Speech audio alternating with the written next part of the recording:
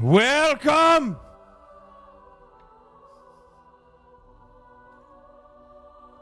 Oh, man. All right.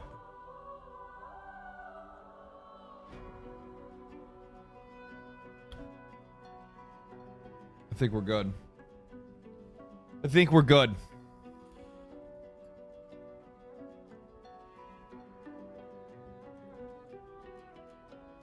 Look, you guys even get to start off with Cat.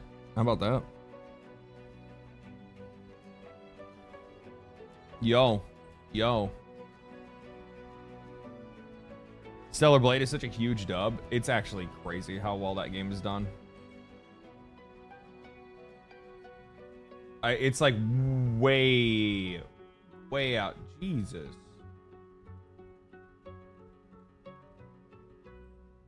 Path of Exile's popping off.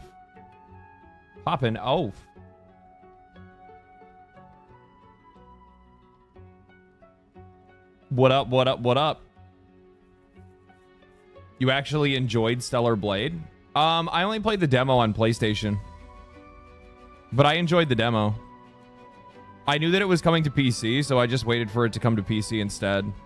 Especially because like I had a bad capture card at the time, so like I couldn't even like really get good footage with it because anytime I tried to like play it through one of my monitors, I'd get a delay on the audio, so I just said, "Nah, dude, I'm good." I'll pass on that. I'll wait until I can play it on PC and play it, you know, in a higher fidelity, make it look a little bit better and all that good stuff.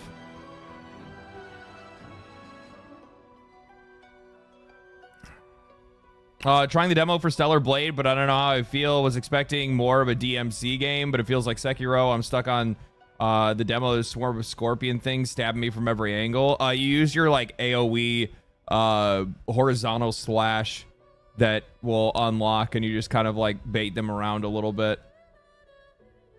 It's tough at the very beginning for Stellar Blade to figure out the parry timing, but once you get it down, it's solid. Then later on, you can actually put in like skill points to increase the parry window. Mandalore, thank you for the prime. You can put in points to like increase the parry window and increase the dodge window. That makes it a heck of a lot, feels a lot more comfortable to play after that.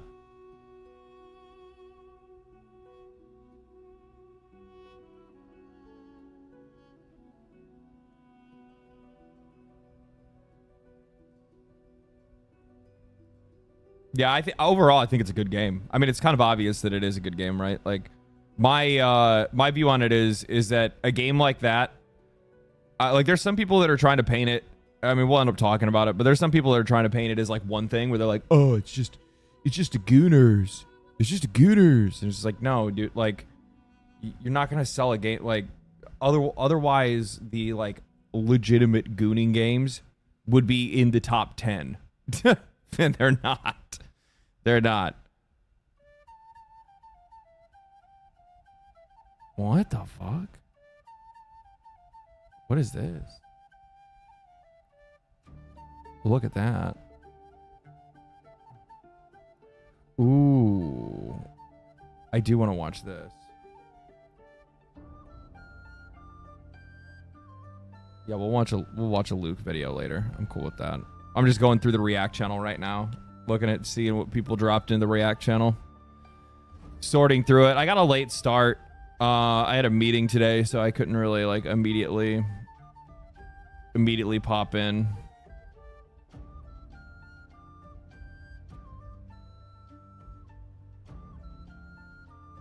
Switch to hacked on day one? No shot.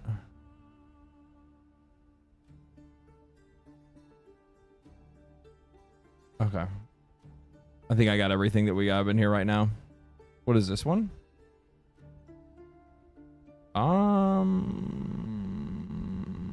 Sure. Why not? Maybe we'll watch it.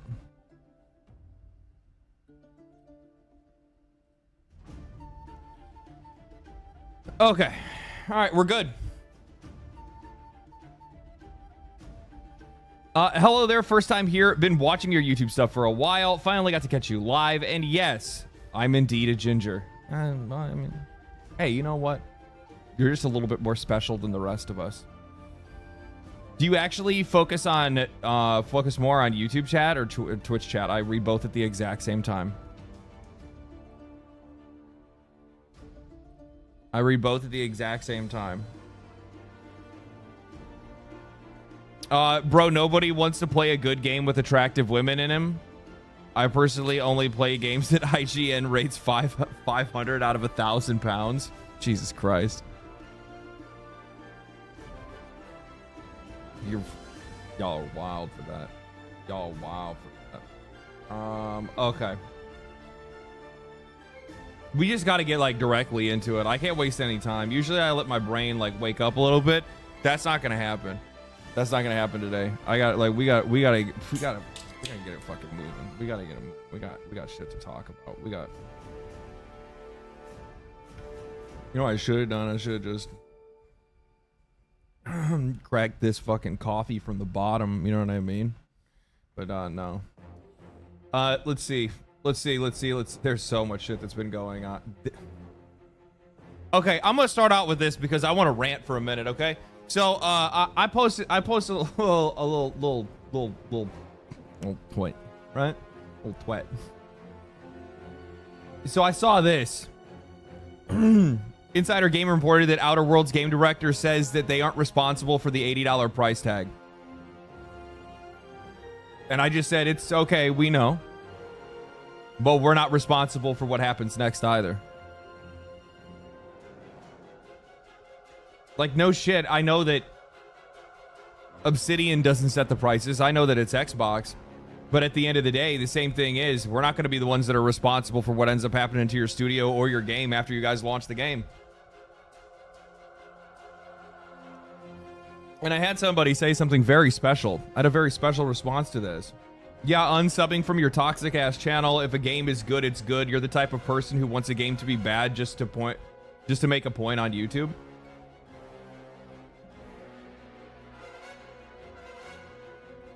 You know, so when I first started this channel, I used to read comments like this and it would genuinely bug me. It bothered the shit out of me. I'd be like, fuck, man. I'm like, am I too negative? Is that what it is? Am I just this like negative, depressed person? Is it something that's wrong with me? And then I realized that the only time I ever see this is because I disagreed with the game that they like.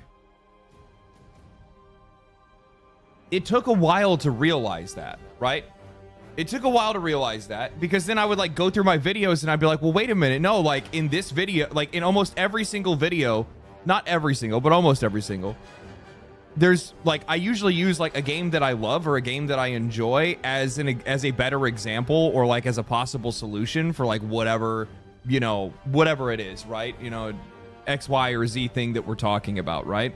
Like look at all the indie videos. And I'm playing games in the background of them. So I'm like, wait a minute. And I'm like, and then I come to find out. So then you go and you look at this, right? And then it's like, price doesn't matter if it's a good game. It's a good game. You're an Xbox Game Pass gaming hater. Oh. I spent 70 hours in Avowed. It definitely wasn't bad. Oh. That makes a lot of sense now. That makes a lot of sense now. And I'm like, oh, okay. All it is just like fucking YouTuber man doesn't like a game that you like, doesn't like the platform that you like. And because of that, he's just like the worst toxic, evil person on the fucking planet. Get the fuck out of here. Bro uses Game Pass as an excuse. You know what's really funny? Speaking of this. Where is it? Where is it? This shit fucking killed me, man. So I jumped into that Vindictus game because they sent me a like a test code, like an alpha test code. So I went to go and play it. And like I fire it up and like I'm like, oh, okay, there's like a customization shop, and I'm like, interesting.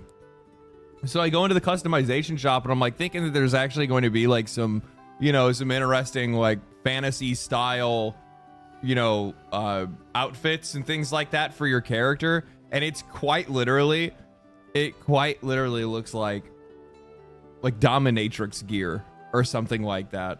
It's so like that's one of the things that like really takes me out when it comes to some of these Korean games is that like they have no problem like immersion breaking with their outfits and things like that in games, and it's just like I don't like I like, you know, I like fashion in a game, but like anytime I see stuff like that, I'm just like, that is crazy. But then like even more crazier is when I started scrolling around and I saw that they were selling moles. like like y'all really like sell anything that's not nailed to the ground, man. Like that like that shit is crazy, man. I don't even know what to say about this. Like what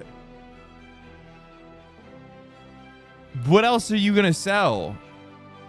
Like the funny thing is I'd sit here and be like, oh, like hair color, they sell like hair color in a game, like that actually kind of makes sense. You could see them packaging something like that, but like I don't like who was the fucking evil genius that was sitting in the room that was like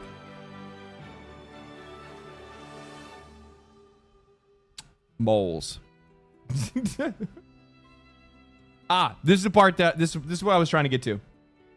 So a few days ago, I had tweeted and I'd said that it's sickening how few people are critically thinking, blindly pushing Game Pass, not realizing that Xbox wants the games to go up, so you buy Game Pass. It's likely, it's like they've never saw what happened with Hulu, Netflix, and etc. And then I say, don't cry when ads hit, prices rise, content is tiered, and resolution is sold.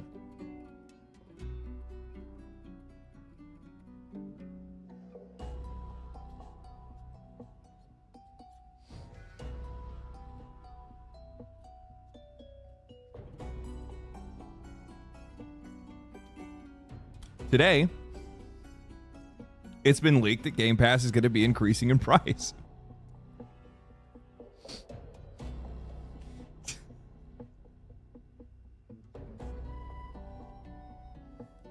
I'm not a fucking oracle. Like, I'm not, it's not that hard to see what the future is here, guys. Like, it's, wait, what's the new price? Okay, you have to think about it like this. If Xbox is going to increase the price of their games, well, then that means that Game Pass has to increase with it.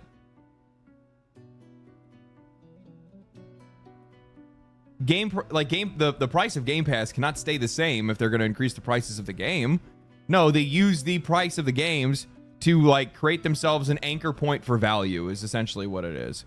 So they can say, well, you know, the games, look at all these $80 games that you get on Game Pass. So Game Pass is totally worth $35 a month.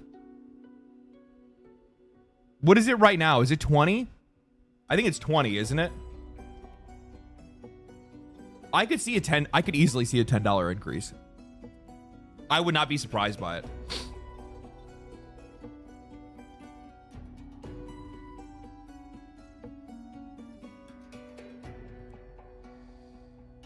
It's still cheaper than buying one game. True. To play a bunch of shit that you don't even want to play nine times out of 10. I mean, if you really enjoy Xbox games.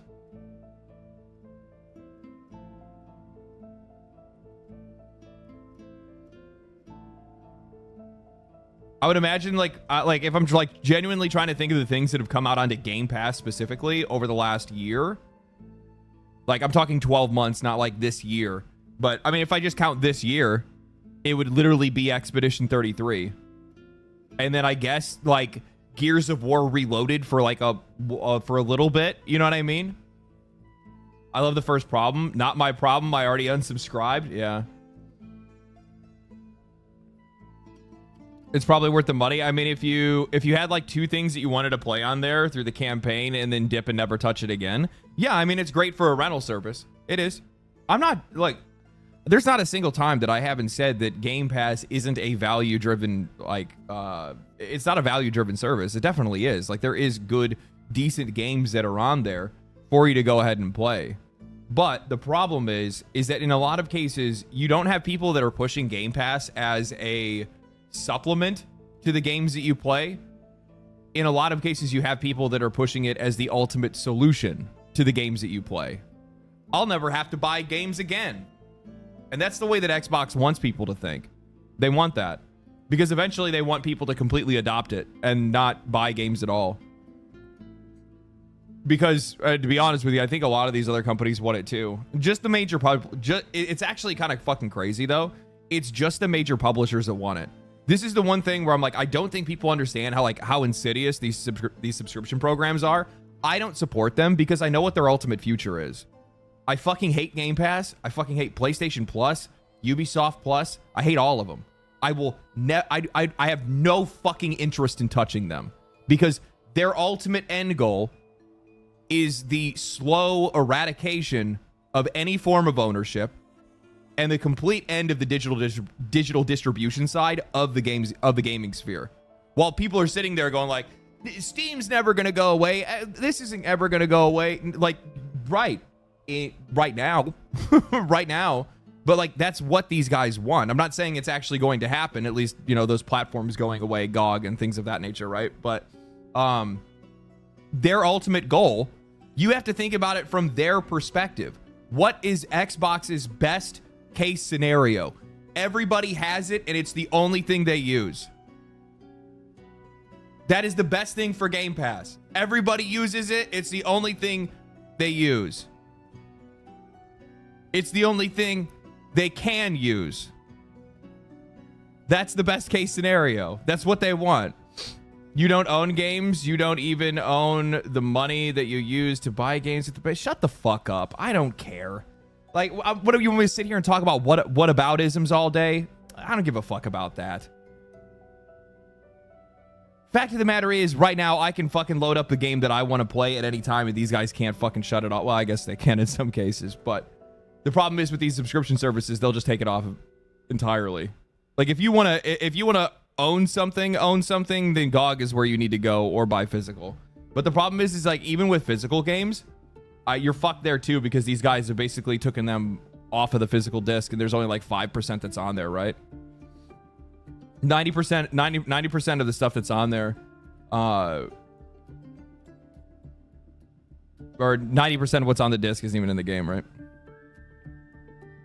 I wonder if we'll see a subscription war with the games industry like we did with TV shows and movies. I don't know.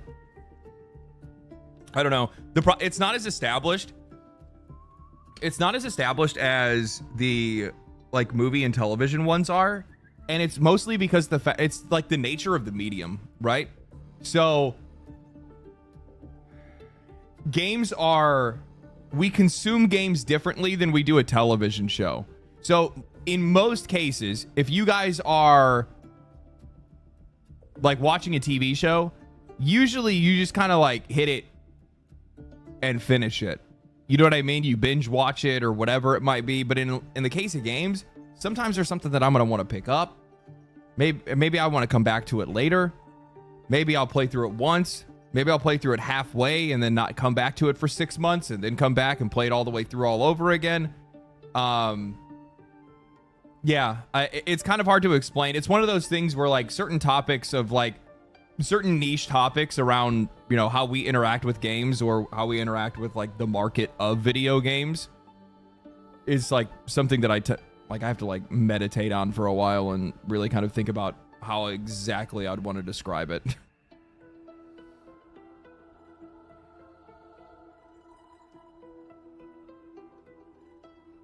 Got burned buying physical copies a couple times with a redemption code inside the box. That woof. Woof. I couldn't imagine like how garbage it would feel to buy like a game and then they hand you a case and just inside the case is just a string of code. Like, here, go punch this code in, bitch. Thanks for buying the plastic, idiot.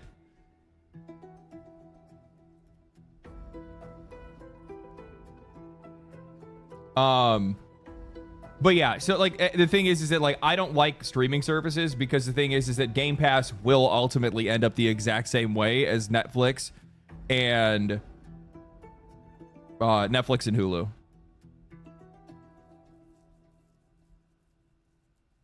So sounds like Luke Game Pass is perfect for you, LD.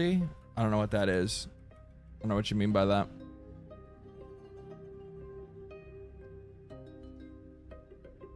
It's also insane that it takes advantage of the full workers minimum wage. What are you? Oh, okay. Yeah, I see what you're saying. So, yeah. I mean, that's ultimately what it is. Because the thing is that like right now, it's a solid value for the service. It really is a solid value for the service. Even with a price increase, it's still a relatively solid value for the service. Is that bad though? I mean, do you want ads in your games? Do you think ads in your video games would be bad?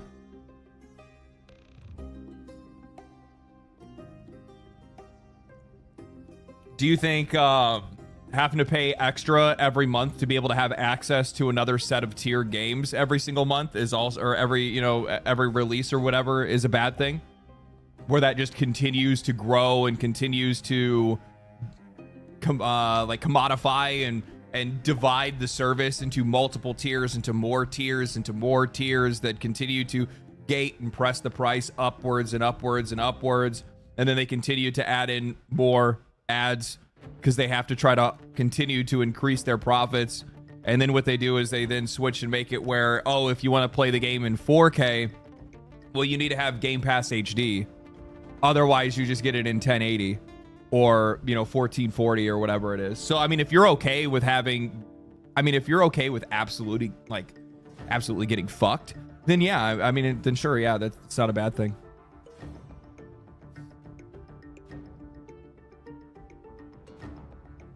It's what Netflix has been doing for years. Yeah, like I made an entire video on this topic. I have, like, you guys want to know, like, what my thoughts are on Xbox and Game Pass? Go watch,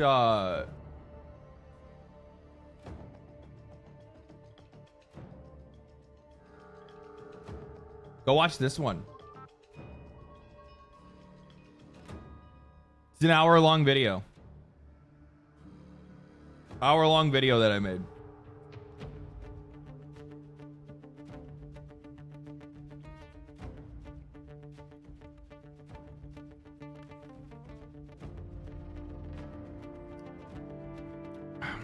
Did you hear about Marathon getting delayed? I have not seen Marathon delayed. There's an article that I did want to read about Marathon because I recently saw that pop up as well.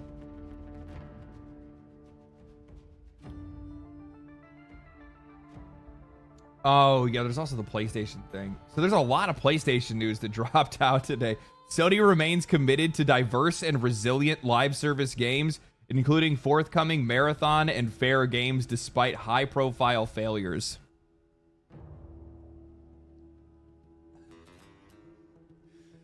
I didn't think they'd, like, these guys, I didn't think we'd get another Concord, let alone 2.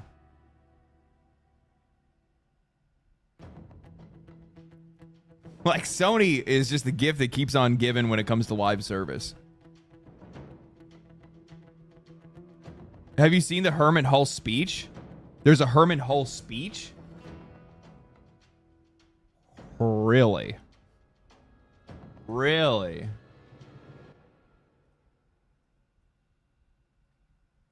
Why'd you do that?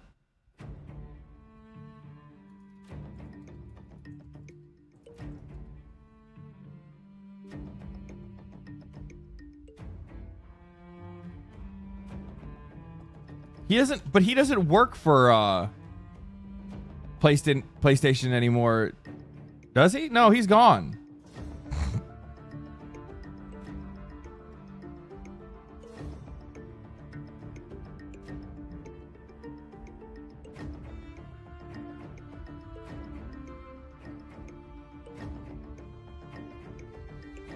I thought Herman Hulst is gone.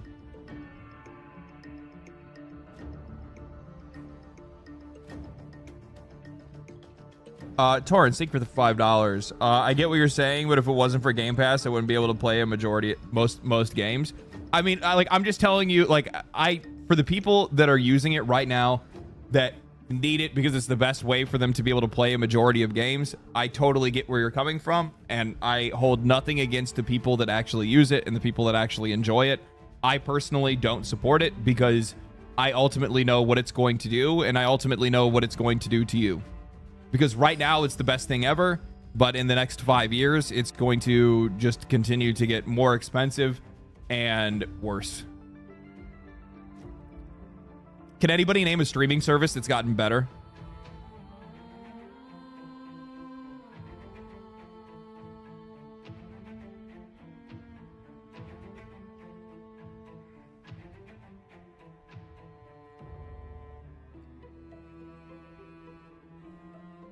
Netflix? You think Netflix has gotten better?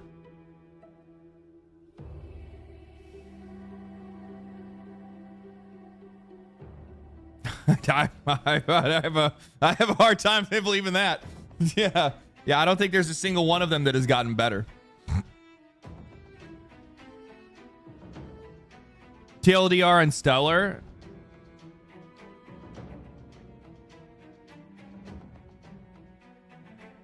Yeah. So that's kind of the point that I want to make, is that like there's not an instance where any of these streaming services have actually like improved, like continued to like be better for the customer, retain the value that they have, and not pollute the experience all for more money for them at the sacrifice of the user experience. That's just the way that it goes. That's just how it happens. So okay, let's see here now. So there's like a couple things that happen like in quick succession.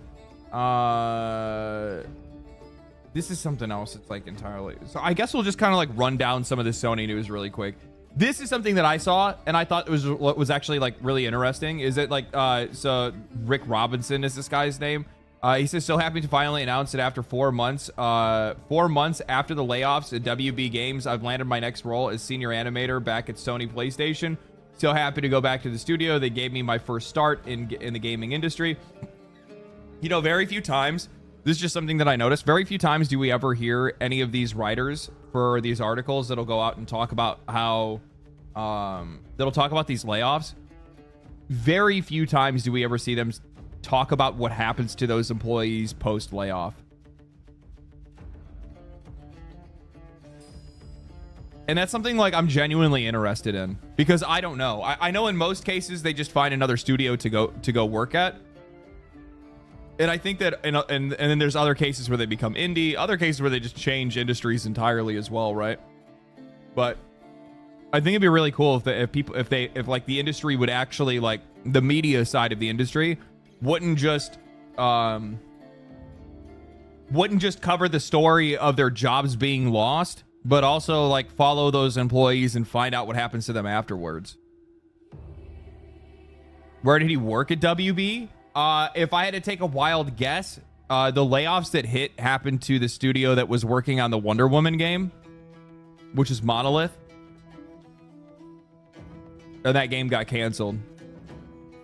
So I don't know how long he was working at that studio. There's probably a good chance that he was also somebody that was working on like the Lord of the Rings games as well. The Shadow of Mordor. So yeah.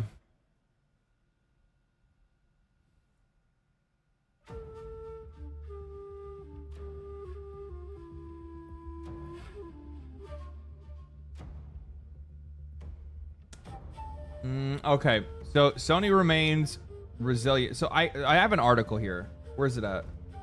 Sony admits that marathon feedback has been varied, but insists it will avoid repeating Concord mistake and commits to the launch by end of March 2026. Oh, so they are going to launch it next year. So they pushed it to next year. We're going to give the title the optimal chance at success.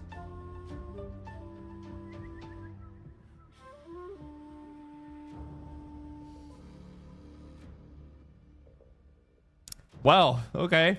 Sony has said it remains committed to the live service video games despite high-profile failures such as Concord, and it insists that Marathon will be out before April of 2026, so April next year, admitting that the recent alpha had seen varied feedback.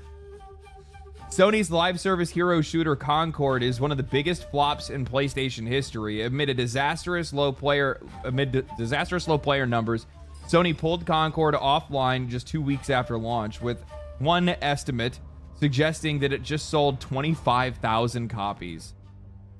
It proved as a costly failure for Sony, with hundreds of millions of dollars wasted amid the closure of its developer, Firewalk Studios. What Sony learned from the Concord disaster, I like how like these guys are like in like y'all rated it an 8.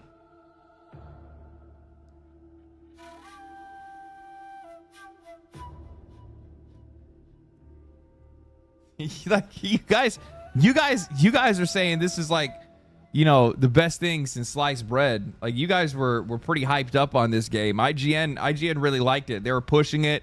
They were promoting it. They were, you know, they defended it hard. Oh yeah, they defended it hard. Fuck yeah, they did. But I like how now they're like, man, that game really was a disaster, wasn't it, guys? And how does that relate to Marathon? Bungie's in-development extraction shooter Herman Hulst, CEO of Sony Entertainment Active Business Group, was asked. I for some odd reason thought he was gone, but I guess he's not. We asked the question during an investor-focused interview. Responding, Hulst admitted that feedback to Marathon's recent alpha test had been varied, but insisted that the game will be released during Sony's end of fiscal year, March 31st, 2026. Always the fucking fiscal year. And promised that the mistakes of Concord would not be repeated.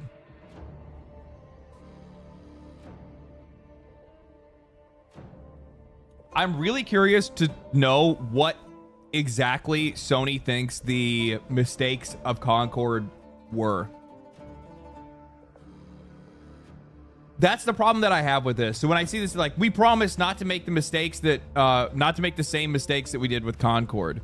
Do you know what those mistakes are? That's the question that I have, and I'm not really too sure if they do.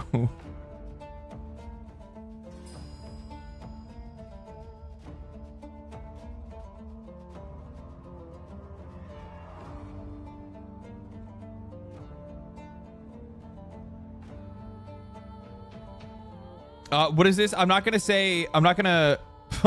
jerk my dick at a perceived hypocrisy if the person who did the review didn't write this. Yeah, I mean, that's true. That's true. You got a good point. I don't know who did the review of Concord. It's right to call that out. There's people that have different opinions at IGN and at a lot of these outlets, to be honest with you. Concord looked bad, but at least they didn't steal art. They will think it's fine with the character design. Marathon didn't have compelling gameplay loop. Concord Marathon has a compelling gameplay loop. Concord didn't. So, I mean, okay, let's take a minute and think about it. What are the mistakes that Concord actually made? Now, like, in a lot of cases, you're gonna have a lot of people that, like, for the folks that'll actually criticize Concord, a lot of the people will just kind of like shove it into a woke box, and like, its character designs were flat. They were just fucking garbage. There was like one or two that were like not too bad, but the vast majority of them just weren't compelling enough to be able to do anything. And a lot of that is based off of the fact that like their artists are trying to be non-offensive. The funny thing is that I wouldn't actually necessarily call, I don't know if I would like, while a lot of people wanted to criticize Concord as being woke, I actually thought it was more PC than anything else. I thought that it was like trying to be very like politically correct, like very safe character designs, do not be offensive whatsoever, even though they definitely were offensive in some cases. $40, that's a huge one. That's a huge one. You know what?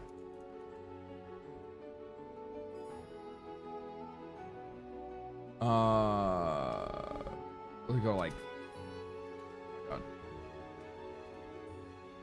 okay, so safe and uninteresting character designs. Okay, $40 price tag. That was a big one. That was a big one. what would we say they are? About 10 years late to a trend?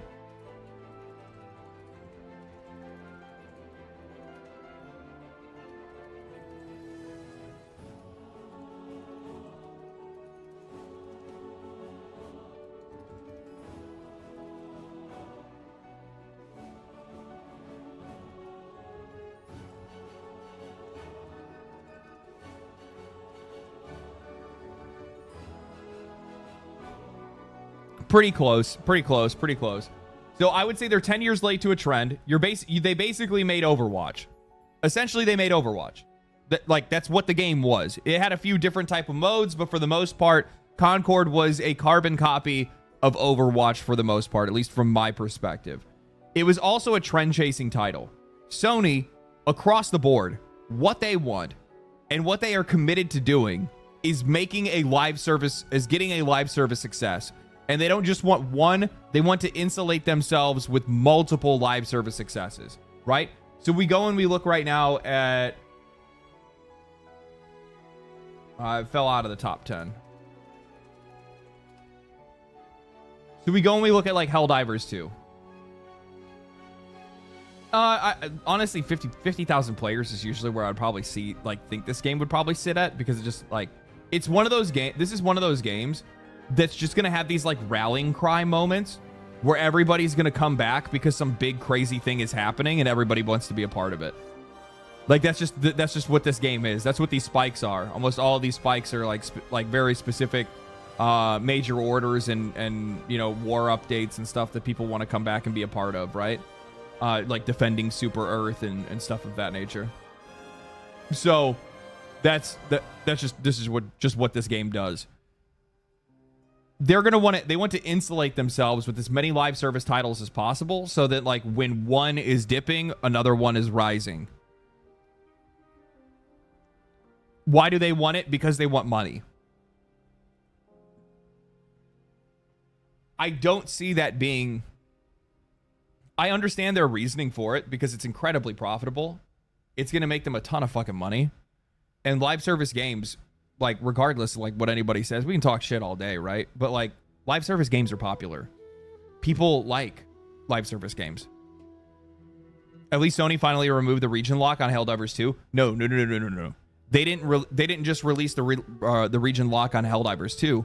They released the region lock on all of their games. Stellar Blade is actually the game that motivated them to do so, because the Shift Up didn't know about the region locking, and the players notified them of it before they released Stellar Blade, and then Shift Up went to Sony and said, "You're not going to region lock our game." And then they said, "Okay." So like I thought there was like a broader strategy with their region locking. There's not. There's none at all. It was just something that they were doing to avoid something that I guess was basically fucking pointless to begin with. And as a result of Stellar Blade getting rid of the region lock, basically all of their games fell off of the region lock. Base switch up, that's huge. That's huge. It's actually something that I have like an obscene amount of respect. I'm so fucking happy that they walked that back. That is something that is it's just a generational W. That's the way that things should be. Now everybody gets to dive no matter where they are. I think there's only like 6 countries that are pretty much like the usual suspects of countries that end up getting region locked sometimes. And it's just because of just general issues that you have in those areas. Or laws that they have that block these countries from selling their products there. So base Shift Up. Oh yeah, Shift Up is base as fuck. Like I will say this, those guys are like all about their fucking players. It's kind of crazy. But yeah. Having a catchy, marketable name is important. Gears of War, Call of Duty, Black Myth Wukong, Expedition 33, No Man's Sky, Concord. That name just kind of felt out of place. Well, I mean, like, it's also... The funny thing is that, like, the name Concord has always been associated with failure, right? So, I'm not really going to blame it on their name, but I will blame it on their marketing.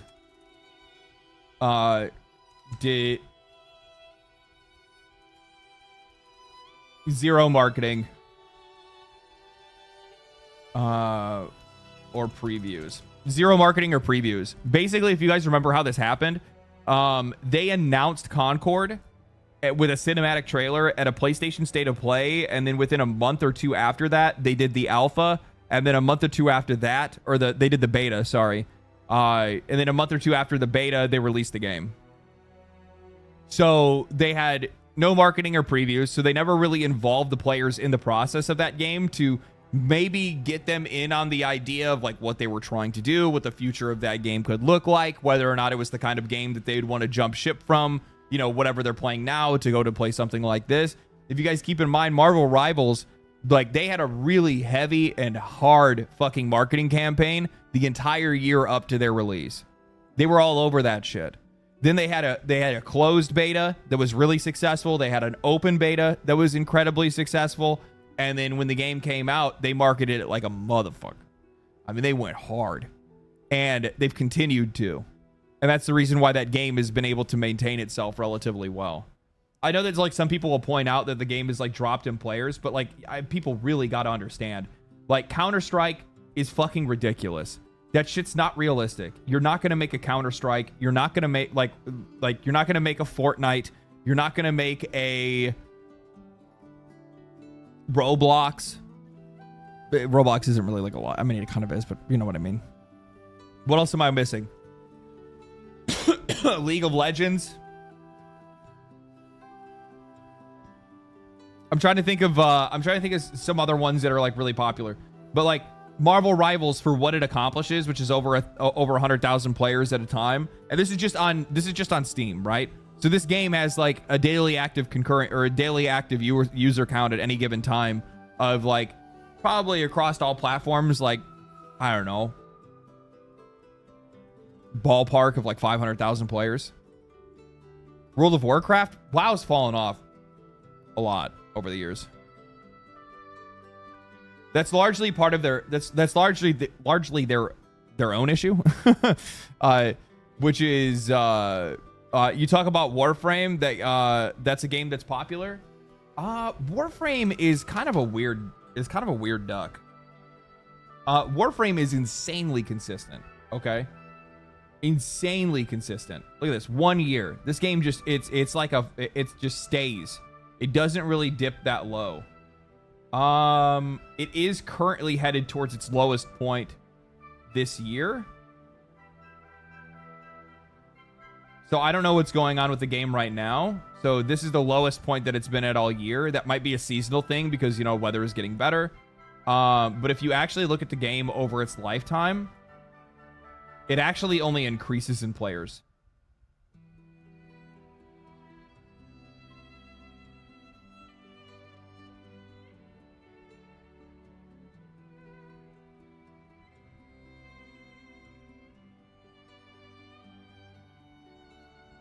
Very gradually, though. Not like it's not like an explosive grower, and it also doesn't like and plus on top of that, keep in mind it's a like the way that you play Warframe isn't necessarily like a game that you need to log in like every single month. LOL Pride Month player drop. No, actually would be the opposite for Warframe because people want the free dyes. They want the free cosmetics in Warframe. Didn't care much for the 1999. I like 1999, Mark. I do. But I get where you're coming from. I think I kind of expected more from it than I got. But the overall concept is interesting. I'm wondering where they're going to go from there.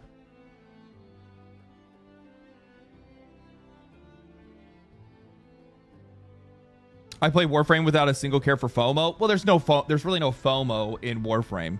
Like you can always play the content whenever.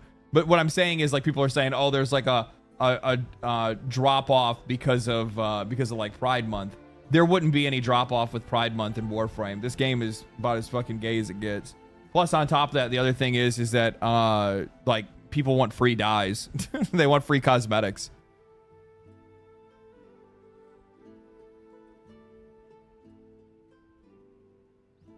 I had seen it before. Like, and this is a really good example of this. where it's like, you know, like some people believe that like I don't know. The fuck you mean by, what do you mean? What do you mean? What the fuck do I mean by that?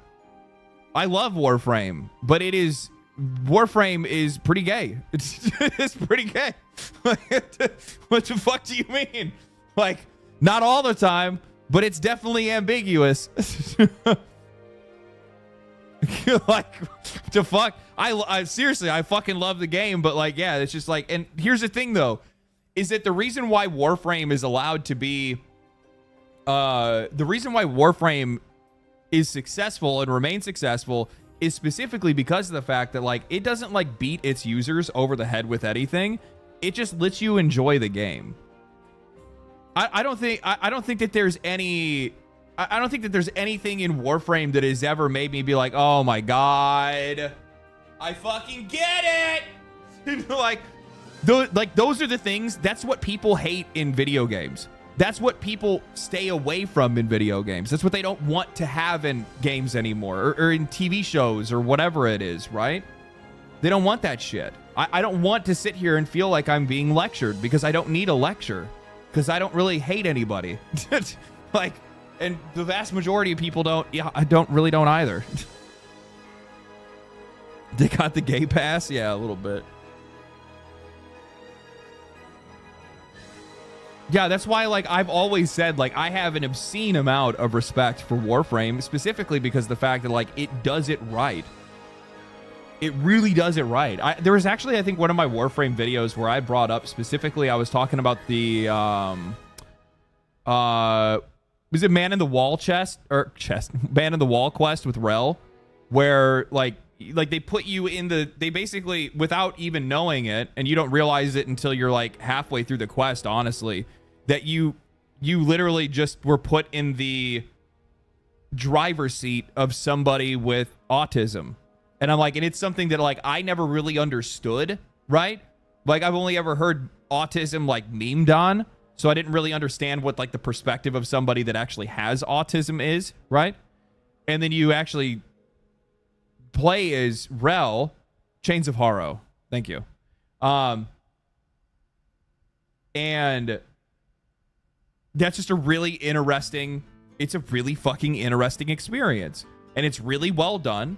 And it's not like they're not clubbing you over the head or telling you to feel bad or telling you to feel pity for anybody or anything like that. No, it's just like, hey, you know, if you figure it out or if you understand what it is, then you understand what it is.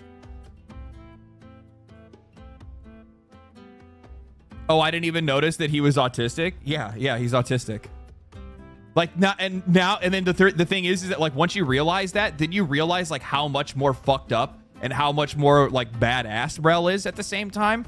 Because, like, the fact that, like, he did what he did to protect people, while also, like, you have somebody that doesn't understand, like, you have somebody with a mental illness that has also been put through fucking hell and also has these, like, reality bending powers. Like, it's crazy. It's a wild story. It is. It's a wild story.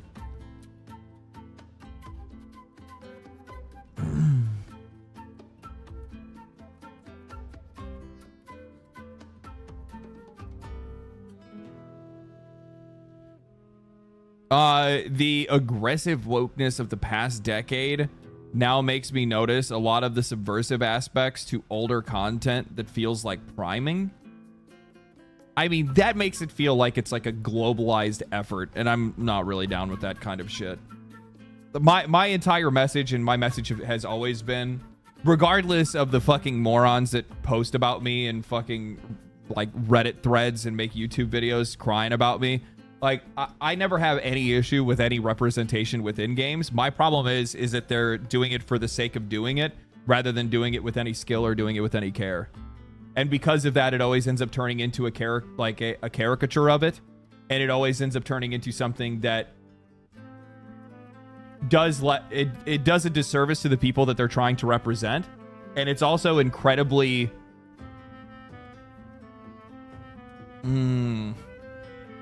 It's patronizing to the player. It's offensive. It really is. Because you're treated like a fucking child. It's performative. That's the other part too.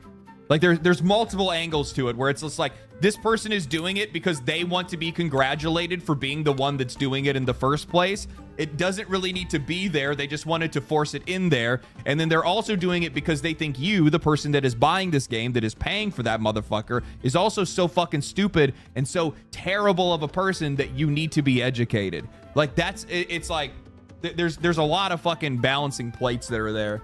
They all come crashing down. Hey man, I'm a big fan and I'm a Gears of War content creator. Reloaded is out and I'm pretty pissed about it. I have waited 4 years for this game to come back in 2015. It's not even in the top 50 on Twitch. I'm going to tell you something right now. And I need you to take the least amount of offense that you possibly can to it. I would not be a Gears of War content creator. There is like, even though I love Gears of War and I'm excited to play Gears of War. Mark, do you want to play Gears of War? Are you still here? I'm wondering if you want to play Gears of War with me tonight. Back in the old days. I fucking love Gears of War. I fucking love it. It is not something that is going to survive within this like new era of video games and new tastes of like of just like today's audiences. It's just not going to do, like, Gears of War E-Day, I think will do, like, relatively well. But if you're just talking about, like, as a live service or as a multiplayer game, it's just not going to fucking survive. It's just not going to. It's too slow. It's just, yeah, I don't know. I don't know what it is, but, like, Gears of War doesn't really just, it doesn't have the same edge or buzz that it used to. You got to keep, like Gears of War, when it came out 1, 2, and 3, that shit was like, you had never seen anything like it. And it was also during those more like edgier days where like you actually kind of thought that like Cliff Bleszinski was kind of badass, where like now in hindsight, you're like, dude, that guy is so cringe. That guy is so cringe. And you, Grenader, thank you for the membership, brother. Appreciate that. I gotta check those super chats too. And the reason why I say this is oh my god, I cannot believe I just realized this. You want to know why I say that Gears of War won't catch on, or like even like Gears of War E-Day won't like really catch on all that much unless they actually do something crazy transformative with the multiplayer, like go in like a Helldivers route or something like that. These guys need to please fucking start making cooperative multiplayer live service games. If these companies start doing that, they can start making money again. I promise you. Stop with the competitive bullshit. Nobody wants it right now. People want community. People want to play things with other people. People want to make friends because we've been separated, and all these games have been separating people for the last fucking 5-10 years now. You need to bring people, you need to bring them back together. Like, MMOs are fucking dead. Like, there is such a hunger for games that you can play with other people, meet other people, and play cooperatively rather than competitively, because the competitive scene is just fucking cooked. It is cooked. It's so bad right now because every single new competitive game gets turned into a fucking sweat fest because everybody that is trying to play it thinks that they can become rich off of playing it because they all want to become a streamer or a content creator or whatever it is, and it creates the most toxic fucking environment to play and enjoy a video game. It is just garbage. Everything is about metas. Everything is about trying to fucking get into ranked. It is just, it's not good. It's just not good. That's why Helldivers 2 blew the fuck up. Let me hit these real fast. I miss PS2 day. PS2, still the #1 console ever. Terrence, thank you for the $2. Appreciate that. Also very true, very real, also very based. Except for I would actually switch out the PS2 with the Sega Dreamcast personally, but I'm partial. It's mostly because of Power Stone. Grandia 2. Sony would rather burn money than bring their IPs back. We'll get into that. But they suck at making them. True. Thank you guys for the super chats. Appreciate that. So the point that I was trying to make is that like Gears of War, just because of as a game as it is, it's not going to do well. And one of the things that I just realized is that like that attitude of game doesn't have an audience anymore. And you want to know how I realized that audience, that attitude of game doesn't have an audience anymore? Because Splitgate CEO basically pulled a fucking Cliff Bleszinski and everybody sat back going like, bro, this guy's fucking weird. No. Everybody's like, oh fuck. What's wrong with this guy? What's wrong with this guy? Yeah, what happened to Splitgate? How's that doing? How's that doing? I never played the game. I'm sure it's actually really funny because like everything I've heard from it, like it's actually, oh fuck.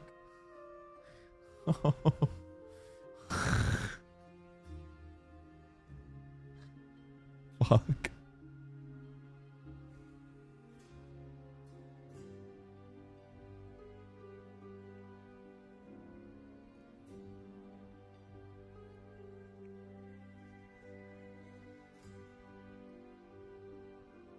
Arena mode is good.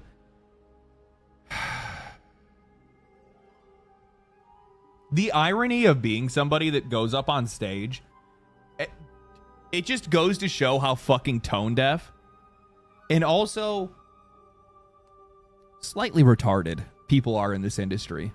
Because the thing is that like to go up on stage and talk about how like I miss the days, I want Halo to be good or whatever he said. I'm sick of sick of the same Call of Duty released every single year. I'm sick of I want Titanfall 3 back and the make FPS great again hat. And then he talks about how they're trying to make FPS great again and all that shit. And it's just like, stand on business if you're going to do that. But the funny thing is that they totally fucking misunderstand what it is that people are fucking exhausted by. So when you say that you're doing something different and you're here to change the game, and then people go to your game and it has the exact same bullshit, the same free-to-play, $40, $80 skin bundles, everything fucking locked behind paywalls, nothing actually earnable in fucking game, nobody wants anything to do with it. How do you guys not, like, I'm sitting back and I'm like, they completely fucking misunderstand. They purposefully misunderstand, because the real solution and the real thing that players are looking for is something they don't want to make because they can't make as much money off of it. If they put out a Splitgate that had a full campaign and a multiplayer that had where you actually earned shit and no microtransactions, and it was just a game for like $50-$60, I'll tell you right now, this would be higher. This would be higher.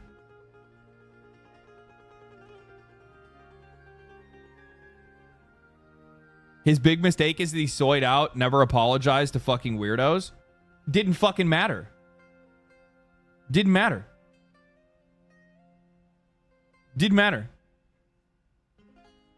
I 100% agree with the fact that like it was some pussy behavior to like bend to people because you wore a make FPS great again hat. Bro, I'm sorry. Hideo Kojima did the exact same thing wearing a make TV great again hat. Nobody said shit. It's a bunch of sensitive pussies on the fucking internet that can't get over a meme. Like, chill the fuck out. Chill out. It's not a political statement. It's like, if you want to make it one, that's on you. That's obviously not what he's trying to fucking do. Though I will say, you are over this next year going to see, and this is where things get a little bit rocky. But don't worry, because your boy's gonna be Your boy's gonna keep his eyes open, okay? I'm gonna keep my fucking eyes wide open. What you need to watch out for is that over the next couple of years, you're gonna start to see people that are going to try to pander to that like counterculture audience, and they're not actually trying to deliver anything good or anything different. They're just trying to make it seem like they are your ally so that you then buy their game. I originally accused Lords of the Fallen of this. And then they actually like made their game good. Like they actually made meaningful changes to their game. And they put their money where their mouth was. And they listened to their audience, and direct feedback from their audience directly impacted the game. That's a completely different thing. But you're gonna your pendulum swings for cash. Exactly. So if they believe that this other audience of counterculture is the one that actually has the money and will spend money, they're gonna start doing things that are gonna pander. But the problem is that it's not it's not a holistic thing, if that makes any sense. So like this is the best example of it, where like he absolutely the guy from Splitgate was absolutely pandering to a counterculture audience, thinking that that was going to be the best. I still can't. I still fucking can't.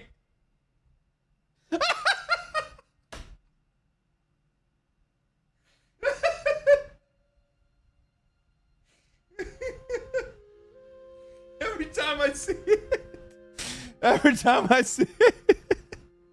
every time I see this, it fucking kills me. How the fuck you do this?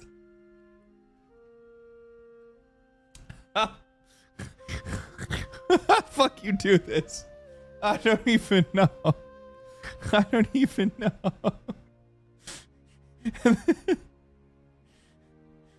And the PC performance is rough. Fucking, oh man. Oh fuck, that's way too good. Let's see here.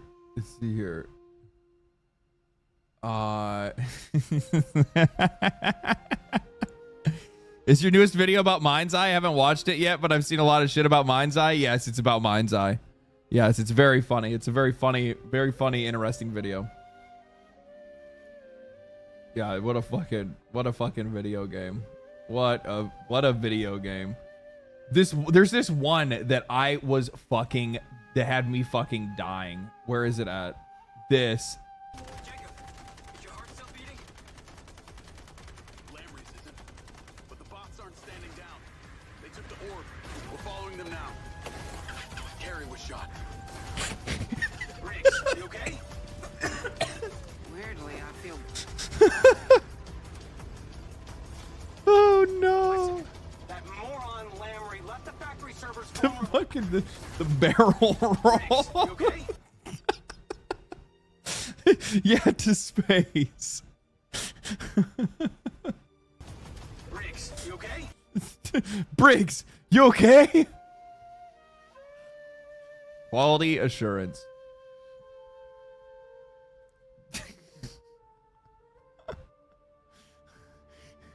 The motion blur makes it even better. It actually does. Co and legendary drops. Where is all you need?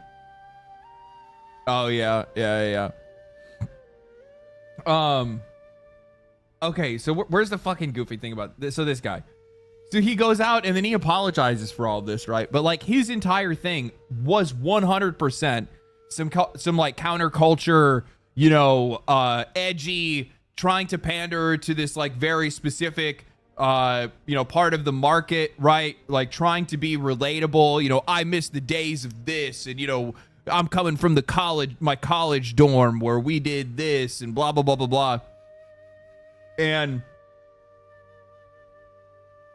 he's yeah, I mean, like the language he used on stage, like he said, and it's fucking awesome. Like you cursed on a public stage in front of like, I forgot what the numbers were, but like this year's This year's Summer Games Fest had like some crazy fucking numbers, dude. Crazy. Yeah, Summer Games Fest viewership jumps 89% and reaches 50 million live streams. So you did that in front of 50 million people. So like, you get what I'm trying to say.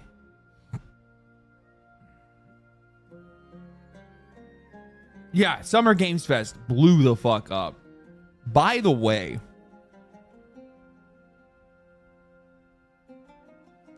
that section, that's that moment that he went up on stage, it's estimated from last year's Summer Games Fest that spotlight that he got cost anywhere between $250,000 and $500,000. And also Imagine Dragons. That was the part that I was just like, no, like, licensed music. Like, do you know what he should have done? You know where they really fucked up? They shouldn't have played Imagine Dragons. They should have played Limp Bizkit.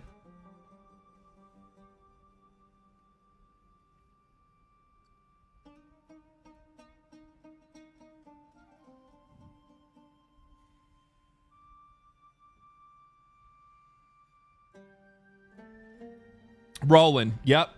Exactly. They should have played Rollin'. Absolutely. Hot take, but I approve. I'm just fucking telling you. Like the Netflix TV show. You get it. You get it. You understand. Yes.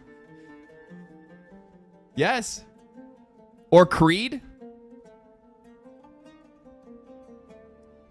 No. No. No, not Creed. Blink? No, Blink wouldn't be able to do it either. You have to channel the fucking like Halo, like you have to channel the Halo energy, right? Breaking Benjamin actually probably would have been a better way to go. Like play like Polyamory or Diary of Jane.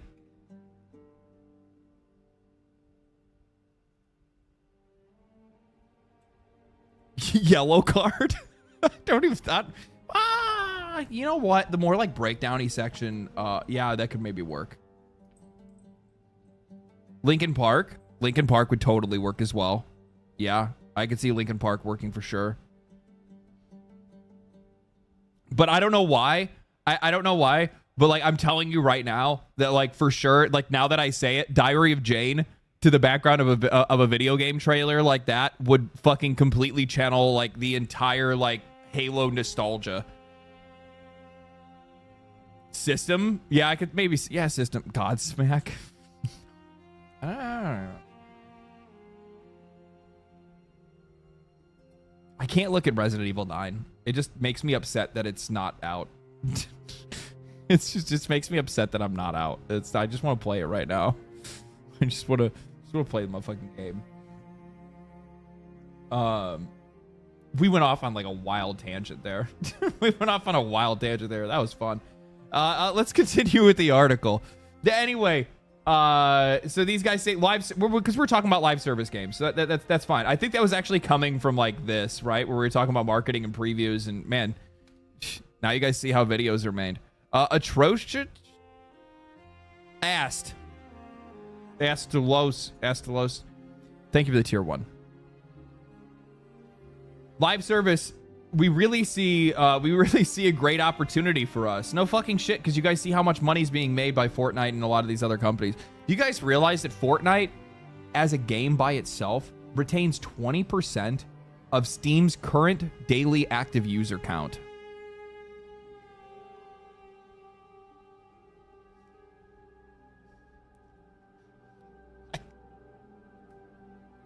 What the fuck?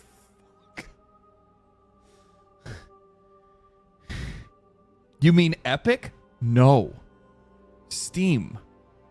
The entire player count of Steam.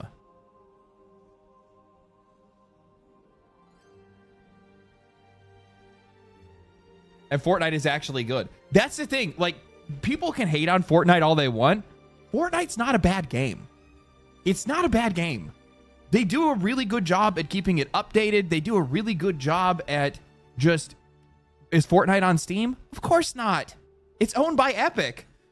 They want Epic Game Store to do well. You need to go to the Epic Game Store to download it. No, they'll never put it on Steam. Unless they walk away from Epic Game Store, but I don't see that happening. Anyway, but with this great opportunity or some unique challenges that challenges associated, we talked about it with early.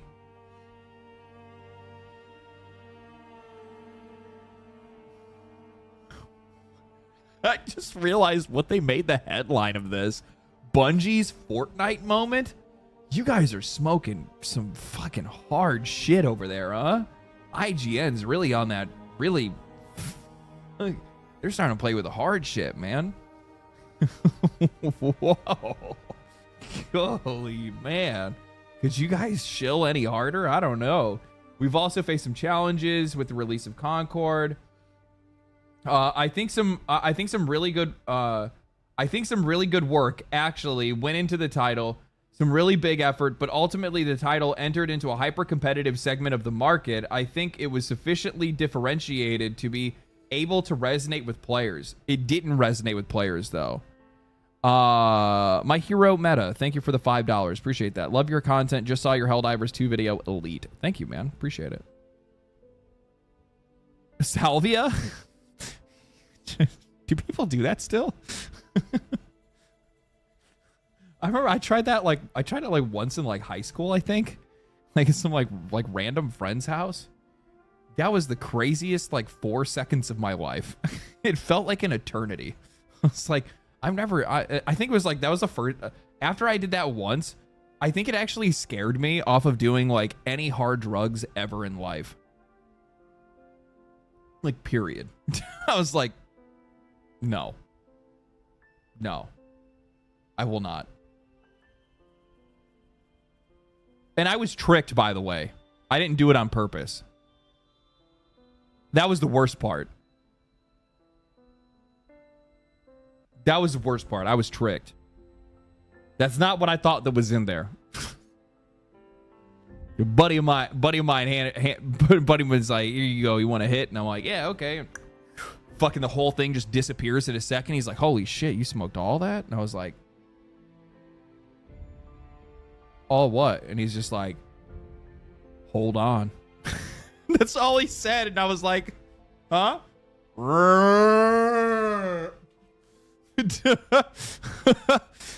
Holy shit. I don't think I went back to that guy's house again. I was like, fuck you, dude. Fuck you. That's so fucked up. I think it was insufficiently. Oh, I think it was insufficiently differentiated from what to be able to resonate with players. Insufficiently differentiated.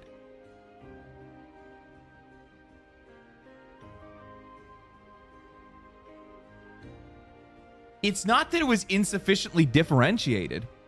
The funny thing is that like it just wasn't very good. It just wasn't very compelling. It gave you the McConaughey. All right. That's right. Are they trying to say that it wasn't unique enough? Yes, that's what they're saying here. They think that the reason why it didn't resonate with players was because it was insufficiently differentiated. So it just wasn't unique enough. He's using corpo speak for not good enough or not interesting enough. Not compelling enough.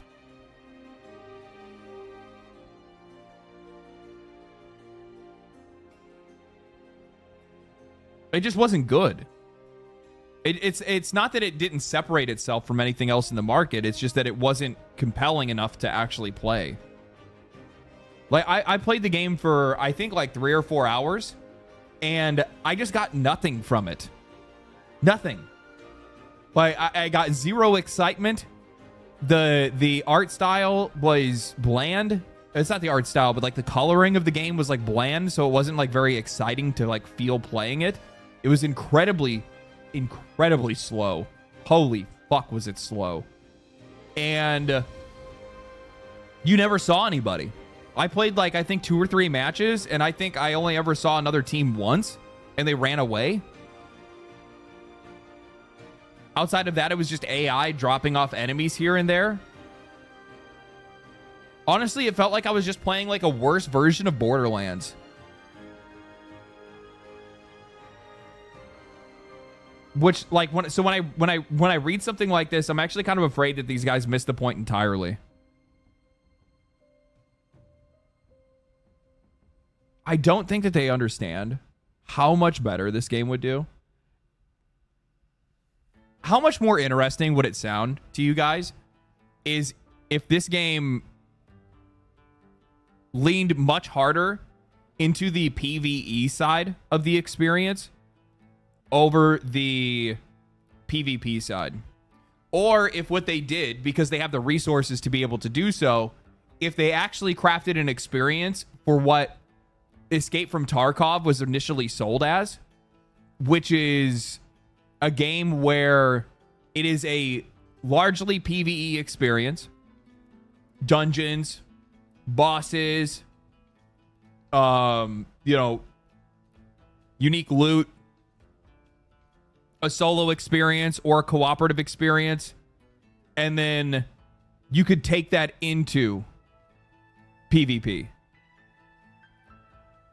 I remember when Tarkov was originally being pitched, the idea was that you were basically able to play solo or co-op. It was essentially like an open world version of the Division. Well, I guess the Division is open world, but it was essentially like a hardcore version of the Division where you would come across other players, but it was very rare that you would ever come across other players.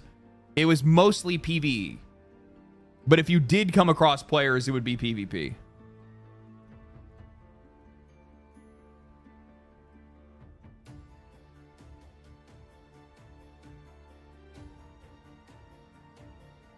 Borderlands 4 is the next shit show on the horizon. I don't know anything about it.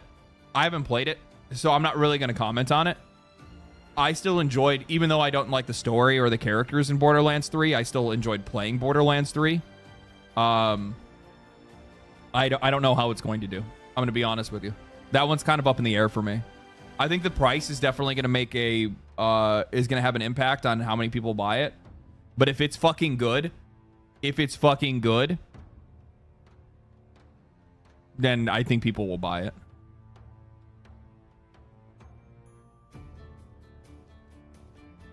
There's no telling what they actually do, right? And for the most part, the one thing that I will say for Gearbox is that they have actually like held on to a lot of their talent over the years. Most of their original developers are there. Randy is a piece of shit, not the franchise. Absolutely. Nikkei is a mega gotcha, dude. What does Nikkei have to do with anything?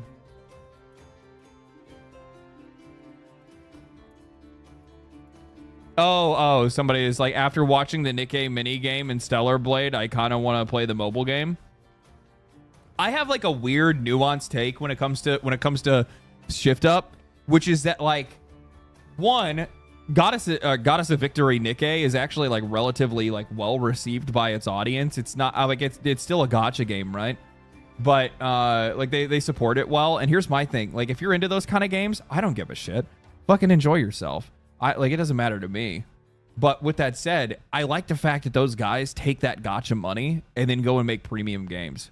I love that shit. I think that is so fucking good. I think that is so cool.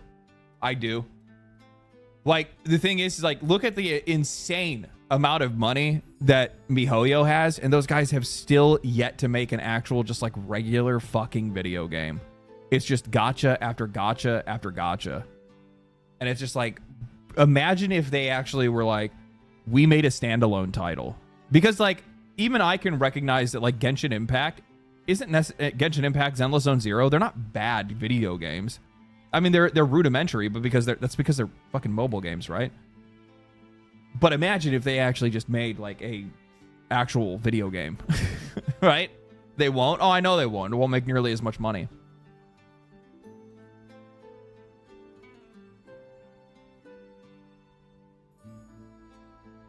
Same with Snowbreak devs making Mecha Break. Yep, that's another really good example of it. I really like it. I think it's a really cool trend that some of these companies are getting into, because the funny thing is that, like, I mean, make your money where you're going to make your money. If people like playing gacha games, let them play the fucking gacha games. I don't really give that much of a shit. But I think it's really cool that they're using that to be able to basically create a support for their for like their AAA endeavors or AA endeavors. Kazan is another really good example. That's another studio that made a gacha game. Grand Blue Fantasy Relink is the other one. Unironically, I play Nikkei for the story. It's engaging. I have heard that so many times. Like, genuinely, I've heard that so many times. People are like, I really like the story in Goddess of Nikkei. And I'm like, okay, all right. Well, all right, there you go. I'm sure you do. It doesn't, and also, you know, it doesn't hurt that you're also just seeing big old ass and titties all the time either, right? And I think that we have reviewed our process in the light to deeply understand this and how and why the title failed to meet expectations, to ensure that we're not going to make the same mistake again. As I said earlier, we introduced a much more rigorous process for revalidating our creative, our commercial, and our developmental assumptions and hypotheses. And we now have a much more ongoing basis. The plan. Oh, that's the plan that will ensure investing in the right opportunities at the right time while maintaining much more predictable timelines. For Marathon, our goal is to release a very bold, very innovative, and very deeply engaging title. That is not what your game was.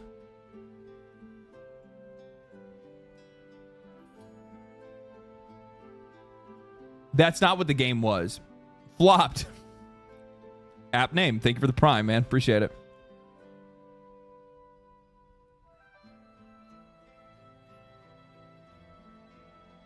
Like, this is crazy.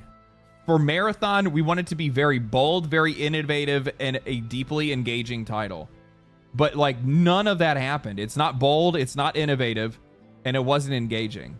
So, like, you missed on all three of those fronts. And, like, what are they going to do in a year? What realistically can they do in a year?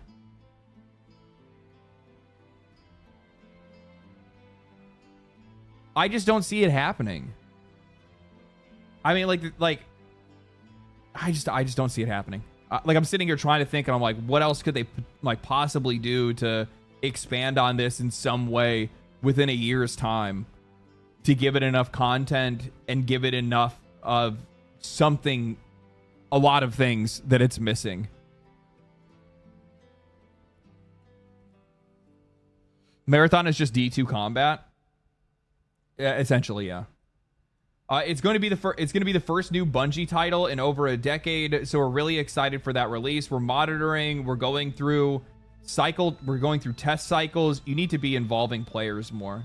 You need to continue to involve players more. They're probably scared to do so for a while after this.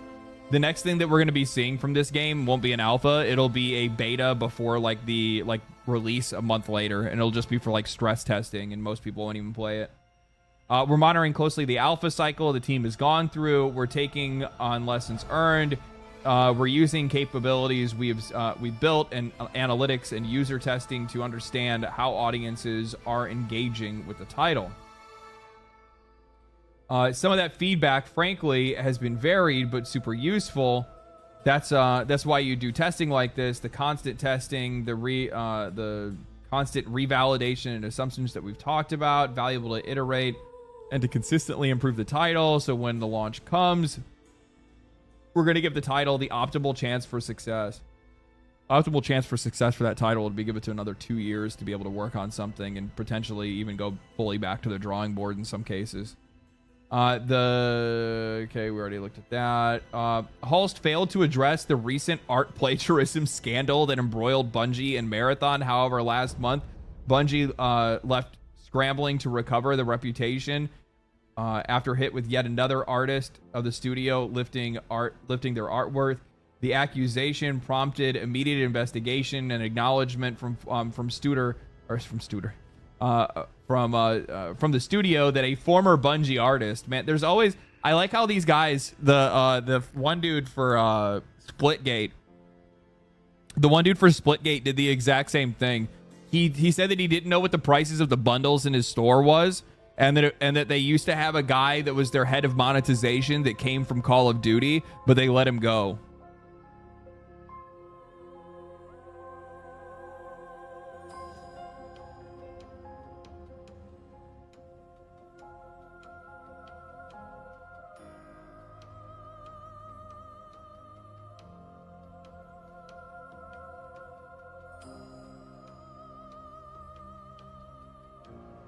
So fucking stupid.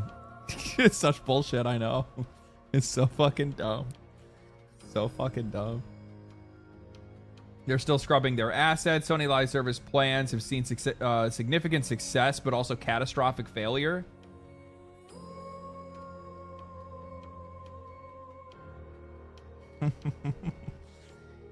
IGN really throats that fucking Sony, huh? They really ride that Sony pole, huh? Like, Sony's live service plans have seen significant success. Helldivers.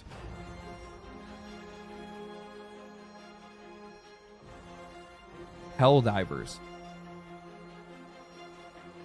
Sony president Hiroki Totoki said that the company was reviewing 12 live service PlayStation games in the works and had committed to launching 6 of them by the end of 2025, meaning that by the end of March 2026, Todoroki said Sony was still working on 6 other live service games, adding that it's not that we stick to certain titles, but that for the gamers, quality should be the most important. Sony announced plans in February 2022 to launch more than 10 live service games in 2026. Later, they started pushing. They would bring games of different genres to different audiences. It spent big on studio buyouts to drive that part, bringing Destiny Destiny developer Bungie, Jade Raymond's Haven Studios, and then now the shuttered Firewalk Studios. So like. My question is, genuinely, my question is, IGN, why would you write this? Why would you write that? Because it's factually incorrect. Sony had 12 live service games in the making. One of those live service games actually worked. I don't think Sony even owns Arrowhead. They don't, but they do own the Helldivers IP.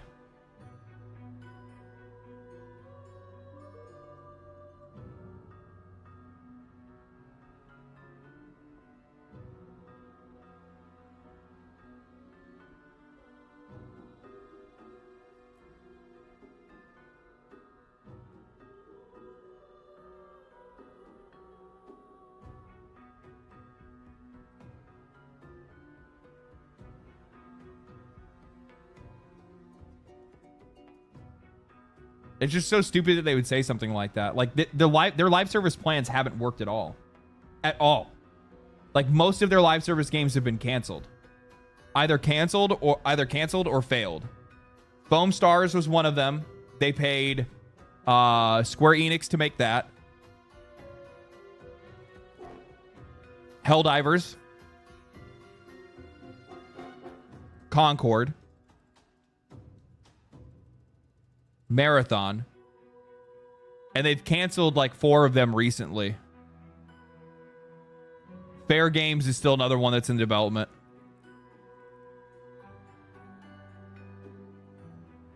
Destiny? No, they said that like the newly released. Sony's live service plan has seen significant success. The plan that they're talking about is the 12 games, 12 live service PlayStation games that they have in the works or had in the works. Most of them have been canned. So no, it's not been successful. You just wrote a fucking dumbass line for no reason, trying to spread a fucking narrative that doesn't exist. Speaking more generally about Sony's live service ambition, Halls, the company remains very, very committed to building a diverse and resilient live service portfolio. He pointed to MLB The Show, Destiny 2, Helldivers 2 as really good examples of titles that are that we're looking to develop. Yeah, you should actually put more effort into Destiny 2, to be honest. Like that's the part that I think they're really fucking up on. You're splitting resources from a studio that they can't even, they honestly can barely even support the one game that they're already working on. I think that's the part that that's the part that they fuck up and they miss, and it's likely one of the issues that Destiny 2 has right now. Is that Bungie's resources are split between two different games, and Destiny 2 is not in necessarily the best place that it's ever been. I know that like in some cases like some people actually like some of the content that Destiny's been putting out over the last like year or whatever. But there's a lot of the game still has a lot of fucking problems, and it's lost players at like a wild fucking rate, right?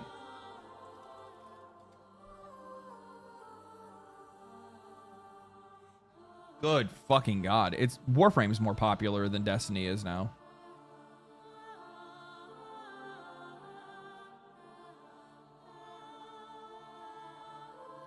By the way, Gears beta ain't working too great. Oh, is it that bad, Mark? Is it buggy or is it laggy or what? How the fuck do you fuck that up? You already made the game.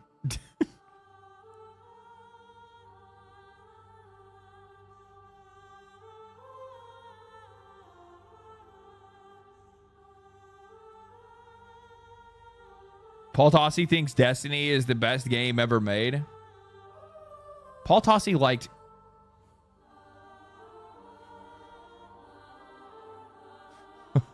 I'm going to show you guys something.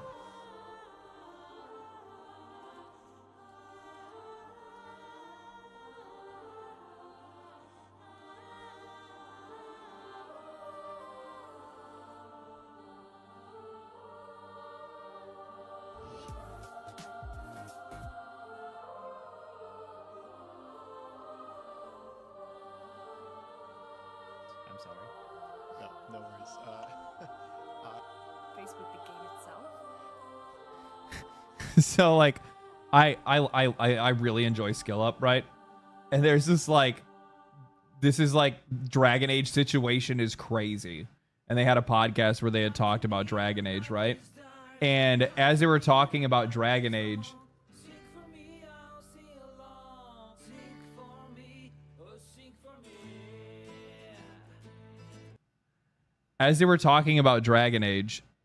like Paul like defends the game in this.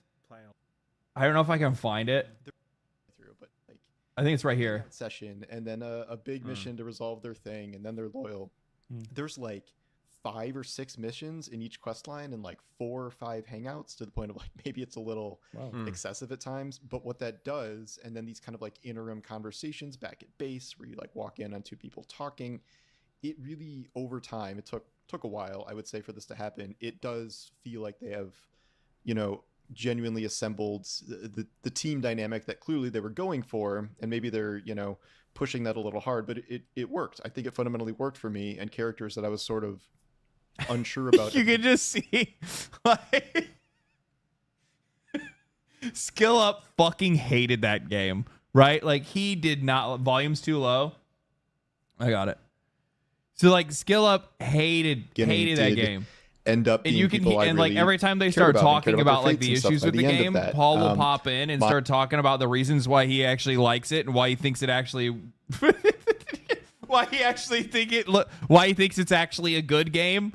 And like you can just see Skill Up and fucking Jake is the same way, where they're just like,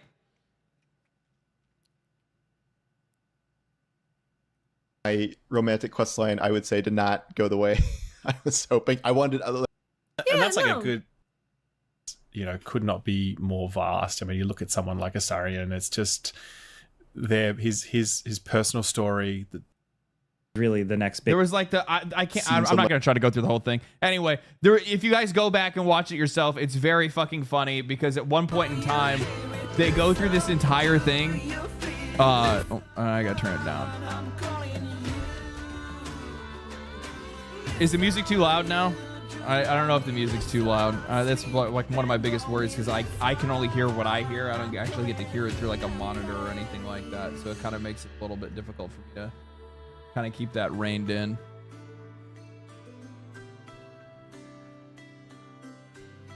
Little loud. Okay.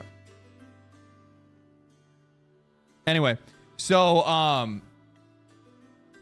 like they go through the conversation, and when it gets to the combat part specifically, Paul Tossi's like, I actually think combat's actually pretty good because you get to do this, and then like it's just like you just see their faces just go to absolute shit. They're just like, nah, I don't want to have to deal with this. Are they comparing Dav with Baldur's Gate 3? They're making direct comparisons of like why Baldur's Gate 3 did things better. That's what it was.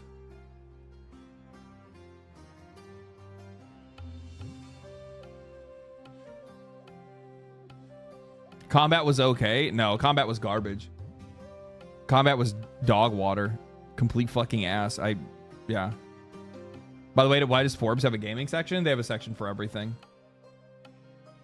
So, all right. Yeah, I personally, I don't understand where these guys are coming from with a lot of this stuff. My biggest criticism when it comes to Sony is the fact that it's obvious that they're spending and they're putting a lot of resources into trying to get live service successes, but that's not what Sony's known for. Sony is known for single player experiences. They are known for really good single player games. So it makes no sense to me whatsoever.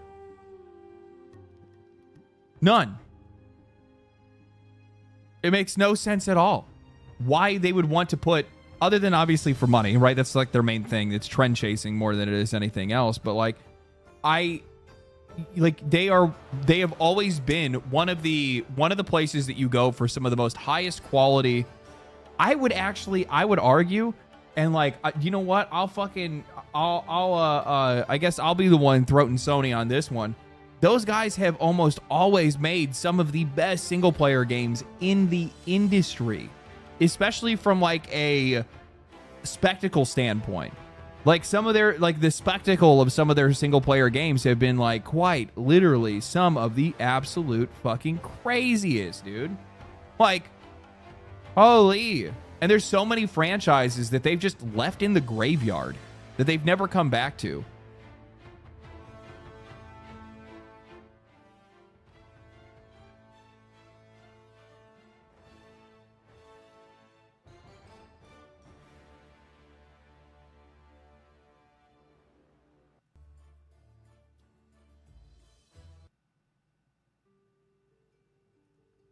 So, like, that's the problem that I have with them, and I wish that that's something that they would kind of resolve and figure out and get rid of.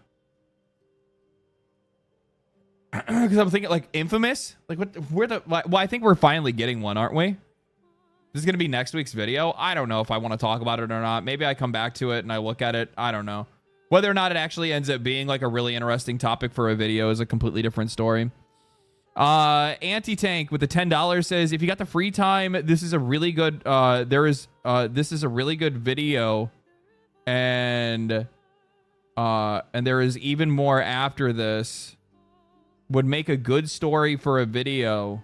War Gaming are crashing out over loot boxes by Chems. Really? Mark, thank you for the $10, brother. Appreciate it. All right, brother, going to play D&D. Have a great stream. Sugar Lips. Thank you, brother. Appreciate it, man. Hit me up when you come back. We'll play some games tonight. Legend of Dragoon Prototype. Was that the game? I thought Infamous was them. Infamous was good, but it's kind of like superhero fatigue now. I don't think that it is. Infamous is a different kind of story, a different kind of game.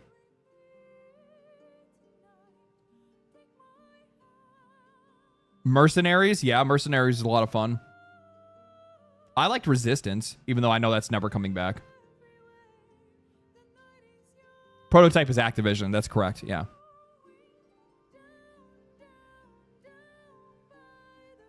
Infamous was an anti-hero? Yeah, Infamous was effectively like Grand Theft Auto as a superhero. Speaking of, what happened to Crackdown? There's no superhero fatigue. Content's just bad. Absolutely fucking true, Norsky. Killzone, yeah. SOCOM, true. But those are multiplayer games now. See, now we're talking about multiplayer games. But like these guys are known for like absolute like, you know, knock out of the park single player experiences. And it's just like, why wouldn't you just continue to like be that? That's one of the things that drive your console sales in the first place. The funny thing is that the single player games or the multiplayer games are likely only going to serve to drive audiences away from your platform. So if you're, I guess it depends on like what their motivation is. Is their motivation to diversify, which it seems like that because they're trying to go in the direction of, you know, getting away from console exclusivity, at least when it comes to PC. So I guess that kind of works out. I can't believe they're making another Spaceballs. Like I don't know how to feel about this. I feel very, very, very conflicted. But I mean, it's Mel Brooks, so like I don't know. Maybe it'll end up being good. It's one of those like dice roll things where it's like you kind of hate to see a movie like this come back because you really don't want to see like. But at the same time, you're also kind of like, Mel is alive. Yes, Mel is alive, and he's gonna play yogurt.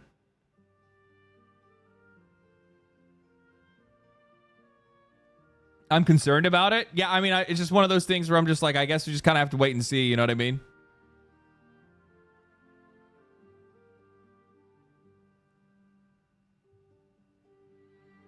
I need this. Please be good. I just like how they meme. They're like, in the last 30 years, there's been. They're like, in the last 30 years, there was only one Star Wars trilogy, but since then there have been a prequel trilogy, a sequel trilogy, a sequel to the prequel, a prequel to the sequel, countless TV spin-offs, a movie spin-off, not to mention 2 Dunes, 7 Jurassic Parks, 2 Avatars, 3 upcoming Avatars, making 5 Avatars, 36 MCU movies, 2 different Robert Downey Jr.'s, DCU attempt number 1, DCU attempt number 2, an animated Lion King, a live-action Lion King, a live-action animated Lion King prequel, a 8 Harry Potter movie. Like, this is... But there's only been one Spaceballs until now. My thing is that it's just like, I just hope it can like, I don't know if it can retain that kind of humor that it had. Hollywood is what scares me more than anything else, right? Especially because like, Spaceballs had a lot of like masculine energy. Right? I kind of hope that they meme on Rey.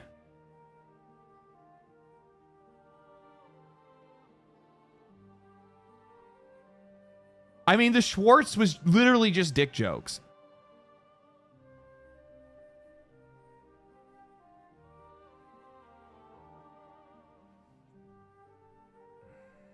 Can a Mel Brooks movie be made in Hollywood today? That's actually a really good point that you're making. Make her a dude? Honestly, I wouldn't put that past Mel Brooks. But not in the way that Hollywood would want to make it. That's for sure. Look at these motherfuckers, bro. You thought you hated game journalists. You thought you hated them enough. Gamer Rant calling Palworld a live service game and talking about how players are fucking upset. So then Bucky from Palworld comes out and says, Palworld is not a live service game. I'm not sure how many times I have to say this. If you want to stop playing Palworld, go ahead and play something else and do that. Games are great and you should be trying new ones often. Go play more games. And he says he says the language used is designed to get you gamers riled up. Threat, mitigate, abandon. Don't be tricked into thinking that you need to take sides. You can play the game that you want. You can like any game that you want. You go, you play anything. You go and you play anything you want, like the kings and queens you are.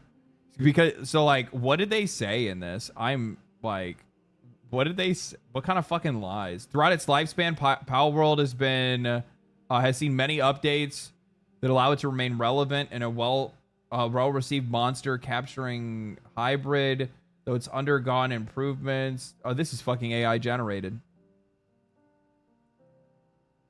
It's literally just some like bullshit AI generated article that they drop to like try to rile people up and make them believe that like Palworld's being like abandoned in some way.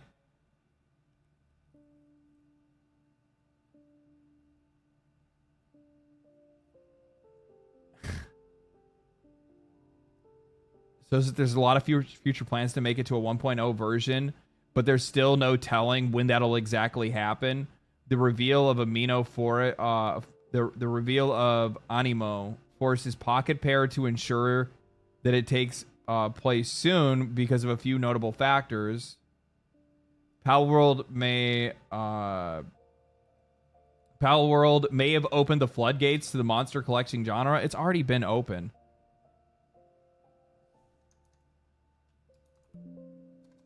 They edited it. They got rid of the live service claim.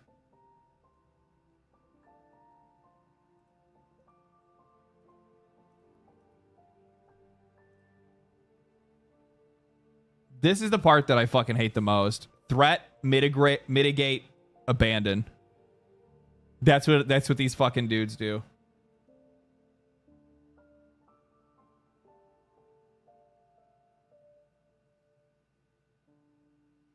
As a recent announcement is looming to become a serious threat.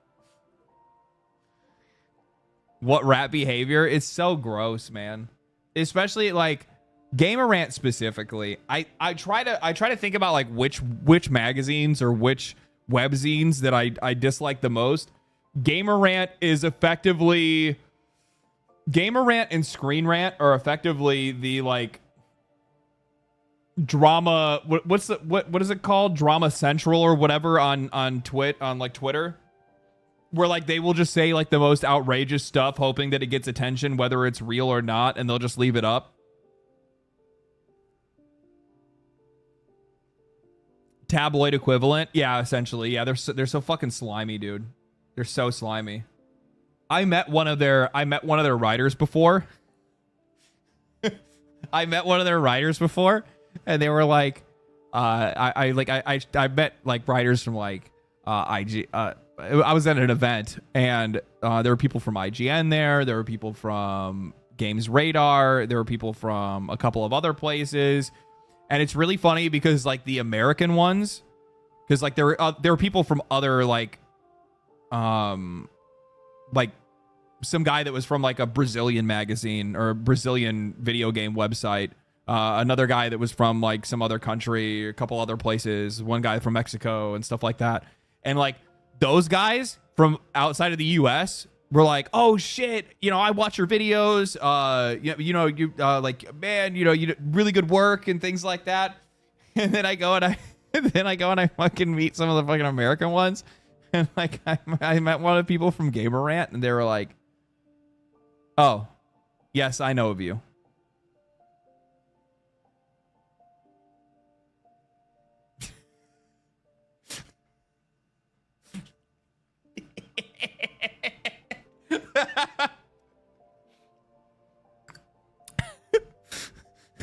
Yeah. Oh, it's you. Oh man, it's too fucking good. It's too fucking good. In fairness, Legendary, in fairness, the guy looks at you as and sees his obvious replacement. Yeah, maybe in some cases.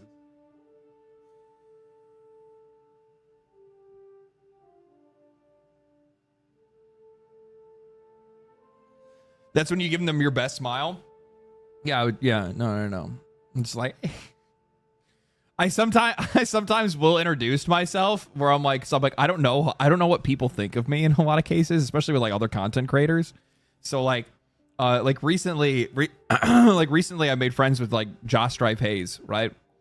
And like I entered that conversation as, hey man, I've always loved your shit, always loved your videos. One of the reasons why I actually got into making videos. I don't know if you know about me. Some people can sometimes think I'm a bit of a troublemaker, but nice, you know. Yeah, Josh is awesome. Josh is a really cool guy. Yeah. There's only like a very small handful of like content creators that I watch myself, right? Which is like Skill Up, Josh Strife Hayes, Baldemort.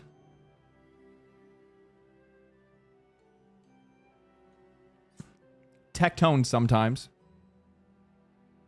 I'm not really into gacha games.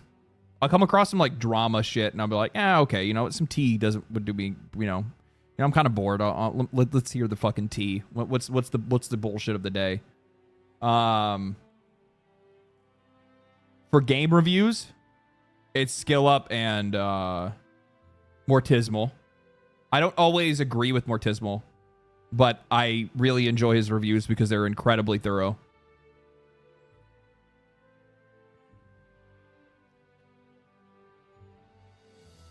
I really think that's it.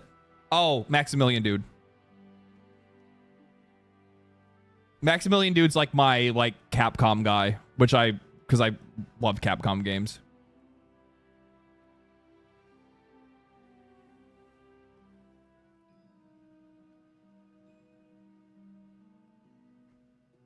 Mort gave Veilguard a 10. Like I said, I don't always agree with Mort, but I do like his reviews because he's insanely thorough. The guy's a fucking psycho. I mean, the fact that he 100% games before he makes a review is just insane.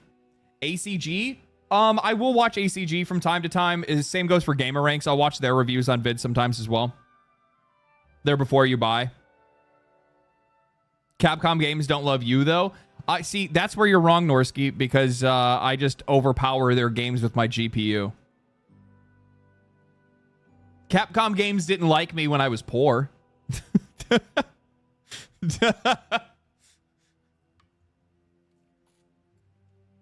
Capcom games, Wolfheart.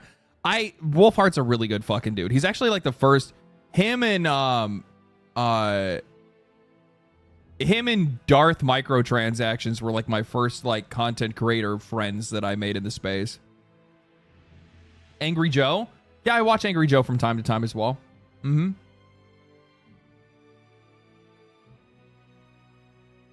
Ackman as well.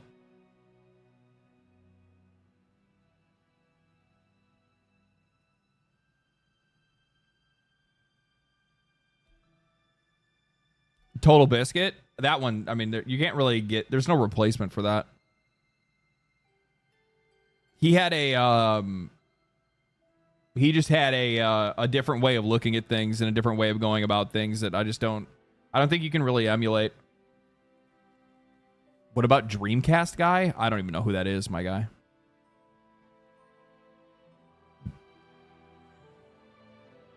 Mr. Matty Plays? Yeah, I like some of his coverage as well.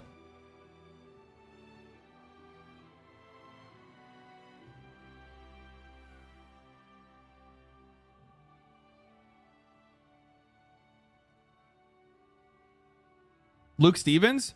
Yeah, I watch Luke every once in a while. Usually when because like he does some pretty solid like background research on some stuff. So if there's something that I'm like not really finding anything detailed on, if he's covered it, then I'll take a look at it. Angry Joe doesn't do reviews. He takes too long. Yeah, he does take a long time. Could you read Paul Tossi tweet today? Is there a tweet today?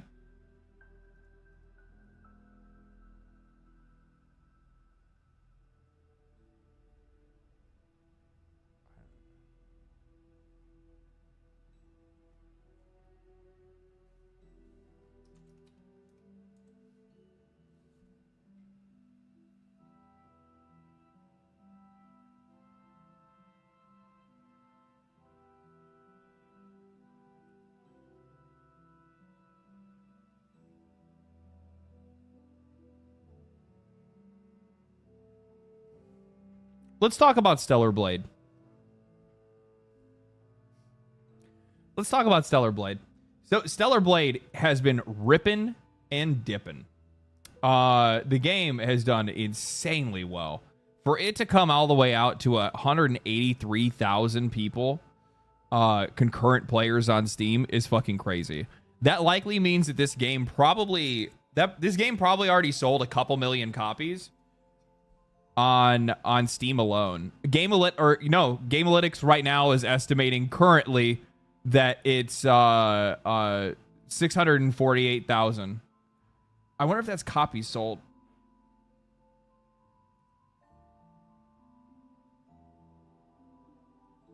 No, it's estimating 873,000 copies sold. Or owners, at least. It's saying anywhere between 147K. This is just an average where it's saying 735,000 units sold. I would imagine it's probably about 1 million. A lot of Chinese players. 8.4% American, it's saying. 2.8%. This isn't fully accurate. It's only based off of like what they're available to pull off of Steam. But I wouldn't doubt it.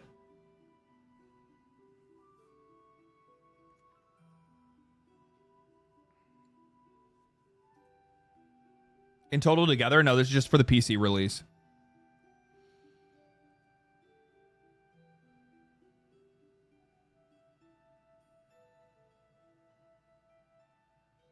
Can they beat Shadows in sales, in your opinion? They likely already have, actually. So, like, the thing is the reason why, like, I don't know, like, you know what the funny thing is that, like, Stellar Blade curve is interesting. You can see how Asia focused it is. Prime gaming time in the West is pretty much its daily low point. Yeah, I mean, that sounds about right. I don't know, like, what is the point? Is he trying to make the point that, like, Western gamers actually don't want to play Stellar Blade? Chances are. So this is the thing that I think that I think that a lot of the writers will get wrong about Steam, and it's something that they don't really understand. It's not that it's Asia focused; it's Asia focused on Steam. In the US, the game was purchased and played on console. The US, or just North America, or the West in general, is much more sensitive to, like, when a video game releases. So even though Stellar Blade, I think from my perspective, is done insanely fucking well, it still limited its own success by releasing on PC way after its launch date than on the day that it came out. If it actually came out both on PC and PlayStation day and date, you would see bigger numbers on Steam almost across the board. The daily lower point is above other games' high points. Yeah, I know, and that's like the other thing too that they'll oftentimes ignore for whatever reason. I don't understand what the point of this is. Like, it's kind of obvious. Like, one of the things that I don't think that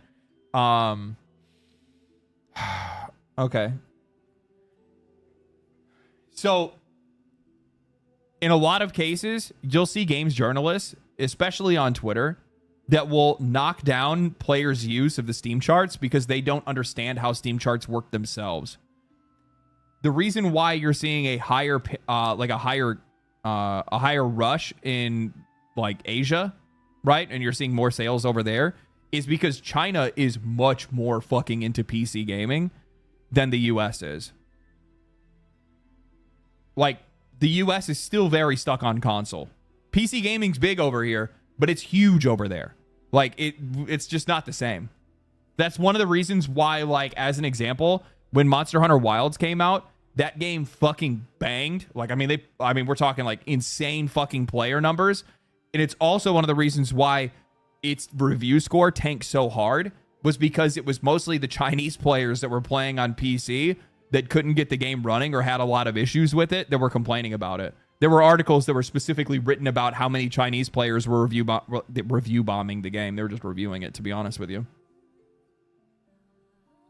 Does China even have Xbox or PS5? I would imagine, like, Xbox probably has, like, next to no fucking footing over there. but PlayStation probably has like some prevalence for sure. Prevalence, sorry. Asman actually played on Stellar Blade on PS5 release. Yeah, he had a better capture card than me. I was going to, but my capture card fucking sucked at the time, so I didn't really do it.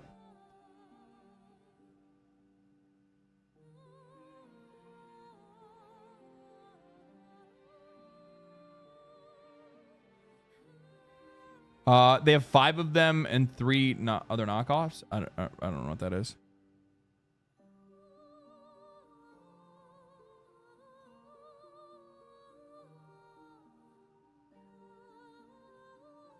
China has both consoles, but what is this? China has both consoles, but neither have much relevance. PS5 gained some more with Black Myth Wukong. Yeah, I can see that a little bit, even though at the same time, like the game also released day and date on PC as well, right? So like most players played it on PC. That's the reason why with Black Myth. That was the other game that they used, by the way. So you know what they do is, and this is like so fucked. This is so fucked. It's so gross when you think about it.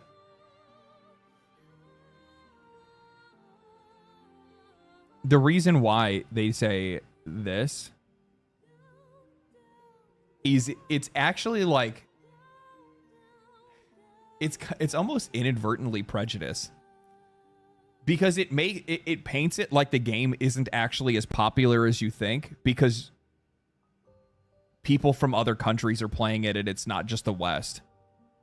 It's funny that in a lot of cases, especially with journalists, which journalists usually want to take the America bad stance on a lot of things all the time, it's very funny how self-absorbed they can be when it comes to the success of a video game.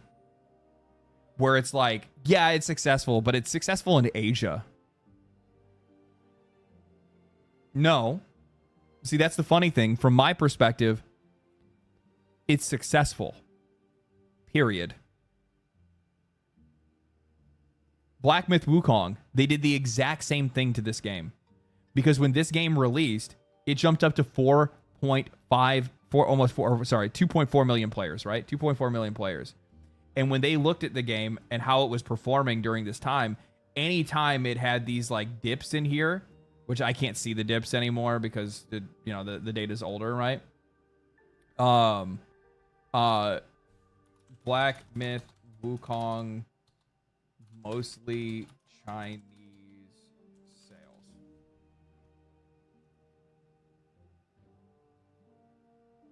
Game Science devs say 30% of Black Myth Wukongs aren't from China. Journey Success breaks records day one. Fortuna Inverse. Devs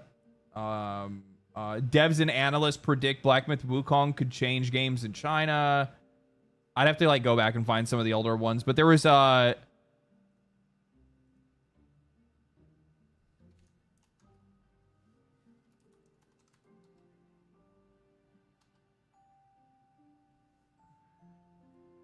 tweeted Steam is the leading platform by far, with a large skew towards Chinese players who primarily play on PC. I guess they're not using it in the way that I'd seen it before. There's articles that I had where I actually covered more of Black Myth Wukong in depth, but that was one of the things that I talked about in detail, was like how often in a lot of cases these guys would be like, oh, you really think that, you think that Black Myth Wukong's that popular? Well, guess what? It's just popular in China. It's like, okay, is that like, are they like lesser than us? What the fuck is that supposed to mean? Who gives a shit if it's fucking popular there? It's popular in general.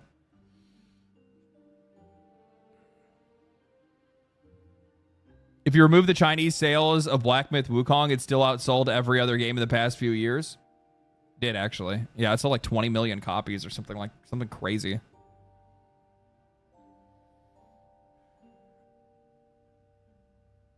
Black Myth is weird, no way organic, probably CCP involvement.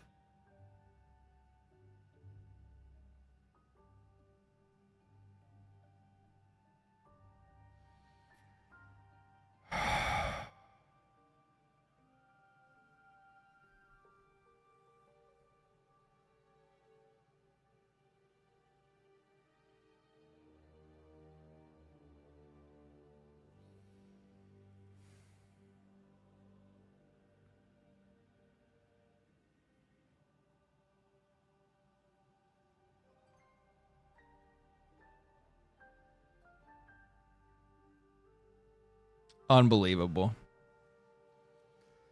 Unfucking believable. You fucking applying to be a journalist too, bud?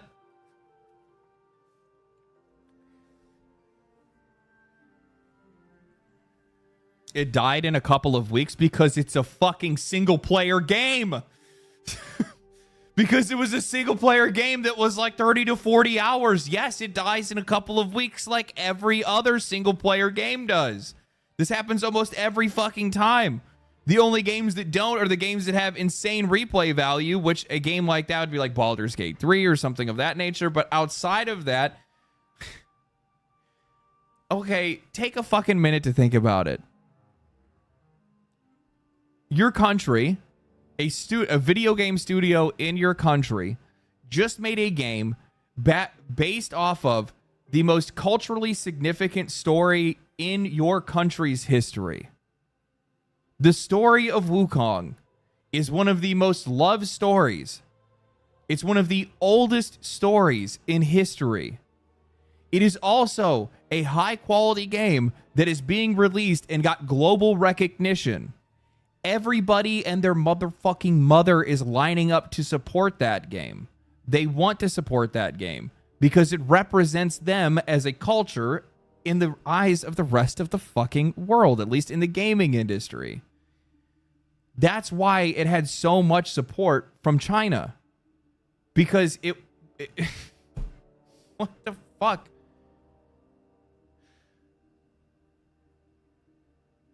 Like, the whole country fucking celebrated it. There were stories written about how they had celebrated the game's release. There's this weird thing that I guess in a lot of, like, people forget about, but, like, some folks have culture and they appreciate certain things. You know, there's this crazy thing that actually happened, and actually it's more in Eastern countries in a lot of cases, but, like, another really good example of this, what is it?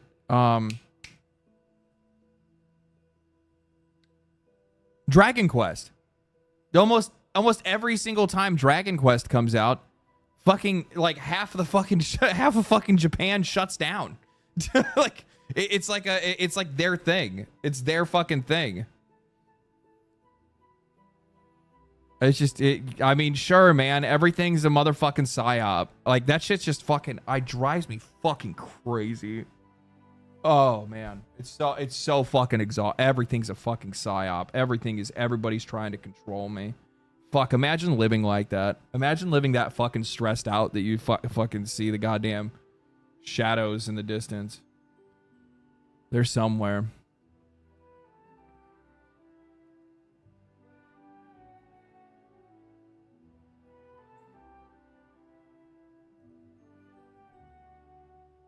I saw this. Somebody mentioned this to me. I don't know anything about this game. Oh, this is the clone game, isn't it? Yes, it is. I remember the wheel thing.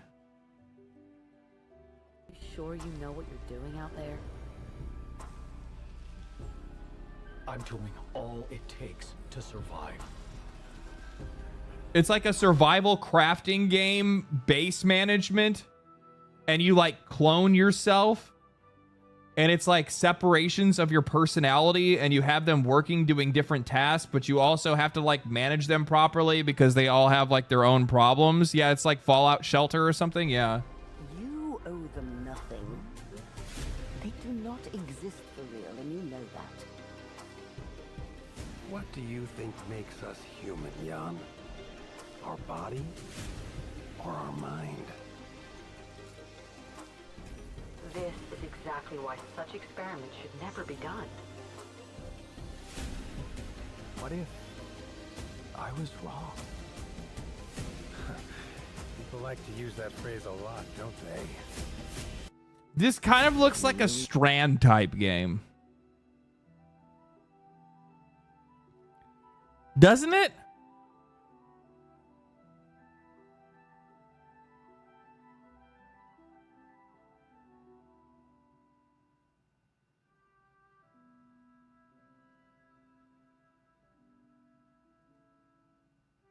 It kind of reminds me, it's like oddly reminds me of Death Stranding in a way. That you're the architect of your own fate.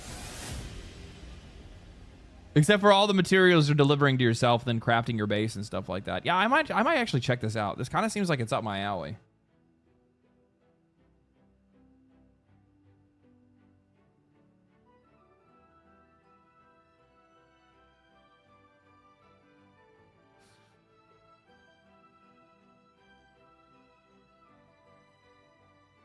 I might check this out. Yeah. Oh yeah, how did you like Death Stranding?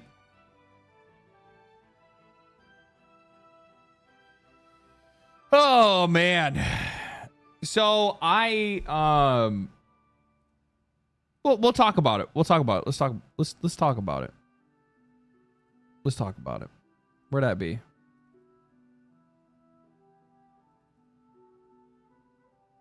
Is there anything crazy in here? I don't think so.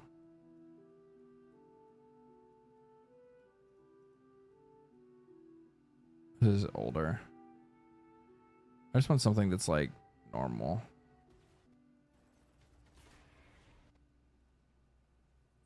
This isn't too bad. So, all right, I'll talk about it. So yeah, I beat Death Stranding. I thought I originally had beat it, and I had actually not originally beat it. I had I got to the credit scene, and I was like, bro, holy shit. Like, I finished this game, and I did it within a reasonable amount of time for the most part, and then it hit me with like about another 3 hours of gameplay or whatever. Originally, when I first started playing the game, this is probably one of the things that I really enjoy, that I try to do my best with, which is like, there's certain games that for whatever reason, I will just make sure that I have nothing to do with it. Like nothing at all.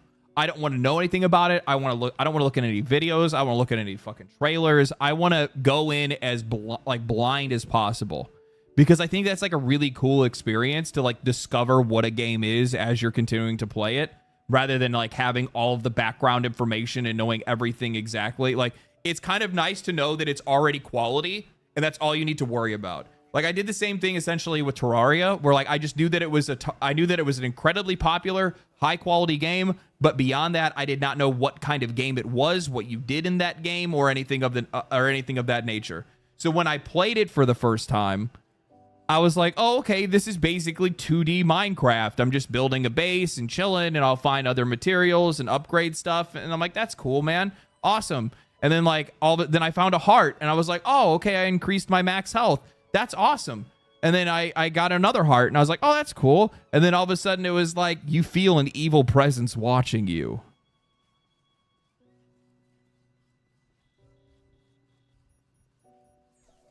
What? And then a giant eyeball of Cthulhu appeared out of nowhere, and I was like, what is this game? What? Like, and then all of a sudden it just fucking exploded from there, right? And then I played all of Terraria, and I played most of their mods as well. And I did the same thing with this game. So I came into Death Stranding not knowing anything about it whatsoever. And that is the best way to come into a game like this, because the problem is that like, if you watch this game from the outside, in a lot of cases, you're probably going to see something that doesn't really look all that entertaining. It looks too slow, unengaging. You're also going to get bought in by like negative sentiment from a lot of other players, because you're going to hear things like walking simulator or whatever it might be. And you're just going to get people that are eventually just going to kind of turn off of that, right? They're not going to really want to get into it. So they'll just kind of walk away from it. And I'm glad that I didn't do that. I'm glad I didn't get bought into that kind of stuff, because initially when I first started playing it, I was like, this is a weird fucking game, which it is very weird, by the way. It's very, very, very weird. Benderman, thank you for the $5 Canadian. Appreciate that. I'm not an avid watcher, but I really appreciate the content. Gonna play a Mega Strikers. Not an ad, just want more players to reduce queue time. Thank you, brother. Appreciate it.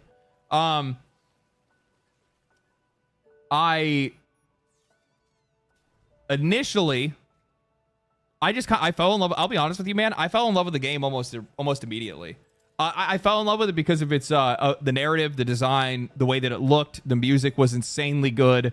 The different like whatever. I'll skip past this because I don't want to like spoil anything for people or whatever. I just in general like the scapes, the world design. I think what's like really special about this game is this. Like the whole like you being able to build things out in the world, and while you're still playing a single player game, you're still technically playing something that's like interconnective in a way that you're just not used to. And I think that like this is one of the things that I like really miss about games, that I think we don't really see it very often anymore, which is like something that is genuinely innovative, right? Like this is not a multiplayer game, but it also kind of is, because like there's in a lot of cases, you're going to be able to come across a charging station at the fucking perfect time, and it's because somebody else put it there. So like, even though you're not playing with other people, you're still crossing this world with a group of other people. And it's such a cool concept, and it's done so very, very well. And I really would like to see more things like that in games in the future, especially with like single player games, where it's kind of this like, you know, faux multiplayer experience. And it's just really cool, dude. It's just really fucking cool. Especially when you're like, I'm gonna like, there's where was it? So in Mount Knot City, there's like, I built 3 sections of road going down from Mount Knot City to basically the like Mountain Distro Center, because that area sucks ass. It sucks. It sucks to traverse through. Nobody wants to go that way. It is a pain in the ass. So I made it my fucking mission to build a road to make it easier for other players to be able to get through. Elden Ring messages. It's essentially that's what it is. It's like Elden Ring messages. Yeah. Or you know what? Actually, it's better than Elden Ring messages, because instead what it's actually like is it's like you're summoning somebody to your other world, but it's only to help you with things that you're having an issue with in the moment. And that's just a very special and very interesting experience. And you got the likes. Yeah. And I actually really like that system as well too, right? Because there's like something really cool about being able to like log into a game and then just get hit with like 20,000 likes because people are like, fucking thank you for putting this road up. Like, that's really cool. I really enjoy that. I really, really enjoy that. And then like the same thing goes for like the random, like off in the distance, it's kind of difficult to see, but like off in the distance, there's a zip line over here, right? So like being able to see that like up on a mountaintop and go, oh fuck, that's the direction that I need to go in. Drop another one, you know, nearby so that I can use that one. And then now like I've you know, it's just fucking cool. It's just like, it's really cool, like how you can interact with like how other players have built things in the world, and then how you can build some of your own things. You can also tear down their stuff if you want to tear their stuff down in your own, in your world, which I think is really cool as well. Yeah. And plus on top of that, I really like the story. I really like the way that it was done. It's like, it's not as esoteric as Metal Gear. It's a much more deliberately told story. So you don't come away at the end of it going like, I have no idea what the fuck I just did. Right? Like you're like, don't get me wrong. There's definitely some stuff in the game where you're just like, what's going on? Like, how does that even make any sense? How did this even happen? Or, you know, what are these words that they're using? I don't really like games where you have to like go and use like a data bank and you have to go back and actually like try to look up to see like what all of their, like what all the words in the game mean. And what they did really well with their scripts and cutscenes in this is that over like consistent use of different terms, you just come to understand them. The setting is great. The setting is really cool. Yeah. I like the setting. I like the overall story, the storytelling, the voice acting. I really, really enjoyed their use of,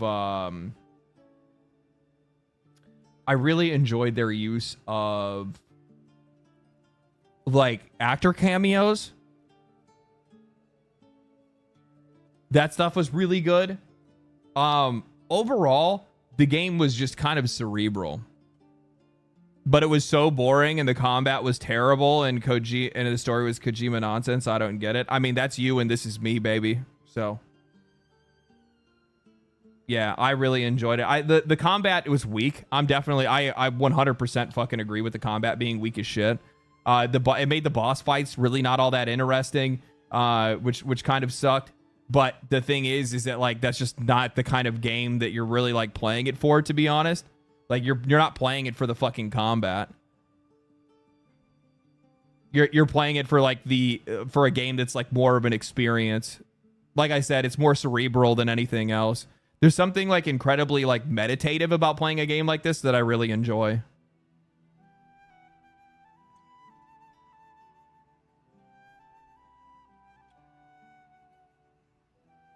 Conan O'Brien. The Conan O'Brien part fucking sent me, dude. I was like, wait a minute. I'm like, this guy kind of sounds like Conan O'Brien. And then I'm like, holy fuck, wait, that is Conan O'Brien. The same thing goes for Guillermo del Toro. Can't wait to see Pecora in the second. I'm so excited. The minute that I saw that they're gonna put Pecora in it, I was like, that's gonna be so fucking funny.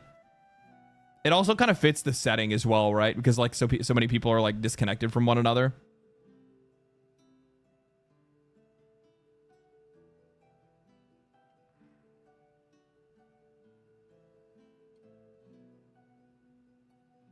Death Stranding combat makes and like see, and that's the thing. Like the combat is indefensible because the game itself just isn't about combat.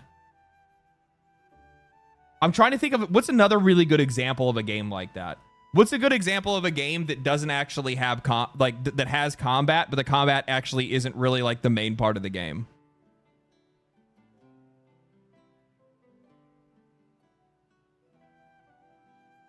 Mirror's Edge. Yeah. Mirror's Edge is a really good example of that. Once Human. Yeah. Yeah, I mean, kind of, not really, though, right? No Man's Sky? No Man's Sky is a really good example of it. Any strategy game? Yeah. Stardew? Another really good example, right? Racing games? The fuck? Yeah. Minecraft? Yeah. See, like, and like, that's the thing. Like, you could sit here and be like, yeah, but the combat sucks. And it's like, okay, but like, you're not even doing like, then 90% of the game isn't even the combat. The best Kojima game, Metal Gear Solid 5. It was the least Kojima of the series. Yeah.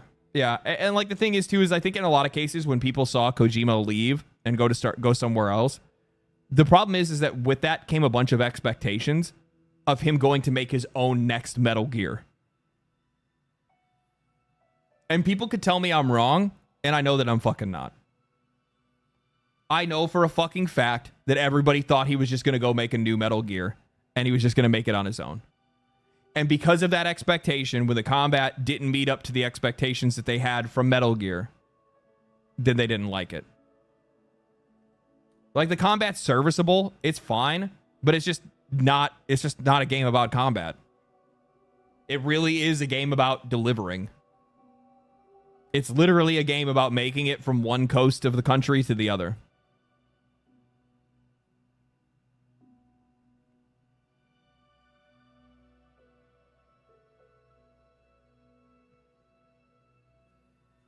He's apparently going to do that with Fizzant. Yeah, that's the thing. I'm actually really excited for that, obviously. Like, I'm a huge Metal Gear Solid fan, right? Like, I love Metal Gear.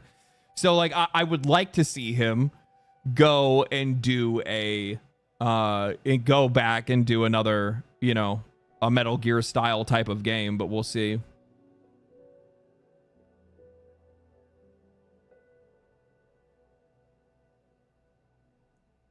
But yeah. Overall, I think the story was really good. The atmosphere was really good.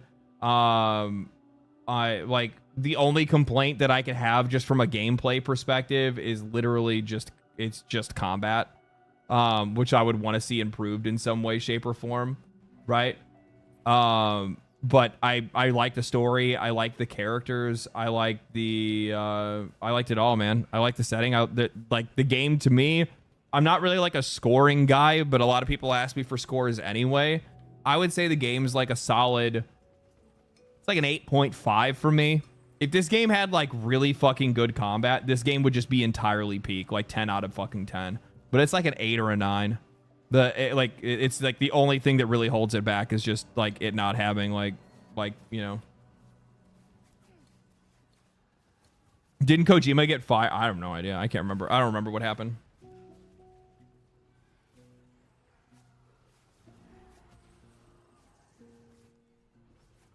Not gonna lie, that was a sick Easter egg. Seeing you in Actman's Helldivers video. Oh yeah. He messaged me about that. He was like, "Hey, I put up a Helldivers video," and I was like, "Oh." He's like, "You're in it," and I'm like, "Oh, we'll see if they know who I am."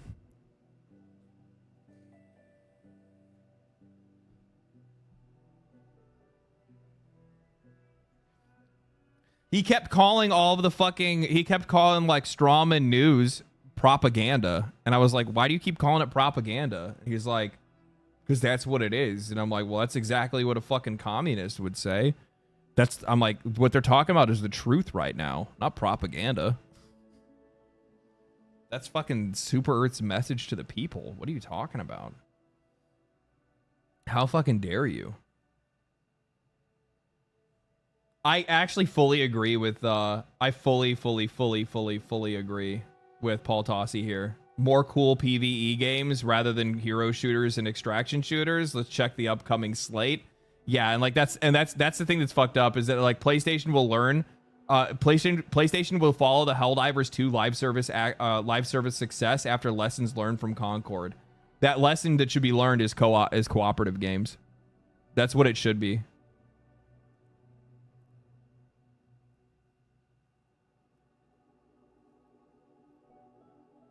That's what I want to see personally. I feel like there's a really big hunger for it. I think that's what people want more than anything else. Give me a second.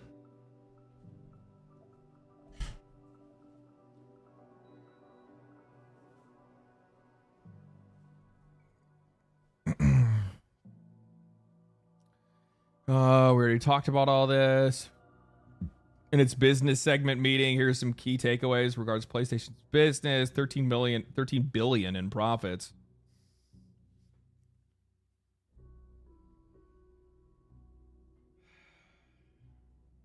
Prices gotta go up, guys. Prices gotta go up. Prices gotta go up, man. This is compared to 10 billion cumulative profits during the PS1 and PS1 through PS4 generations. Yeah, PS3 was pretty stagnant. PS4 did really well, and then they fucking popped off. From Jesus Christ, bro. Jeez, dude.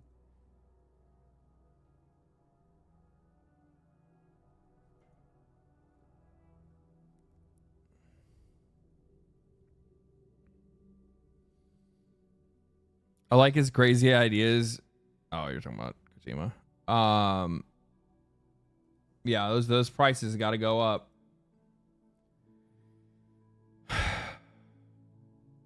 So this is huge. This is huge. So I talked about it lightly at the beginning of stream, but like one of the things that ended up happening because of Stellar Blade is that since Stellar Blade and Shift Up notified Sony and said, you know, hey, we don't want our game region locked. We want to make sure that as many people can have access to the game as possible. Sony ended up, I guess, getting rid of the region lock. And what ended up happening is that for whatever reason, like they ended up like getting rid of the region lock across the fucking board. And now there's only like 6 or 7 countries. It went from 130, I think, right? Or no, 180 countries. It went from 180 countries to 7. So they had 180 countries that were blocked. Now it's only like 6 or 7 countries that are blocked now. And it makes me sit back and wonder why. It has to be something that had to do with the actual PlayStation console itself and not like something part of their like broader like PC multi-platform strategy. And they just never actually like took a second to step back and look at that and go, oh, it doesn't actually make sense. I bet it was an expensive legal thing. I don't think it was. Grok, is this true?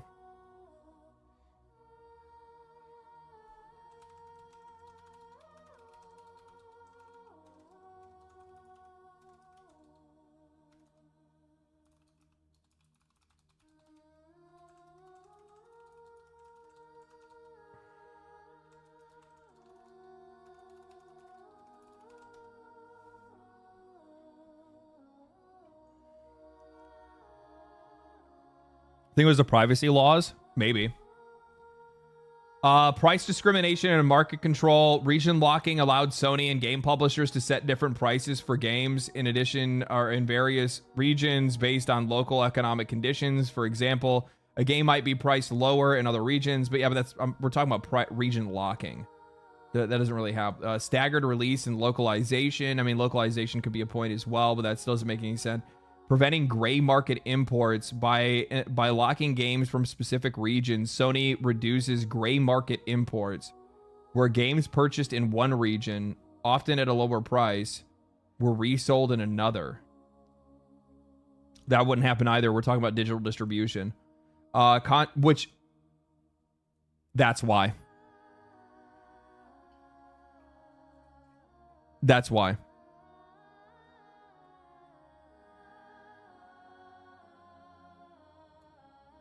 There it is. It's something that's left over from physical. That's what it is.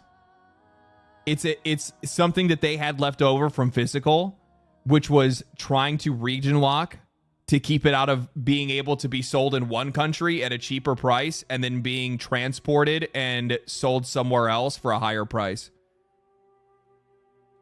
Like reselling keys on Steam. Yes. That's what it was. That's why they had it. But now that the vast majority of their game sales are digital download, it doesn't matter. Especially when the vast majority of that is on Steam.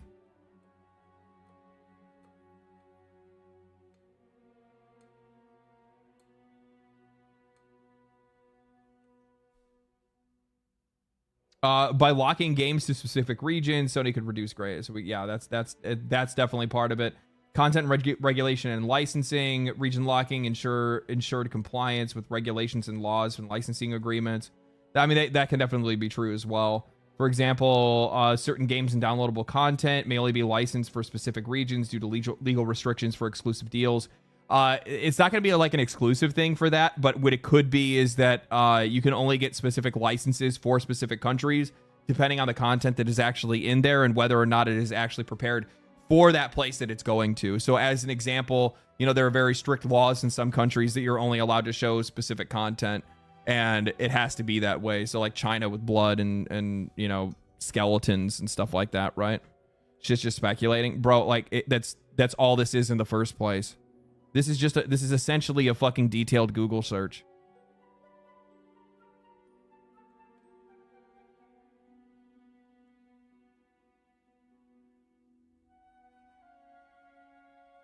They need to pad out the PSN numbers. Well, you know what's really funny? I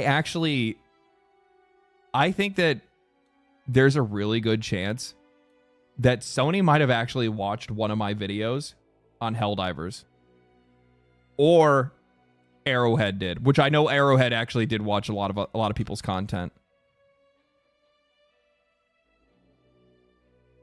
The reason why I say that is because with Stellar Blade, the minute that you log into Stellar Blade, they actually try to give you... So, okay, I'll give you some background on this. So when the whole entire Sony account linking fiasco happened, one of the things that I brought up was how if they wanted people to connect accounts on other platforms, all they would have to do is just give people a reason to want to do it. You can't just expect us to want to sign up for a third-party launcher. You can't expect us to do all of this other bullshit that nobody actually wants to do.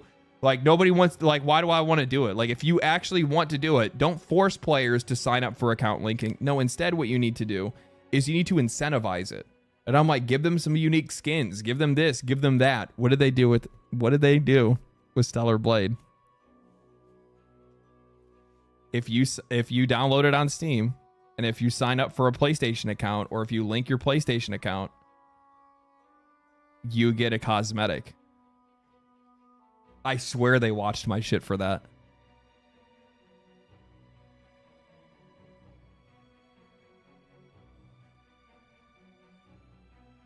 I swear they did.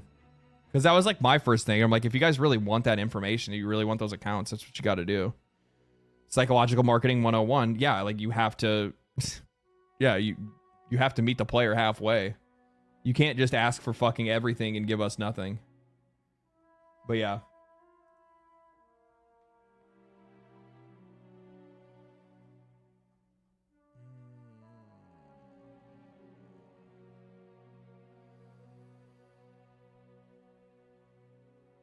At least skin for Stellar Blade, maybe.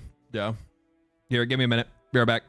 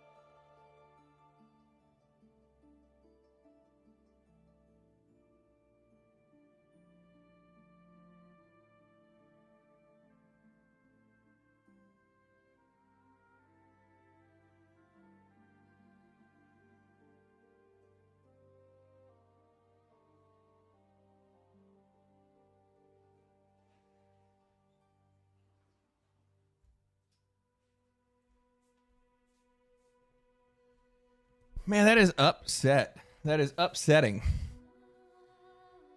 That is upsetting. I have a package that's supposed to come in today. And I had this whole entire thing planned out because I was going to fucking open up Magic the Gathering cards on stream as a tax write-off. and they're not coming in. So they're not here. Sadly enough. Fuck me, I guess.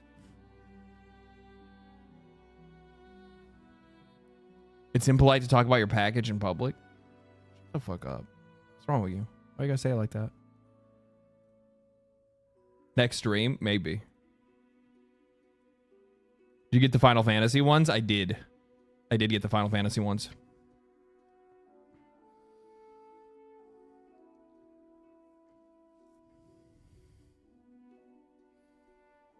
Smash your guitars for likes? No. No. You know, I remembered somebody had some of you guys know about this, some of you guys don't, but I was in the like OTK top streamer competition, and there were like so many people that were like had streams of like subjecting themselves to like some type of like subjecting themselves to like embarrassment for like the enjoyment of their fans, right? Or not their fans, but of these like audiences of people that are like transient. It's just people that are coming there for this competition. They don't want to have fucking anything to do with you. They're never going to watch you or anything like that. It's literally just like dance monkey dance, like one of those kind of things. And I just had like a normal fucking stream, and I got dogged on for it. Oh, this is boring. This guy's boring. And I'm just like, I'm sorry. I'm like, I'm not going to be one of these fake fuckers that are like sitting here doing what the chat wants them to.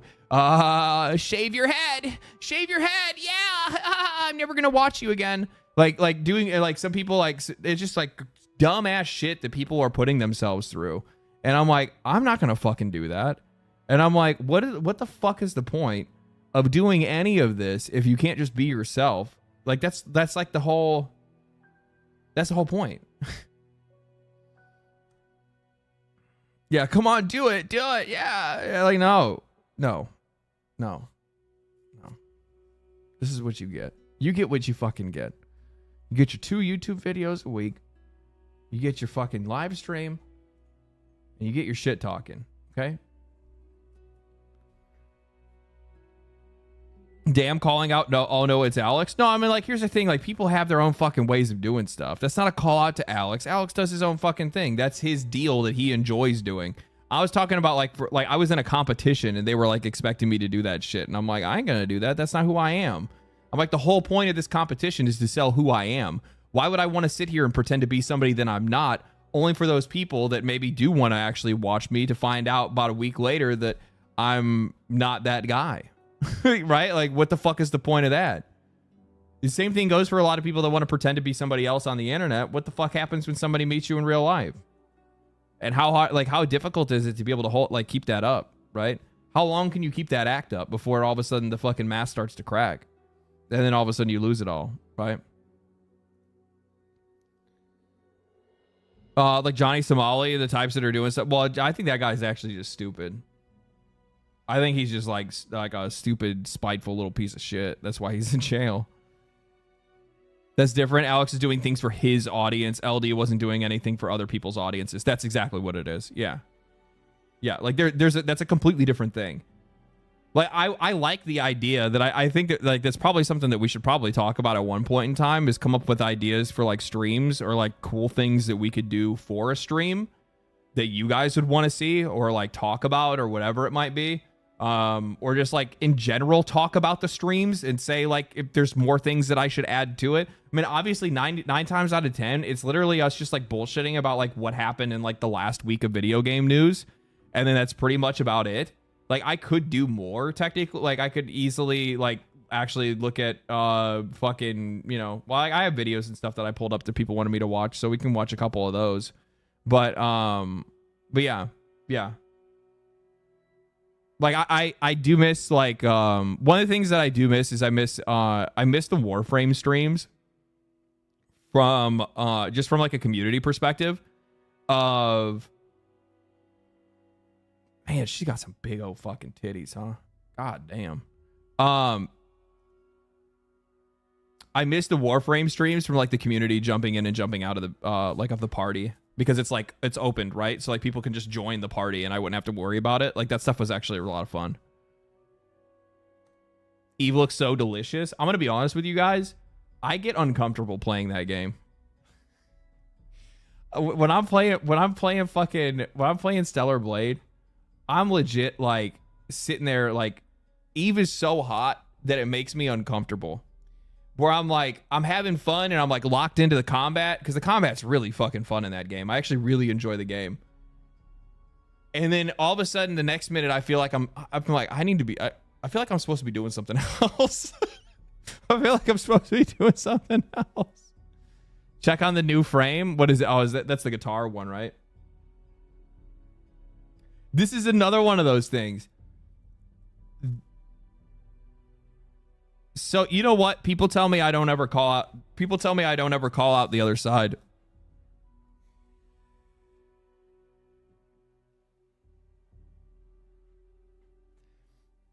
People tell me I don't call out the other side. So I'll do it right here, okay? I think that bounding into comics as well as what's the other one? What's the other fandom pulse? Is that what it is? That Park Place. Yes. That Park Place, Fandom Pulse, bounding into comics, they are essentially Kotaku. They are essentially Kotaku. Just for a like a right-leaning audience or an anti-woke audience. It's just they're literally the exact same thing. Like heavy, super reactionary, taken out of fucking context. They're literally like that's why I don't read it. I don't pay attention to it, and it's mostly because they burned me with articles like Kotaku did, where Kotaku used to have like really good reporting, pretty like on the fucking spot. But then the next thing I know, all of a sudden I go and I read another article and I'm like, bro, what the fuck is this? Like, what are you talking about? Like, it was like Fandom Pulse, bounding into comics, and that Park Place. All three of those guys were peddling like a, I can't use the word, about how they looked into the lore and saw that, like for, what was it? Kingdom Come Deliverance 2, about how technically in the lore, they're actually underage. So it's bad that the two guy characters can hook up. Like, I don't want to get into like the words and the things that they said or whatever, because obviously YouTube demonetization, all that stuff, right? But like, it's just like, it was just like, are you like, you guys are quite literally doing what, like, you're literally doing the exact same thing that the people that you like apparently stand against are doing. It's just like, it's just, yeah, no, dude. Careful, centrists get pushed eventually. The problem is that like I don't even bother even calling myself a centrist. It's not even worth it. You know what I am? I am who the fuck I am. Like, and regardless of whatever the fuck that I say, people are gonna fucking put a label on me, so it doesn't really fucking matter. And I see it all the fucking time. It's independent. That's probably the better way to say it. Yeah, independent. I just think for myself. Like, I'll see people that'll try to tell me like, oh, like literally, the amount of times that I will see both sides of the coin where either, oh my god, I can't believe I lived to see LD go woke. I'll see that. And I'll also see, oh, just another right-wing grifter. And I see both of those on like every other video. Sometimes on the same video. Sometimes on the same video. It's just like, ah, dang. I can't catch a break.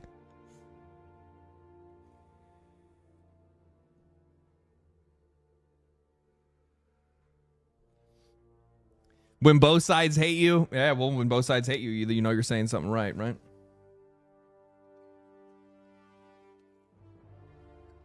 Politically agnostic. I just hate how extreme shit is nowadays, man. Like, I really do.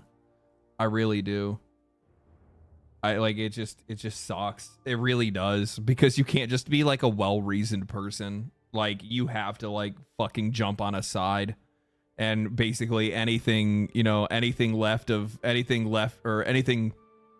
right is far left, and everything right of left is far right. You know what I mean? It's just like, fuck, man. Like, it doesn't even need to be like. I think that's probably the worst thing. I don't like two-party systems and shit like that. I don't like being on teams, because the problem is that, like, so if you're gonna join a team, then that means you have to subscribe to like everything that they fucking believe, and I don't fucking believe damn near anything that either one believes.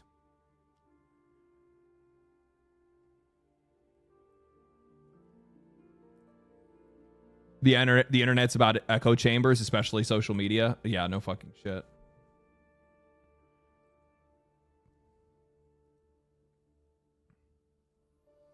You said Warframe was gay unacceptable. I said it in a positive way. I didn't say it in a derogatory way. I said it in a positive way.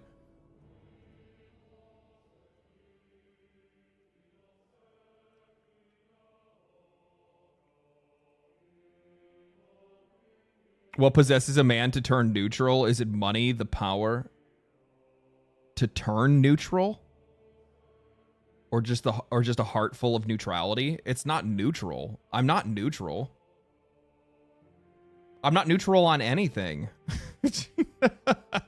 I'm like obviously there are like, it's not picking sides, it's picking answers. Like, obviously I have like my own personal sides that I'll take on things, like for an answer, but not necessarily for a fucking, like, I'm not picking a fucking team, right?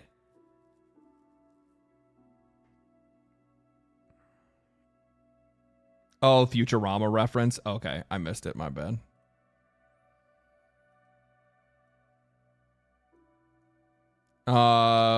What is this? It is the mark of an educated mind to be able to entertain thought without accepting it. Yeah, and I think that's usually what it ends up being for me in most cases. Like, I think like one of the things that I get criticized the most on is how often I will criticize like the use of like progressive politics and progressive themes in video games and also in the media. But the reason why that ends up being the case is because they are the dominant force in the media. They like quite literally are the main dominant force of that we're seeing, both influencing in games and also influencing in the media. So the problem that you run into is that I don't have a lot of like, where is my I'm sorry to say it, like I'll just say it plainly. I'm not seeing any with the fucking, you know, what's the name of those like Baptist extremists in the US? I can't remember what the fuck they're called, but like, where's their video game at? Right? Like I'm not seeing these like fucking those crazies aren't in video games and aren't in any of this other shit. Yeah, Westboro. Yeah, where's the Westboro Baptist video game, right? Like, where's their gaming articles at, right? Like if you start shoving some shit in there like that, like I'm gonna call that fucking shit out, right? I'm gonna call it out. Of course I fucking will. But you don't have it in games because it's like they dominate the gaming space. Like it or not. Thank you for the gifted, man. Appreciate that. I can't scroll back up, sadly. Oh, Joe. Appreciate the gifted, man. Appreciate that. Thank you so much. Yeah, where's the Mormon games? Yeah, exactly. So it's like if more of that kind of stuff existed, then that stuff would be called out. But like the thing is that like I don't really like. I mean, yeah. The other part of it is too is that it's like most of this stuff, like covering something like this, it's not even like a story worth covering. It's more of just like a headline and going like, this is fucking stupid. They just took some dude's fucking, you know, entire quote out of context. And he says Square doesn't Square let us design freely anymore? Is that true? Never heard of such a thing. So like these are the people this is literally like they posted some straight up fucking fake news, and then the makers of the game are like, no, that's not true. It's even funny. Nier series producers says dev team has established hard rules for character design to try to avoid international outrage. There was no international outrage with Nier, and there never has been. I've been waiting for the Ubisoft Hurt Feelings task force to come after you, bro. Yeah, I know. What happened?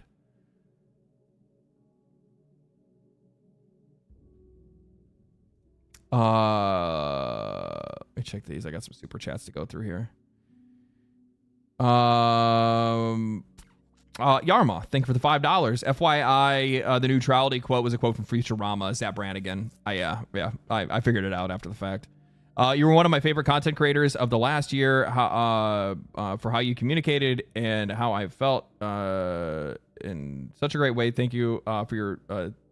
I'll give you a genuine thank you. Appreciate it. Thank you so much. Thank you for the $5. Thank you. Hey, man, I'm just glad to entertain. People get a laugh or people get something that entertains them or takes their mind off of the day for, a little while or whatever it might be, then that's all that fucking matters to me, man. Simple as that. That's the reason why I do it. It's just funny that like somebody would say something like this because it's just like, could you imagine Sony being like, you can never make another 2B? What? You can never make literally the most cosplayed character and the most recognizable female character in video games ever again. Yeah, you can't make 3B.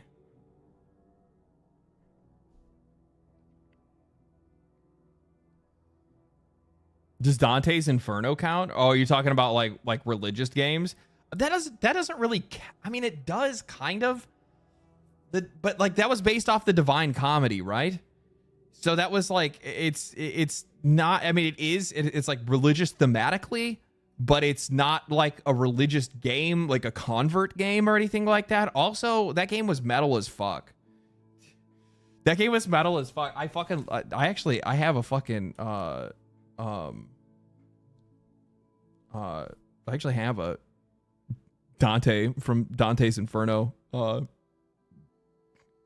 like action figure that I think came with the collector's edition that I bought.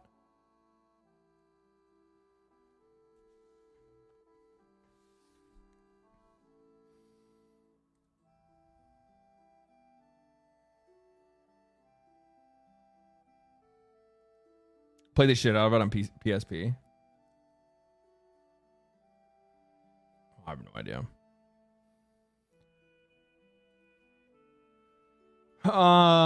Let's see here. Just Cause was reportedly canceled mid-development. Dude, you know what the thing is? I played one Just Cause and I never played it again. I don't know why that game just never really fucking interested me. Savage Planet, the developer of Savage Planet, Revenge. This is one of the things I was trying to bring up earlier when I was talking about Game Pass. The developer of Revenge of the Savage Planet, who has made their game available on Game Pass, advises against launching games on the service. The whole industry should agree to only allow games on subscription services a year after release. Yeah. Outside of their stuff, I would personally.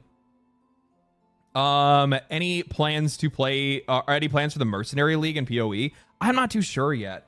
Right now, I'm playing Stellar Blade. We have next weekend. I'm going to MagicCon LA. I'm going to MagicCon Las Vegas. So if anybody's actually going there, I'm going to put out an announcement if anybody actually wants to meet up, if they're actually going to it or anything like that.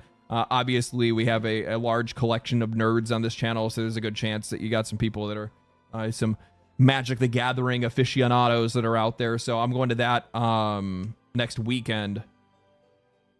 And then like we basically have what is it? Death Stranding 2's right around the corner as well, right? I think there's something else that's coming around as well. I can't remember what it is. Killing Floor 3 is at the end of July. What else is in July?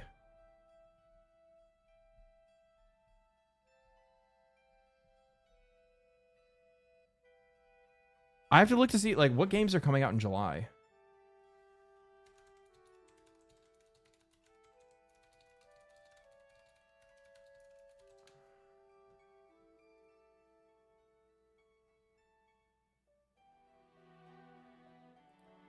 January, May, June. So for June, we have...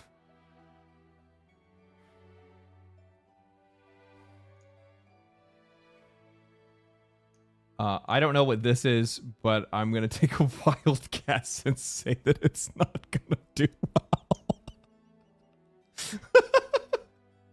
I don't know what that is. I'm going to take a wild guess and say that one's going to struggle.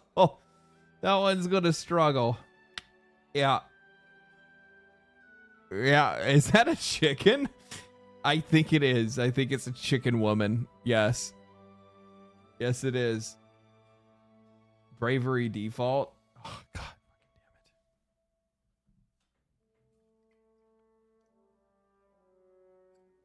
At one point in time, I'll get a Nintendo Switch so that I can at least like review games and stuff like that for it, right? But I'm not in any fucking rush. I'm not in any fucking rush. Rune Factory, Mario Kart Worldwide. Oh, Nintendo Switch welcome tour. Dune Awakening. How's that game doing? Are they doing good with that one? I have not played it. I was gonna play it with Mark, but I don't know. Like, I don't know if he likes it or not. I have to talk to him and see how he's enjoying it. If Mark likes it, then I'll pick it up and I'll play it.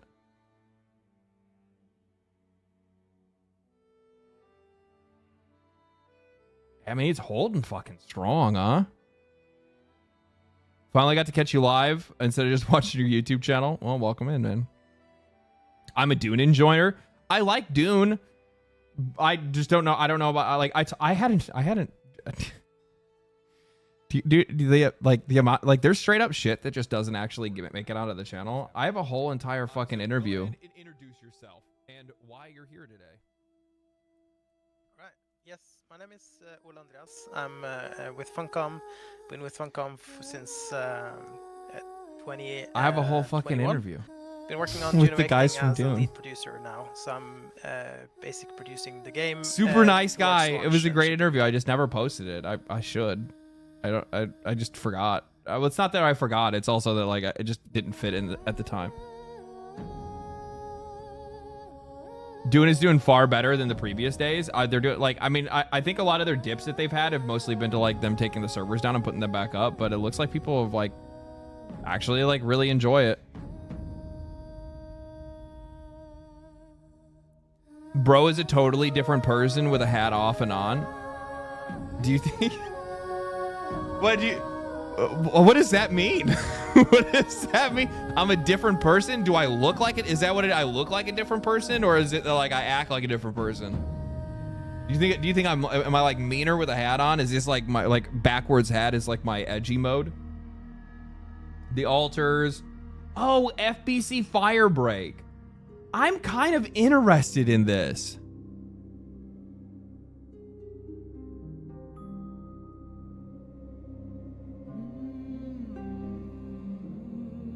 And then Death Stranding 2 is at the end of the month. I love the Alan Wake universe. Firebreak is nice. I really wish that they would put... I should play Alan Wake 2. I was hoping they would put it on the fucking... on Steam already, because I really don't want to have to fucking download another launcher. But I already have Epic Games Launcher, so it's kind of dumb that I just haven't played it.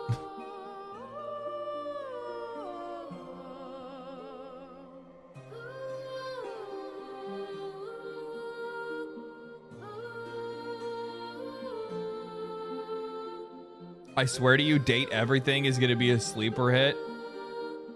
They called the toilet character Little Crapper. Oh my god. He's a rapper. Jesus Christ. Oh, is that what this is? That is what this is. This is Date Everything, isn't it? Where like objects turn into like things for you to date. I think that's what this is. If it's not, then I don't know. I don't know what the fuck that is. Yeah, they were trying to tell you. Oh, I do remember that trailer. You got a point. That actually might do better than I think it will.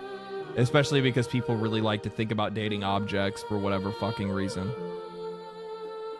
They have S tier voice acting cast. Okay, yeah, that might actually end up doing well. Oh God, it was a chicken. It's a furry game. I mean, does like dating a like? I mean, like these are objects. Like these are like all these people in this are all like they're objects personified. I don't know. We'll see. We'll see. July 1st is the full release of Mecha Break. Tony Hawk Pro Skater 3 and 4.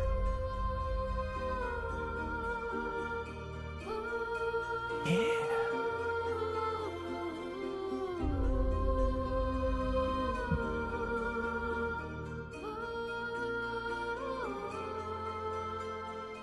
God, that's hard. That's part of me part of my old bones. Part of my old bones. Really want to play Tony Hawk Pro Skater.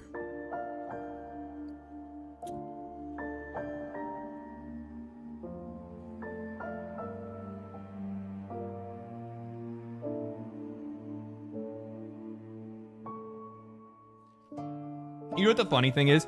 If I talk about something like that, where I'm like, I want to play Tony Hawk, people will be like, but you made a video about how Activision's a cancer. You know what's really fucking funny? Like, I also saw, like, I didn't save any of them, and I should have saved some of them. But there were a bunch of people that were, like, talking shit about content creators that made videos, like, talking shit about Nintendo. And then, like, they're talking about how, like, they're like, yo, fuck you. You know, best-selling, fastest-selling console in history, blah, blah, blah, blah, blah, blah, blah. And it's just like, bro, you don't understand, bro. You don't understand. Support the good stuff, good Activision stuff, and they'll make more of that. Thank you. Fucking thank you. That's, when it comes to games, that's what I do. Where it's like, I can absolutely fucking hate a company, but I will support when they do something that I actually want them to do. Because, like, that's me voting with my wallet. When I say I'm not going to buy your Call of Duty, but I will want to buy your, Tony Hawk, that's me trying to push you to go and bring back some of those really fucking good games that I know are good and could still be good, right? Outside of that, when it comes to, like, the console stuff, like, even though, like, I am hardcore fucking down on $80 games, and I am hardcore fucking down on fucking, well, I mean, the Nintendo Switch price, I really don't give much of a fuck about, to be honest with you. Like, if it's a higher quality console, I don't really give, like, whatever, like, console prices, I don't really have much of a say there, to be honest with you. I never really talked shit about the console price itself. I just noted how much it actually was.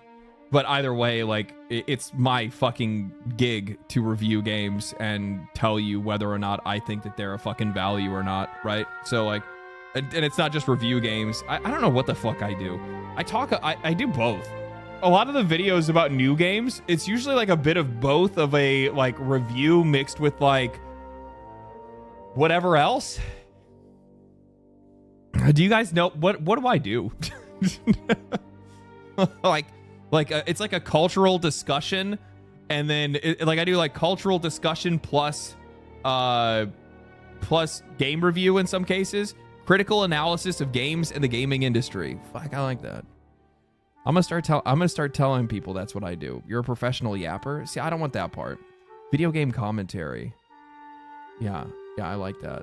You're a pundit. That makes maybe, I don't know.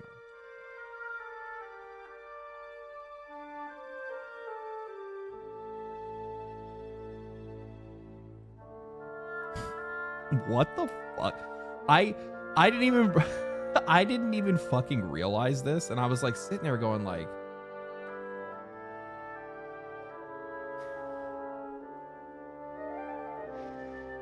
this is fucking crazy. So it's like, for all the people that think that, you know what it probably is when it comes to Pokemon?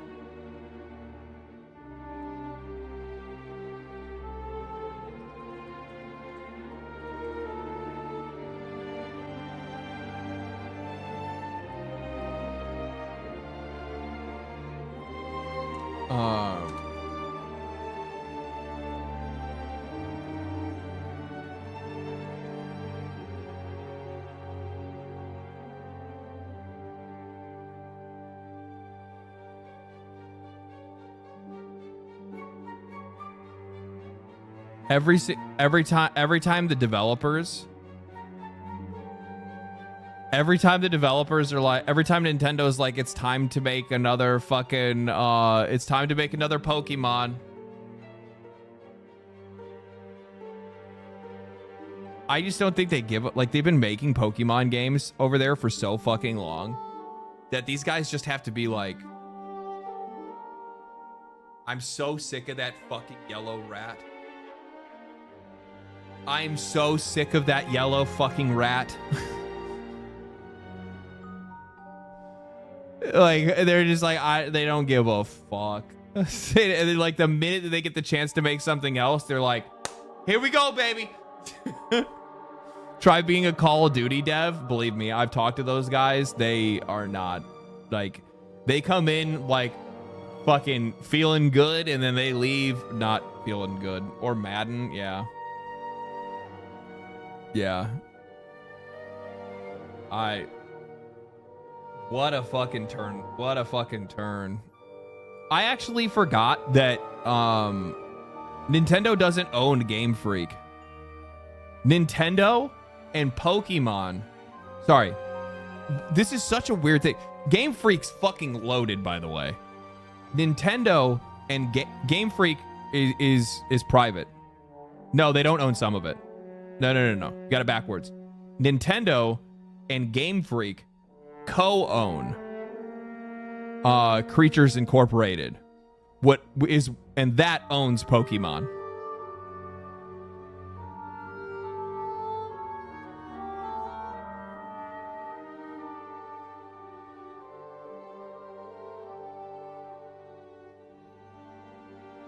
I personally enjoy the theory of Pokemon that look like food and or parasites. That's actually kind of interesting. Game Freak been going privately since the 90s. Yeah. What a fucking insane deal. That, like, you guys just drop like literally the most the like biggest media franchise in history. You just own part of it. What a great deal.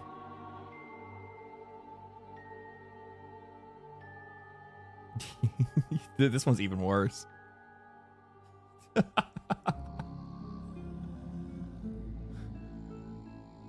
Man, Game Freak to Nintendo, Game Freak to Microsoft. Yeah, it looks really good, to be honest with you. It looks really interesting. I saw somebody post and they're like, like saying that they're like sad about seeing games that are constantly like, oh, like, don't get me wrong, when I see like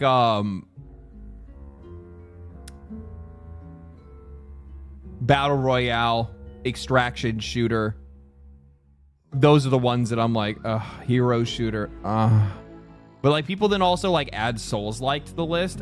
I will never get enough of Souls-likes, at least for now. I fucking love I love RPGs that like craft your experience slowly over time and challenge you. I just really dig it. Yeah. Asmund says things like, imagine if FromSoft made Legend of Zelda, but imagine if Breath of the Wild devs made a Pokemon game. Yeah, true. Fuck, man. Could you imagine getting like an Elden Ring Twilight Princess, a Dark Souls Twilight Princess?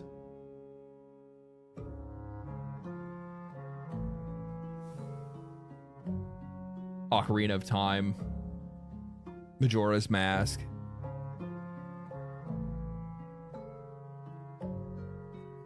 Horror Pokemon win? Probably soon. Let's see here. Is there anything else that I wanted to touch on? No, I think we pretty much covered everything.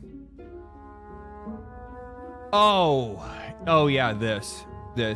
It's easy to push back on this when the woke debates consume literally every online or marketing campaign that can in fact be damaging. And yes, Asmongold trashing something does actually matter now, like it or not. Not that you should cater to that, but it's where we are. So there's actually two separate conversations that are going on here, which is one where he's saying that, like, yes, like, as what Asmongold likes does actually matter, but you shouldn't cater to it, which is kind of fucking dumb because, like, Asmongold isn't, like, he's not a tastemaker. He's not a tastemaker. He is, I'm the same way in a lot of cases. And I actually see this because a lot of people will say this to me, which is like wild fucking praise that personally I don't think that I actually deserve.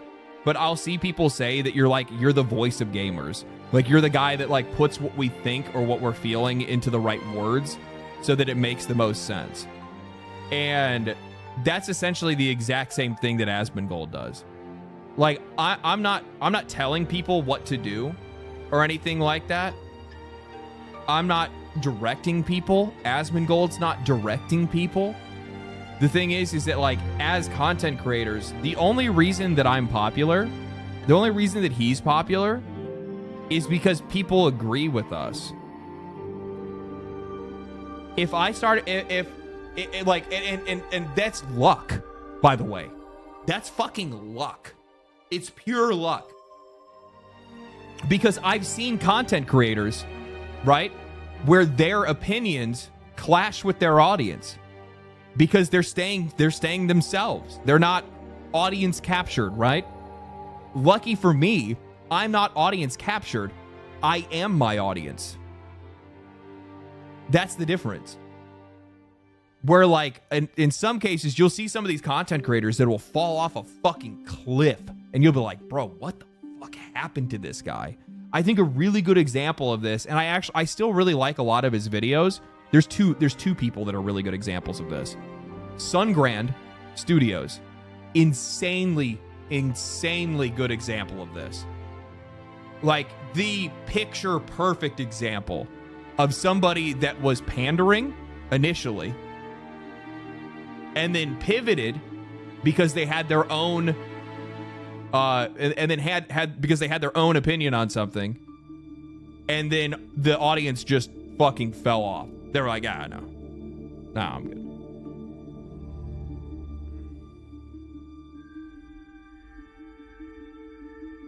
I think another one that I've seen over the recent years as well, and I still really enjoy his videos. Like the one that I was talking about that I still really enjoy is Ratatosker. I really like Ratatosker. And he popped off huge with, like, Elden Ring and some Monster Hunter content and stuff like that. But then his opinion came into conflict with the audience and with popular opinion. And I hate to say it, but, like, content creation really is just the affirmation of your opinion. Like, that's what people are looking for. Most people are not sitting around going and watching videos of people that they disagree with. That's hate watching. That's an unhealthy behavior that doesn't happen very often.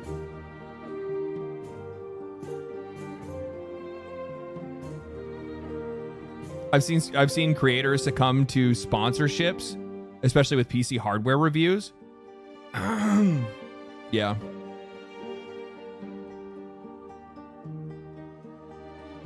Sometimes it's good to get different perspectives. Right, but the thing is that that's what most people aren't going to social media for.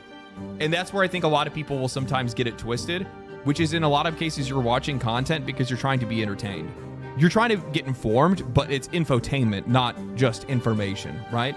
So in a lot of cases, like, you will have, like, people want somebody that they're going to agree with, right? Like, and that doesn't mean that, like, they're going to agree with everything that you say, but it's just the broader opinion. Like, as an example, how well do you think a video would do for me if I talked about how great Nintendo is and how awesome and how fairly priced their games are?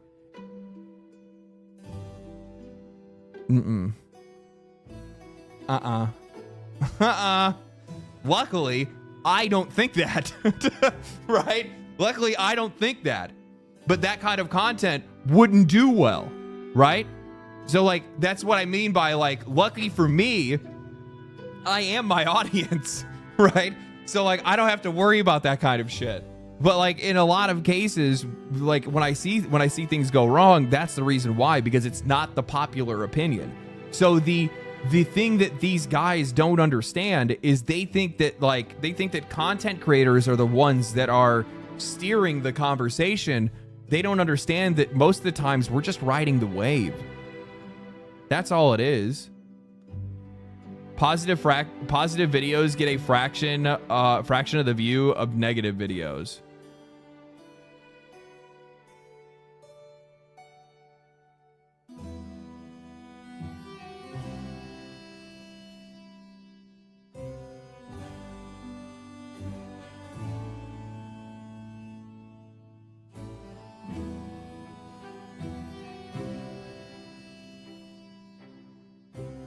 $1.1 million views. This is me being excited and positive about Oblivion. It's my most viewed video in the last few months. Quite a few months.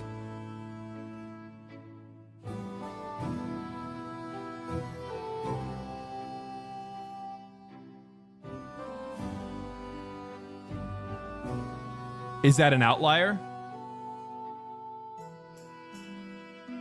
So the video after that one, 1.4 million views. Steam is on a warpath. This is another video that is positive about Steam, talking about all the great things that Steam has done and contrasting that with their competitors. That is also my last video. That is the second to last video that had over 1 million views. I haven't had any other videos that had over 1 million views outside of those until like the 2 videos that I had made on the Ubisoft situation.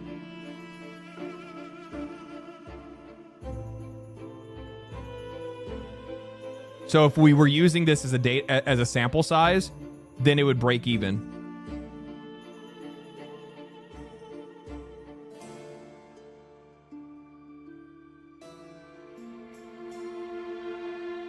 It's positive at the expense of other entities, I would say. Well, I mean, that's the kind of content that I make in general, though. That's not inherently negative. Criticism is not negative. When has criticism become negative?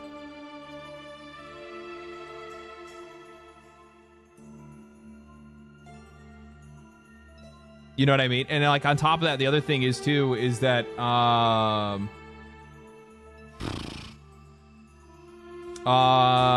let's see here. Schedule 1 is a problem. This is actually a review of Schedule 1. And then after it is a talk about like how indie games are growing in popularity. And then it goes into like the lawsuit that was, or like the potential lawsuit that was going into it. But you also have to keep in mind, and this is the really funny thing as well, is that in a lot of cases, and I can't really like show this on screen. I wonder if I could show it a different way.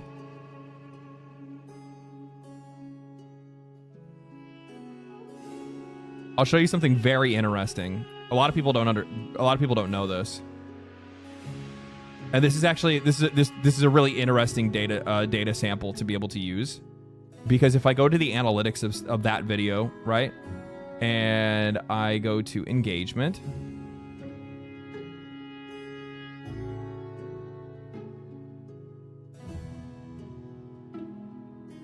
that video average view duration was 8 minutes and 45 seconds, meaning that it's less than half the video, which means that anybody that was watching this video didn't even ever get to any of the negative parts. And the funny thing is that in a lot of cases, especially when it comes to my videos where I'm talking about games specifically, like Monster Hunter, right?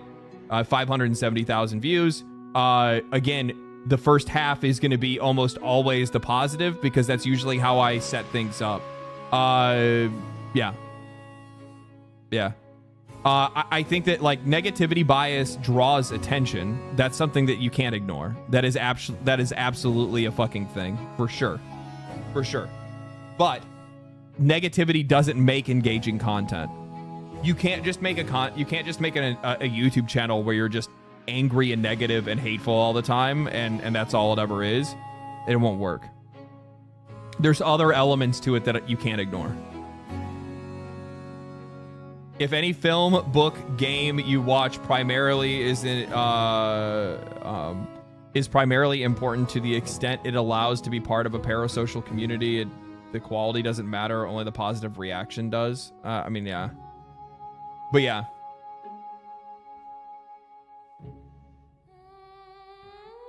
Drinker did.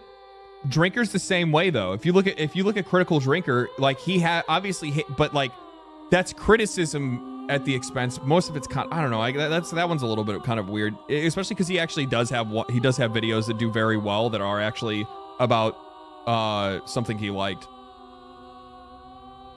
Coso Modalvo, thank you for the Prime. Appreciate that. Coso Modalvo. You speak passionately about the topics that you're talking about. Passion, well done content. Yeah. Drinker's mixed. Yeah, Drinker's mixed.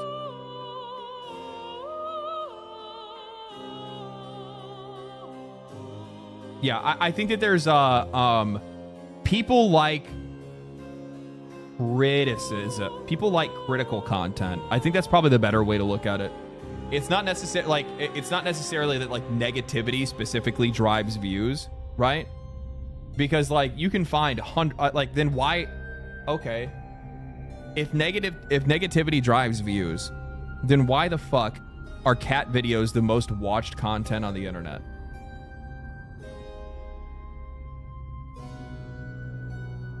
Jamin Tacos, thank you for the Prime. Appreciate that.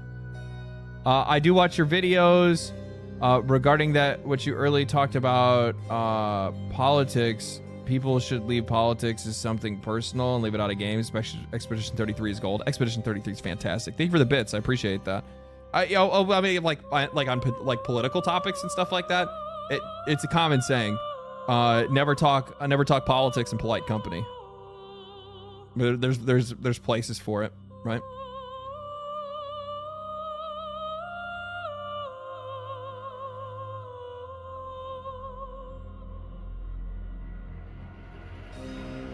I think that's actually, you know what makes really engaging content is the mix between both. If you can balance like negativity and positivity and like criticism and things like that into like one well-balanced thing, then in a lot of cases people are going to find it the most engaging. And I think that that might actually be one of the strengths of a lot of my content, because in a lot of cases with my videos, there's both are constantly mixed in, right? So you have these like ups and downs where you're like, oh, fuck yeah. Like, oh yeah, I do love that. I do love that thing. You're right, I do want to see more of that thing. Oh yeah, I do hate that. Fuck that thing. Huh, that's so stupid. So it's like, it's a constant range rather than one thing. I don't think that like anything purely negative would be able to like do well. And plus on top of that, the other thing is that like that entire argument breaks down entirely when you start talking about popular public opinion on something. If negativity draws engagement and negativity gets more clicks than anything else, then why did all of the negative videos about Elden Ring not do well? Why did all the negative videos about Baldur's Gate 3 not do well?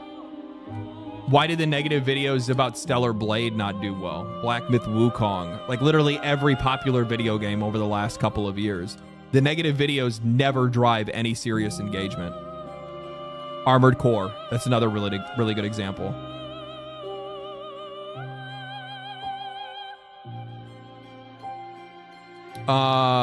Critical thinking is in short supply today. Finding someone who actually uses it is refreshing. Good job, LD. Appreciate you not using clickbait titles on your thumbnails. Shit really irks me. Yeah. I mean, like, the problem... Clickbait is like such a weird term nowadays, because like, what the fuck does it actually mean? Because I've been told like all of my shit's clickbait ever since I started making a YouTube video. Like, I literally have seen it on like even videos where I had like the most literal headline ever, and they're like clickbait, and I'm like, bro, I literally copy and pasted the same fucking title. Like, what the fuck? Like, the thing is that like, again, lean back on entertainment. Yeah. You're making something that's supposed to be engaging. People are looking to be engaged.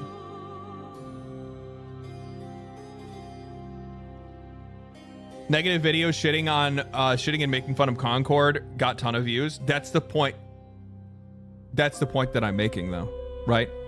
Like, in most cases, it's not about negativity or positivity. It's about public perception. What is the public perception on something? Because from my perspective, wouldn't the negative reception to something bad, I don't want to get into that. That's actually something fucking way deeper. We're getting into some other shit I don't need to talk about. But yeah.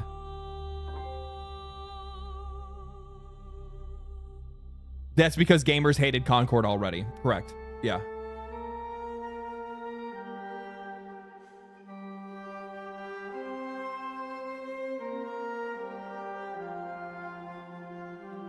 So like that's where this is just a wrong way to think in general. So and then Asmund says, "Well, I'm sure making videos is a rallying point. The reality is most people consume content that reinforces what they already believe. There are people who adamantly defend woke games, but no one watches them because those ideas and viewpoints are inherently unpopular." And he's right.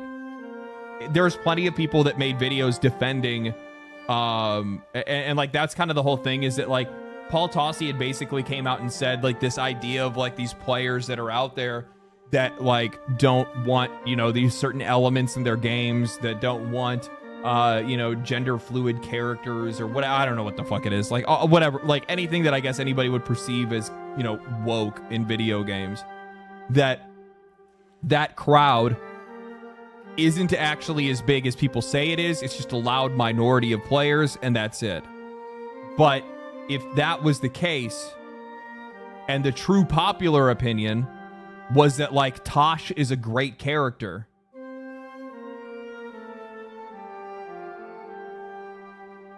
then why wouldn't that content win out in public opinion? And like that's the other thing too, is that then you go and you look at like the actual engagement around those videos, and it's like it's super fucking rare that you find those videos that have like a shitload of dislikes, right? But meanwhile,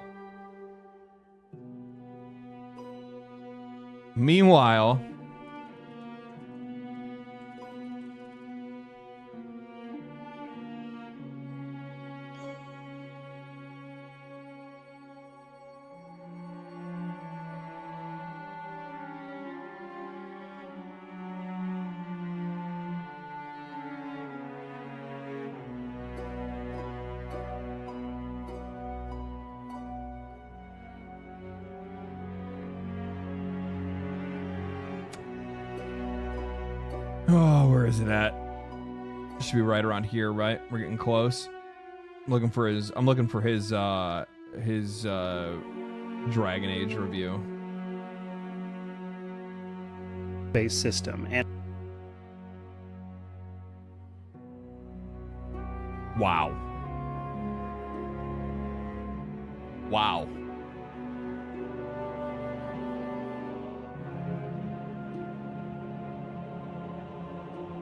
Mortismal was high on Dragon Age. He really liked it.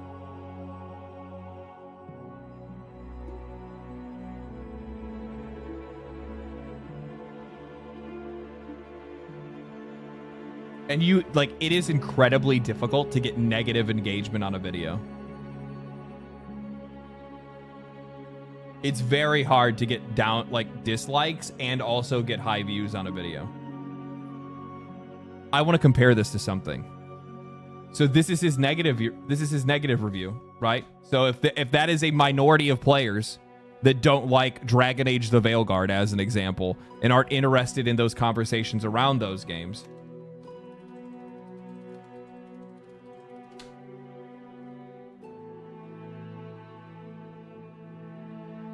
I'm shocked. Genuine.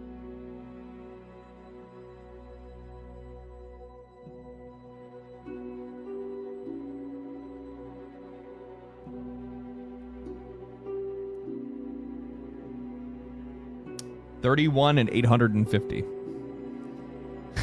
31K and 850.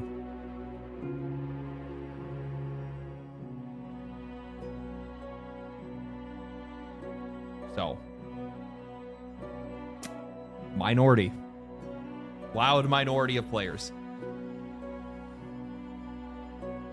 700,000 views or whatever the fuck it had. Loud minority of players. We essentially had the same amount of views on our videos, right? He had his amount. He had it like same amount of views on the videos, except for mine was 31 and 800, and his was 25K and 25K. Like, yeah, it's not like they're like. And the thing is that it's also just a, you know what it is. It's frustrating from a player's perspective when we're talking about journalists and we're talking about game reviewers and we're talking about game developers that just refuse to they just refuse to just even try to have the conversation. And because of that, we're not even allowed to talk about it in a constructive way to make games better. Because more times than not, what ends up happening is because one side just shuts it off entirely and pretends like you don't exist, the other side then says, well, I'm just going to label it as woke and call it a day. Rather than actually vocalizing what it is, what problem they actually have with the content itself. That's what the end result is. Because both sides have essentially said, fuck you, I'm not talking to you. Because one said it first. Because there's an entire foundation and apparatus that's built around just ignoring the criticism and trying to pretend like it just doesn't exist. Good game is subjective, bad game is objective. I mean, like there's subjective and objective elements of video games across the board, right? You should block Paul Tossi and Jason Schreier because they already blocked you. Paul Tossi hasn't blocked me.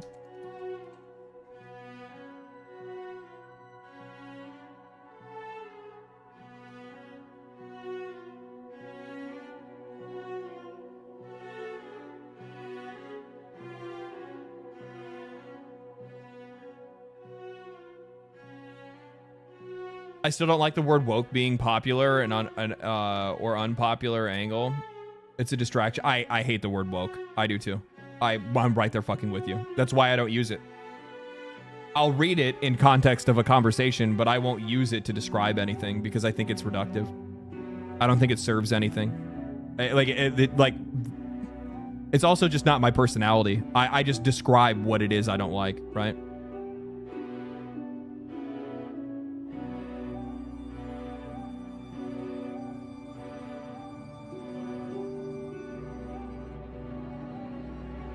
At Indies came along and just said, "We'll just make fun games. Remember fun." Yeah, and like that's actually that's actually the fun like the best part of it, right? Like, you know, the funny thing is that I think a really good example of this is that like that like Hades 2 is gonna Hades 2 like on full release and up to its and its early access is gonna do fucking well. And even though that there was like an initial campaign of people that didn't like the original designs of like some of the gods and goddesses because, oh look, like one of them's in a fucking wheelchair, nobody's gonna give a fuck if that game is good.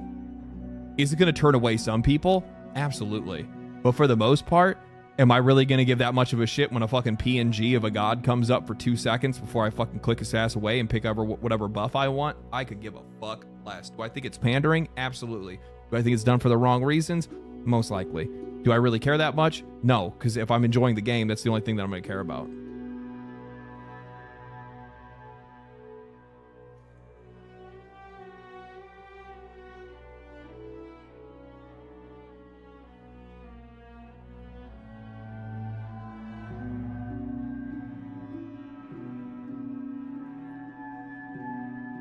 It is plausible to critically analyze games and see if the design and technicalities make sense to come to the conclusion that some things are good and bad. People just can't cope with liking something bad. Yeah, no.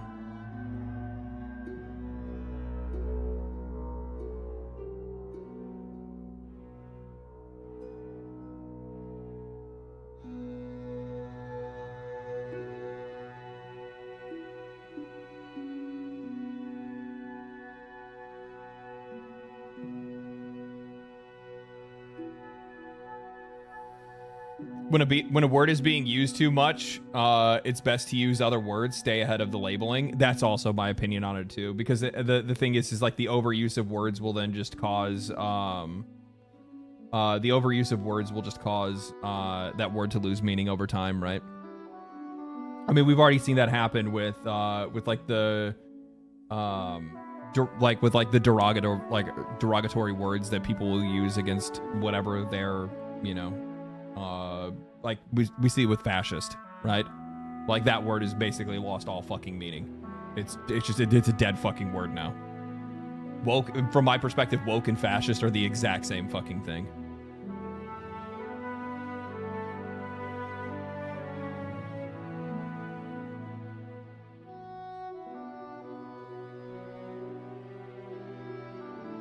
So. No. You're a good dad. No. I don't want to get that shit fucking out of here. All right. Let's look at some goofy shit. This is crazy. The Witcher 3 rumored to get a brand new DLC in 2026. This is short. I can read it really quick. The Witcher 3 is potentially asking The Witcher 4 to hang fire, as Witcher 3 could be getting its first proper DLC expansion in nearly a decade. It's being outsourced to a different company if it does happen, and would follow the form of Hearthstone, of Hearts and Stone and Blood and Wine. The Witcher 4 is CD Projekt's main project. It's a long-awaited sequel in 2015's Witcher 3 masterpiece. A recent tech demo, yeah, we already know about that. As reported by Polish podcasters Rock and Boris through MP First, a third major DLC expansion is planned for The Witcher 3. From the information that we've collected, it turns out the announcement, mysterious CD Projekt Red project by CD Projekt, made by Fool's Theory, is a story DLC for The Witcher 3. This is confirmed information from several independent sources. What we know is that this DLC for The Witcher 3, based on that information, I can't confirm any further, but the earliest that it could come out is in the future year. We also more or less know the order of the releases. First, mods for the consoles, then DLC for The Witcher 3, then The Witcher 4, and finally the remake of The Witcher 1. I bet it would be about Ciri lore entry into the fourth.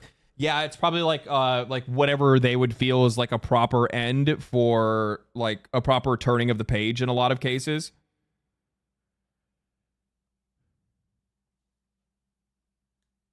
I could see that being, yeah, I could see that working out. I'm all for it. Fuck, Witcher 3 is insanely good, right? Like, I want to go back and play that game, but fuck, is that bitch long?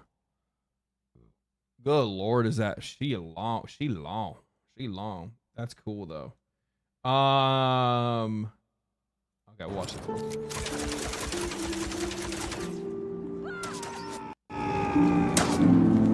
That's too loud. Where'd you get the gun?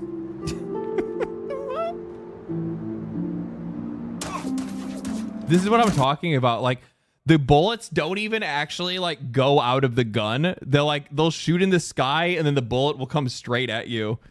It's so stupid. It's so bad. I've seen like a handful, and by a handful I mean like 5, but I've seen like 5 comments pop up on my fucking Mind's Eye video, and it's people like, I don't understand why you're making fun of this game. It looks insane. It's so good.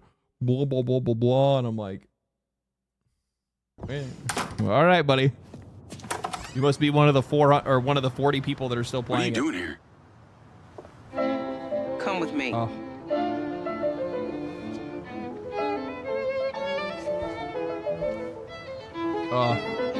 I didn't have this. This is like, I mean, my system will just overpower this, right? You drive like you're playing a video game. This must be on console. Well, it ain't Oh popcorn. god. They think Oh lord. Oh no. That's like, this is stuttering is like the one thing where I will just shut the fucking game off and walk away. I remember what's that looter shooter that came out a few years ago? I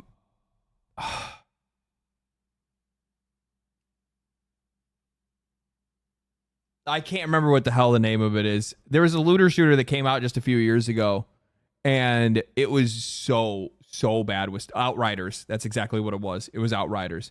Outriders came out, That motherfucker stuttered so bad on PC, I uninstalled it with less than 15 minutes in it. I didn't even give it a shot. You think Robin Hood may be holed up there? What do you know? I just saw him once. He has the same chunk of metal on his neck. Oh, it's an and he had a RTX. prosthetic on I didn't even his see that in the arm. top corner. What's going on?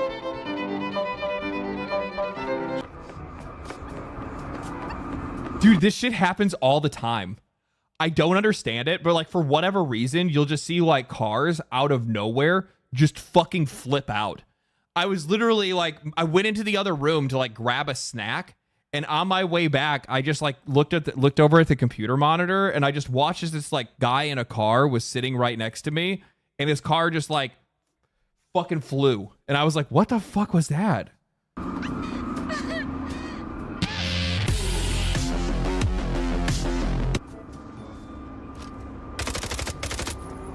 Get her down.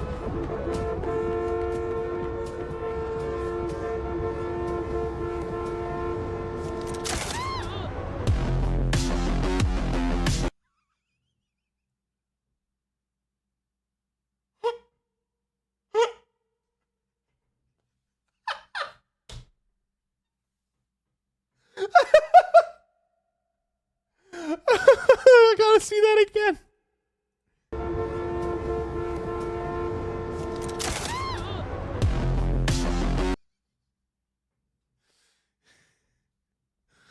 Oh,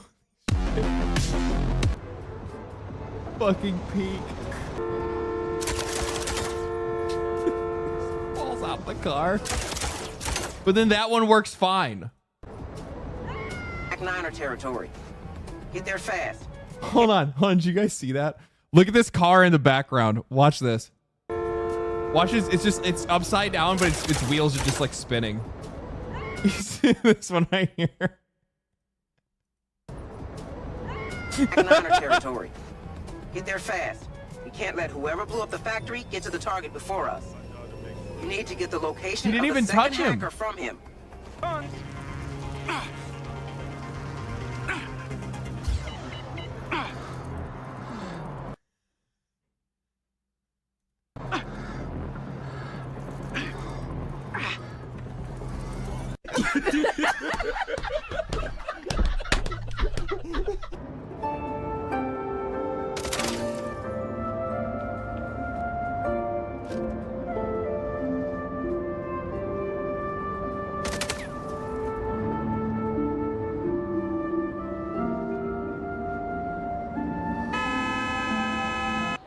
My favorite one from my playthrough was where like I would shoot and then they would all just run directly at me.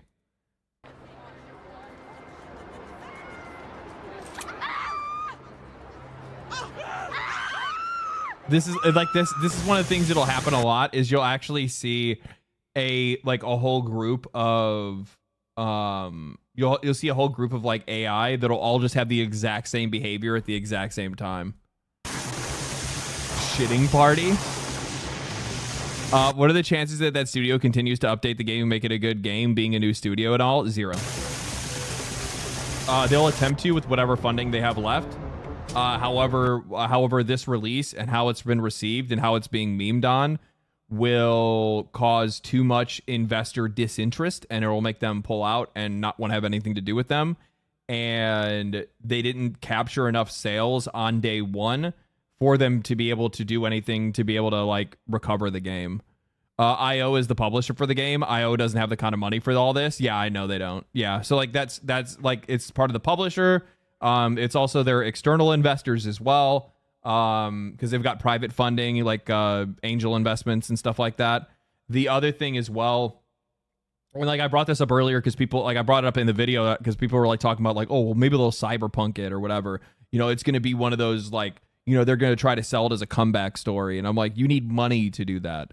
This game didn't make any money. Like, nobody bought it. And then the people that did bought it got refunds. Like, even Steam, like, I had over 2 hours in the game, and Steam gave me my money back. All I wrote was, like, other reason this game is being sold as finished when it's clearly not. That's all I wrote. And Steam's like, okay, here's your money. PlayStation's doing the same thing, and PlayStation never gives fucking refunds. Yeah.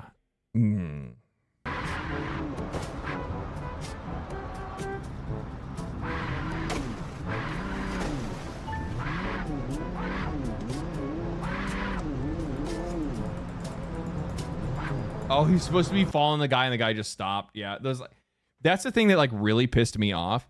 I didn't get to show you guys this in full context. I think I deleted it though. I don't think I have anymore. Yeah, I deleted all the footage for the game. I had a whole segment that I put into the video that was on 5 times speed, where it was me like chasing this car, right? And the funny thing is that the car, that there's like 4 of those sequences, and each one of them is like 5 to 7 minutes long. So in total, I think there was like 4 or 5 of those driving sequences, right? 4 or 5 of those driving sequences, which means that there was likely at least 30 minutes of just nothing but just driving, and nothing is going on in the first 2 hours. Yeah. So at least 30 minutes of that experience is just driving and nothing else. Like, there's no, like, I'm chasing. Like, there's one that was a chase, but everything else was just you driving from, like, one place to another. But it would be like, oh, we need you to go out to the high desert to go check this thing. And it's, like, literally a 7 or 8 minute drive. And it's just like, what the fuck? So, like, there was at least 30 to 35 minutes of just that. Then there was at least probably an hour. There was probably an hour-ish of cutscenes. And then you had about 30 minutes of actual gameplay. Were they trying to get past the 2-hour refund window? That's what it looked like. That's what it felt like, for sure. Because, like, I didn't really notice any problems with the game or have any issue with it until I sat back and was like, holy shit, I've been playing this motherfucker for 2 hours. When am I going to play the game? And then finally it dropped me into this, like, mission that was in an office where I had to go through a portal because a portal opened up to a memory, I guess. And through my mind's eye. And I am in some like foreign country in a desert at night, and I gotta save hostages. And that's like when I was like actually like playing the game and like shooting enemies and stuff. And I'm like, this is booty. This is like actual fucking cheeks. It was way bad. I'm like, none of these enemies are even really shooting at me. I'm not really even taking any damage. I can literally just walk up to these guys and just be like, nothing. It was so bad. It was so bad. These are all short, aren't they? I love that people make shorter videos than I do. Crimson Desert, Nintendo, or Pata's video. I'll let you guys decide. I'll be right back. 1, 2s, or 3s in chat in the order of the video. Crimson, Luke Stevens, the Nintendo getting hacked, or this one on modern characters are unlikable. 1, 2, 3. I gotta use.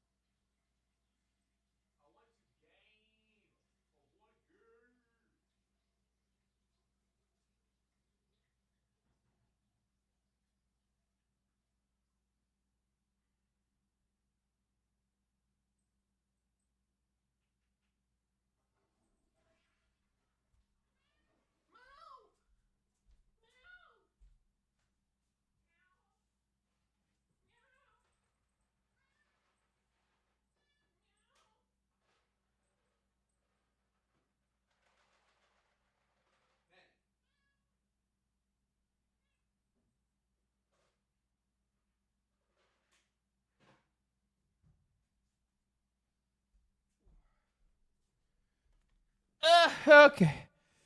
All right. All right. What is this? I'm seeing a lot of 3s. Fuck, you guys really want that 3, huh? Okay. Whatever. All right. All right, we'll watch Pata's video. I've grown quite worried about the trajectory of what humans perceive as strength, not only in entertainment media, but even in influencers and perceived role models. This is a steady decline that has been gradually moving towards shaping the very definition of strength. For me, this is actually quite a fascinating topic because of how blind a lot of people are to what is actually happening, almost as though they know the counterfeit better than the genuine. Yeah, I think that, like, overall, like, I think if I would, like, look at, like, what I would see for, like, strong characters that we've seen in popular media over the years, if we're talking, like, video games, movies, television, and things of that nature, I think that where the content that I grew up on was almost always about, like, strength through friendship, strength through bonds, strength through loyalty, like hard work, like genuine people, right? Like that's always what everything kind of came down to, all watered down in soy. It's not necessarily that. Hero's journey, right? Yeah, exactly. Lord of the Rings, stuff like that, right? Aragon, exactly. That was literally like the first thing that came to mind was Lord of the Rings for me, right? And that has kind of degraded over time, and it's definitely moved far more towards materialism. So a lot of it is money. A lot of it is power, either strength that you can exert. So either like physical strength that you can exert, or it's like political power that you can exert. A lot of it's popularity. That's the other one, right? Like those are viewed as like strengths, where like that's not what strength is. Strength used to just be like the people that can make it happen. Like will, like strong will. Like you don't really see that a whole lot anymore. And in a lot of cases, especially in popular media, I think something that definitely makes me uncomfortable is like the constant need to emasculate men and make them look more flawed and weak and unstable than media normally would portray men or give like role models for it.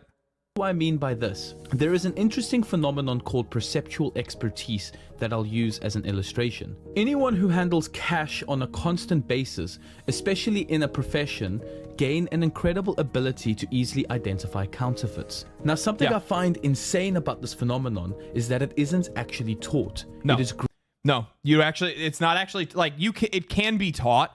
You'll be so like, I mean, I worked a lot of sales roles in the past, and they will like sit you down, and there'll be like a graphic on the wall that'll tell you like, hey, these are the things that you're supposed to look for. But the funny thing is that the more you continue to handle money, the more it actually becomes second nature, because you can feel it. Like I could feel a counterfeit within seconds. It was like somebody would hand it to me, and I'd be like, the fuck is this, dude? What do you mean? It's legit. It's always funny because there was like 3 times where somebody handed me a counterfeit, and I said, what is this? That's all I said. What is this? And they said, what? It's legit. And I'm like, you didn't even know what I was going to ask you. And then I hand it back to them. Grown through exposure. Bank tellers and cashiers handle genuine banknotes all day. This constant repeated... Mind you, I was working in a place that was just outside of Chicago. And there was a lot of people that used counterfeits and tried to get away with using counterfeit like all the fucking time. And it was just like, and more times than not, you could immediately tell who was going to do it, because like they'd be like, every single time they roll in, they're looking all over the fucking place. It's so funny how people that are trying to get away with something always look the most guilty. Every single time. They think that they're being sneaky. They're not. You're not. Like, the minute that you think you have to be sneaky, if you're not doing something naturally, you're never going to get away with it. Exposure allows them to develop an intuitive sense of what feels right. The texture, color, weight, print clarity, and even embedded features of real currency. Over time, they build this mental prototype or baseline of what authentic notes look like. So when a counterfeit does come along, it stands out. Not necessarily because the cashier knows exactly what's wrong, but because it doesn't match the baseline they've naturally internalized. Their brain subconsciously flags it as unfamiliar or off. Now, you could probably see where I'm going with this. I believe that a lot of modern writers and influencers are more exposed to a counterfeit strength than they are to actual genuine strength. So to them, genuine strength is foreign, and they probably even see it as weakness. Unfortunately, it also seems like this is slowly becoming the norm. Before I dive into what this modern depiction of strength is, let's look at what genuine strength has always looked like. That's actually a really interesting take, is that it looks foreign or it looks weak to them. And I kind of see where he's coming from, at least from like, from my perspective. I see it as like, oh man. I mean, when I was little, you know, a lot of like movies, television shows, things of that nature, like it used to be, I think a really good example of this, we saw it with the Snow White movie, right? Where like the girl goes up and she's talking about how like, oh, well, this Snow White isn't going to be like the old one, because she doesn't need a prince to save her anymore. So like all of a sudden, like true love becomes a weakness, where like true love has always meant strength, at least ever since I've been alive, right? Like all of a sudden, like true love and relying on somebody else is now seen as a weakness. Yeah, weird. And then the other thing that I see as well as being something that's kind of degraded as well is just like the idea of like family, like familial bonds is something that people will also look at as weakness, right? Like, oh, like you have a good relationship with your parents. Like, what the fuck? I literally have had that conversation with somebody before. I think this is like 2 or 3 years ago, where I had gone on a date with a girl and she was younger. She was younger than I was. And I was like, you know, I was like, oh yeah, no, I get along great with my parents. You know, I like to, you know, talk sports with my dad and go golfing. And, you know, my mom I still have my mom, you know, cut my hair and stuff like that. And it was looked at like I was like a fucking pussy because I have a good relationship with my family. It's like, I was like, that's so weird. Oh, so you just can't like be on your own? That's what she said to me. And I was like, bitch, what? Like, I live halfway across the world from my parents. What do you mean? Throughout history, it's see a badge. Yeah, like you'll see that. It'll become a badge of honor to them. Like, oh, I hate my family. Aren't I so unique and strong because I can be so independent? And it's like, no, that's sad. Has often been defined as the capacity to endure, to act with integrity under pressure, and to choose what is right even when it costs you. It is a moral and emotional resilience, not the absence of struggle, but the decision to face it. It is also force and power under control. Marcus Aurelius put it this way: you have power over your mind, not outside events. Realize this and you will find strength. You have power over your mind, not outside events. Realize this and you'll find strength. Yeah, I mean, I agree with that. I think that in a lot of cases, at least for myself, like that's always like when I think about the moments that I have been the strongest, it's always been the times that I've overcame my like when I've overcame fear, or when I've like try to like snap myself into shape, if that makes any sense. Like when I first started traveling for construction, I was terrified of it. And originally I didn't want to do it. And one of the reasons why my life really fucking sucked before I got into construction was because I just would not commit. I would not commit to any type of like career path for me to be able to go in one direction. And when I finally got an opportunity to get a good job and I took it, and then all of a sudden, the next thing I know, they're like, well, you're going to leave your home and you're never going to come back, essentially, right? Like, you're just going to be constantly traveling and working and traveling and working. And initially, I didn't want to do it because I was like, I'll be away from everybody and all these other things. And also, it was like the laziness and things like that wanted to kick in as well. And that was like that was a mental battle for me to be like, you need to buck up, you need to fucking buck up and get your life together. And the only way that you're going to do this is by going and doing something that's uncomfortable for you. And that's what I did. I just faced something that was uncomfortable. And yeah, and it almost always pays off. That's the other thing too. Strength isn't about control over people or circumstances. It's about self-mastery. The ability to stay steady when everything else is shaking. The power to respond instead of react. To remain grounded when your pride wants to escalate. And in a world that tells you to be loud. I really like that last line. Where'd it go? Everything else is shaking. The power to respond instead of react. The power to respond instead of react. That is probably the hardest for like the current generation of people today, where like everything is so fucking reactionary. And I will oftentimes see people that will like try to go after, like try to cut, like not go after me, but like I'll see a lot of people in a lot of cases that'll come like and say, you know, why haven't you made a video about this or this or this? And like I don't worry about being first to anything. I don't need to have an opinion on everything either. And like that's another thing that you'll see. Like a lot of people feel like they need to have a fucking opinion on everything. I've had people pop into my chat and be like, what do you think about what's going on in Israel? And I'm like, I don't fucking know anything about it. Oh, well, you should have an opinion on it. Why? Well, I don't have to. Like people feel like they have to have a need to be like involved in just about everything in the fucking world, right? And it's just like, that's not necessary. It's so unnecessary to be so reactionary.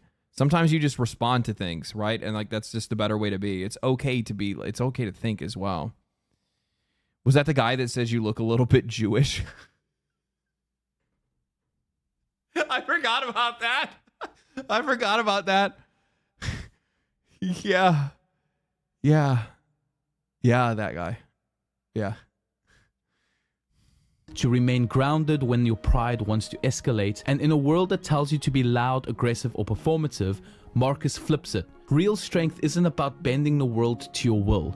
It's about mastering yourself in the middle of it. This is a fundamental understanding that everyone has had about strength for a very long time. There are so many clear examples of games, series, and movies over the last 20 to 30 years of genuine strength. But it feels like there is a shift happening. Some of our favorite characters in the past, whether real or fictional, those who have had a very deep understanding of what genuine strength looks like, wouldn't necessarily even exist nowadays. And if they did exist, they would either be gender swapped or race swapped, or even be made to look pathetic where possible. Yeah. I think that's probably one of the ones that has hurt the most, or has like done the most damage, is like there has been like a constant desire to like rewrite the characters of the past and soften them or remove strength from them, right? Like they've done it. Like, I mean, like he just flipped through like 4 or 5 different examples of like different media that you could point to and say like, yeah, look what they did to Luke Skywalker, look what they did to Scooby-Doo, look what they did to all of these other things. And it's like they just have to constantly continue to keep doing it. And man. And the characters that replace them or take their throne are so poorly written that it blows my mind how they even exist. Unfortunately, a lot of modern writers simply don't understand genuine strength. Classical writers like J.R.R. Tolkien knew what genuine strength was. They knew that strength has a cost, that it takes something out of you. Well, yeah, I mean, the motherfucker survived fucking war, right? Doesn't leave you untouched. It leaves scars. It humbles you. It makes you even quieter. And that's the irony. The strongest people are usually the ones that don't even talk about how great or strong they are, because they've lived it, they've bled for it, and they know it's not a show. This kind of strength isn't taught. It's shaped over time. What's the saying? The people that are the loudest are usually the weakest. It's the guy that's like the loudest in the room is usually the one that's the most scared. You point out, it's also the same thing when you say like people will point out like, people that have to have like the biggest trucks in the world or whatever it is, like people that have to use like other things for a show of strength or a show of wealth, because like that's their best way to be able to do stuff, right? Like, yeah, that's usually the way it is. In moments of choosing silence, restraint, and endurance, it's taught through exposure. It's always incredible and actually somewhat beautiful to see characters and people who suffer or struggle still choose to do good. That's the strength that moves people. That's the strength that transforms people. But this is disappearing. Or worse, it's being... Yeah, like you're saying like Andrew Tate or something like that. Like those are people that are like peacocking, right? It's more of a show than it is any actual like genuine strength in a lot of cases. It's people that talk a lot more than they actually have, like any real action or anything like that. Like Bruce Lee, yeah. Replaced by a counterfeit. What is it being replaced by? Narcissism.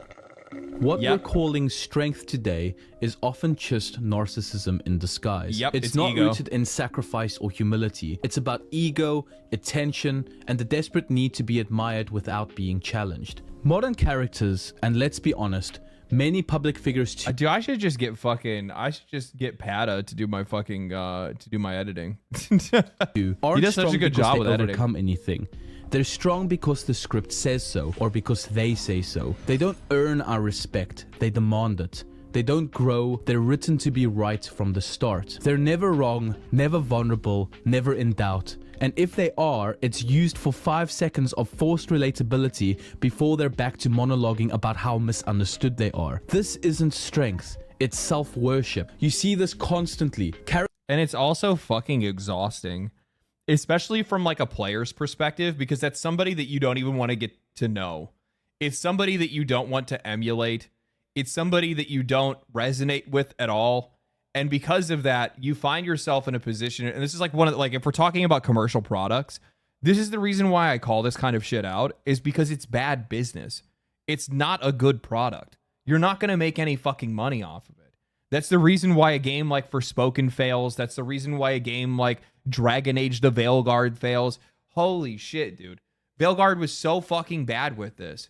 It was filled with fucking narcissism. It was like Tosh was fucking insufferable. Your character had no fucking power. The only people anytime there was like an authority figures were always treated as like they were an obstacle rather than something to work with.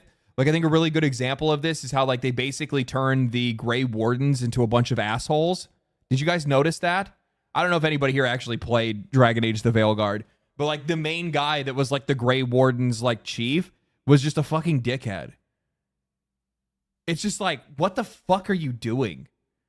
It's so reductive. It's so like annoying. Grey Wardens used to be something. Yeah, well now they're the man.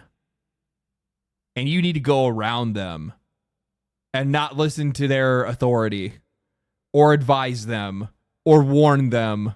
It's so stupid. It's so stupid. Characters who bulldoze through others emotionally, who never listen, who never compromise, and we're told this is empowerment. But being impossible. Hey male gamer, identify with this transgender weirdo, you bigoted fascist. No, see, like that's the thing, is that like it's really sad that like this conversation has devolved to the point where like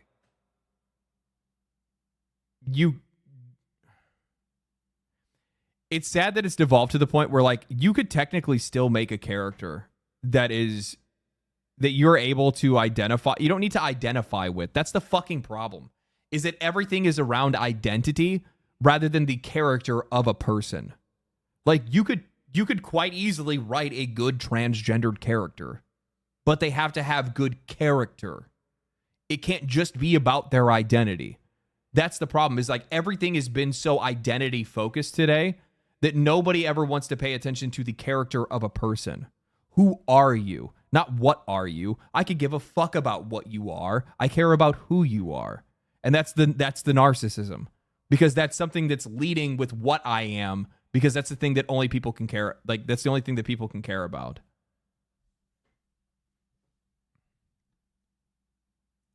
To work with doesn't make you powerful. It just makes you insufferable. Strength has been reduced to this kind of I've used this example 100 times by now. But like that's like, how many times have you seen people say that like, hey, identify, or like you know, how many times have I seen people say that they don't want gay characters in video games? But really what it actually is, and it's not that they don't want, it's not a I want or don't want. It's that it doesn't fucking matter as long as the character itself is actually good. So using a character, like I've used it 1,000 times as an example because it's such a good fucking example, is Dion from Final Fantasy 16. A just well done character through and through. Really good character. Same thing, Cyberpunk 2077. They have ambiguous characters all over the fucking place, and all of them are well done, well voiced, well written, all the way across the board. I didn't even like Final Fantasy 16 and love Dion. He was fucking dope. Like, dude had class. Dude fought for his fucking country. Dude fucking stood up, like, fucking laid down his fucking life to try to save the fucking world and his homie. Like, there's nothing to hate about it. Moral untouchability, a person who can't be questioned, corrected, or critiqued because they are the representation of some broader ideal. But this is dangerous because it teaches audiences, especially young ones, that personal growth isn't necessary, that virtue is a given, that the world should revolve around. Yeah, actually, do you know what the thing is that you're bringing up the Inquisitor. I can't remember his name off the top of my head. The Golem. What was the Golem? It was in Dragon Age Origins, right? I can't remember his name off the top of my head. But like they had an entire conversation about like sexuality. Sten. Yes, Sten. They had an entire conversation about like identity and sexuality and stuff like that. Maybe it isn't Sten. I can't. Shale. That's what it is. Shale. Yeah. They had an entire conversation about that kind of thing. It was so it was so well done in that game. Holy shit, it was so well done. But like that's just lost to fucking time.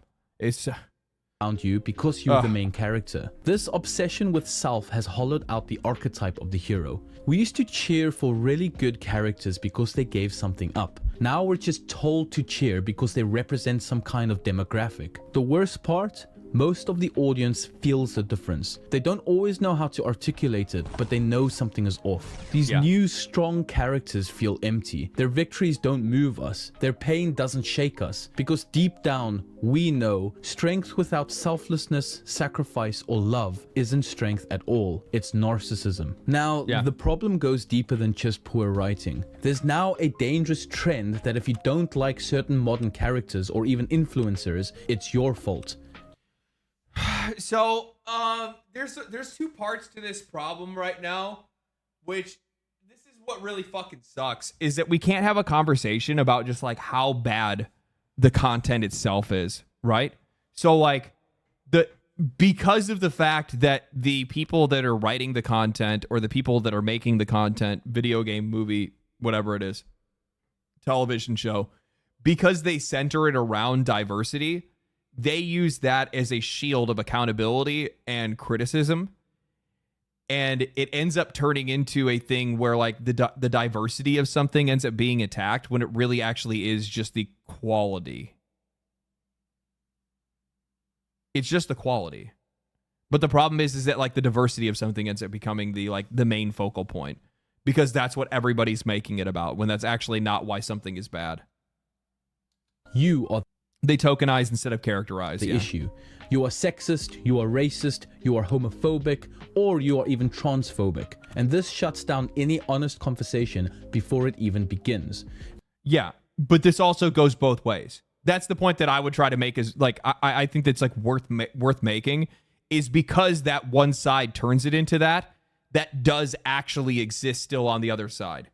So the thing is that in some cases you will have people that will point to something and immediately just call it woke. Why? Woman.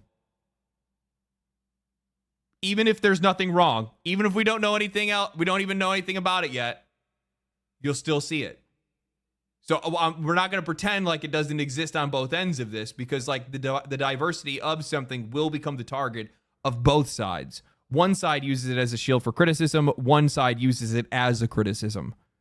But almost always the only reason why these things fail is because of the quality of the product themselves or the value proposition itself. Karlach is a strong woman and everybody loves her. And everybody wants to be, yes. Everybody wants her. Who wouldn't want a Karlach? This is a huge part of why things aren't actually getting better. Because now, identity is being used as a knee-jerk shield. reaction. Writers don't have It goes back to that conversation that we were talking about before with like being reactionary. To build strong characters. They just have to build...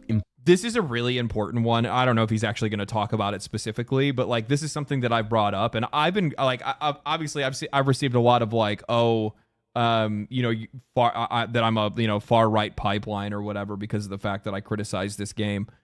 My problem that I had with Tosh wasn't the existence of Tosh, it was how they used her. I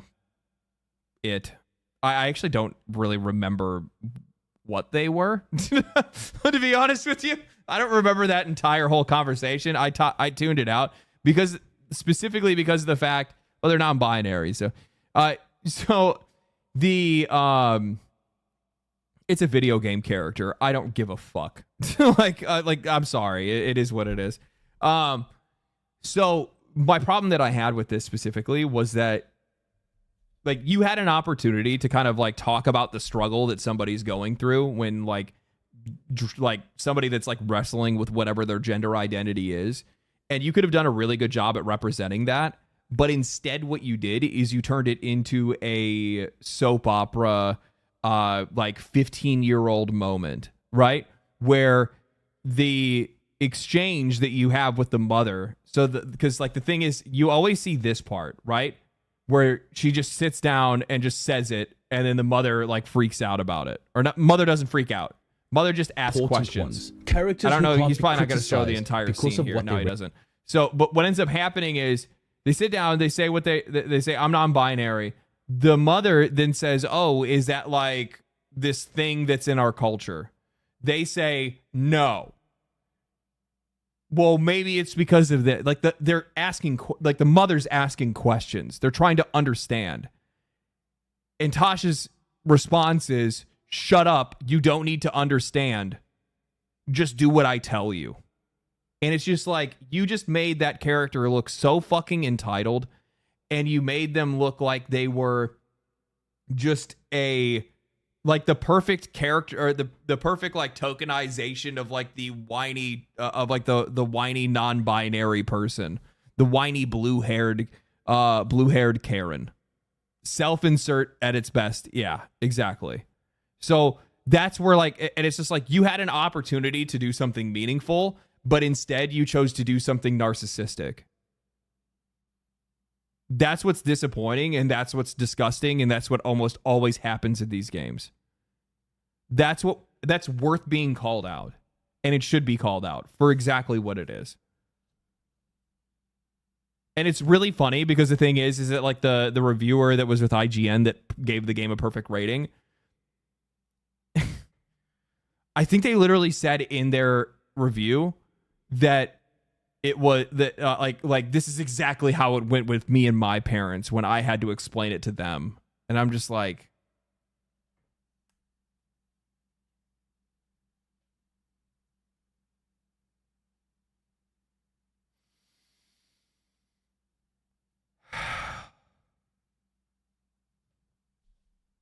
they just have to build important ones. Characters who can't be criticized because of what they represent, not who they actually are. It's lazy, and more than that, it's disrespectful, both to the audience and to the very groups these characters are supposed to speak for. Because real representation means giving those characters the same depth, struggle, and growth as anyone else, not making them untouchable narcissistic brats that demand to be liked. You can't just hand a character a specific shielded identity and a crazy ego and call it strength. That's not how storytelling works. That's not how respect works. And that's not how truth works. One of the more recent examples for this is in the trailer for Intergalactic: The Heretic Prophet. Yep. In a short 4.5-minute trailer, Naughty Dog somehow managed to create an insanely unlikable character who instantly comes across as extremely arrogant and narcissistic. And yet, they genuinely believe this character is above any criticism simply because of her race and identity. yeah. Well, no, what it is because like people are like, I don't like this character. And of course you have some people that are in like, you know, of course you're going to have some people online that are going to very specifically call out the skin color. They're going to call out the bald head. They're going to call out, you know, Neil Druckmann, right? But like the thing is like people are like, I don't really like the character. I don't like the way the character looks. And then they like immediately need to make it a race thing. And it's just like, that's not what this is. Like you guys quite literally designed this character specifically not to be criticized. Now, mind you, this character basically looks exactly like their voice actor, but still. As soon as anyone calls her out as a poorly written character, the blame is flipped onto the viewer, labeling the viewer as racist. Well, we don't know if she's poorly written or not yet, right? Like that's the thing. Like I literally just had the stance that I like looked at the character and like how they acted and what they said, and I was like, no. As a poorly written character, the blame is flipped onto the viewer. Like you lost my interest. Like the thing is, which really sucks because like I like everything else about the trailer. Like I like everything else about the concept. It's just that part of it where I'm like, can we use character creation? Labeling the viewer as racist or homophobic, but it has nothing to do with the race or identity of the protagonist. She simply comes across as unlikable. Now, here's where things also get a little bit complicated.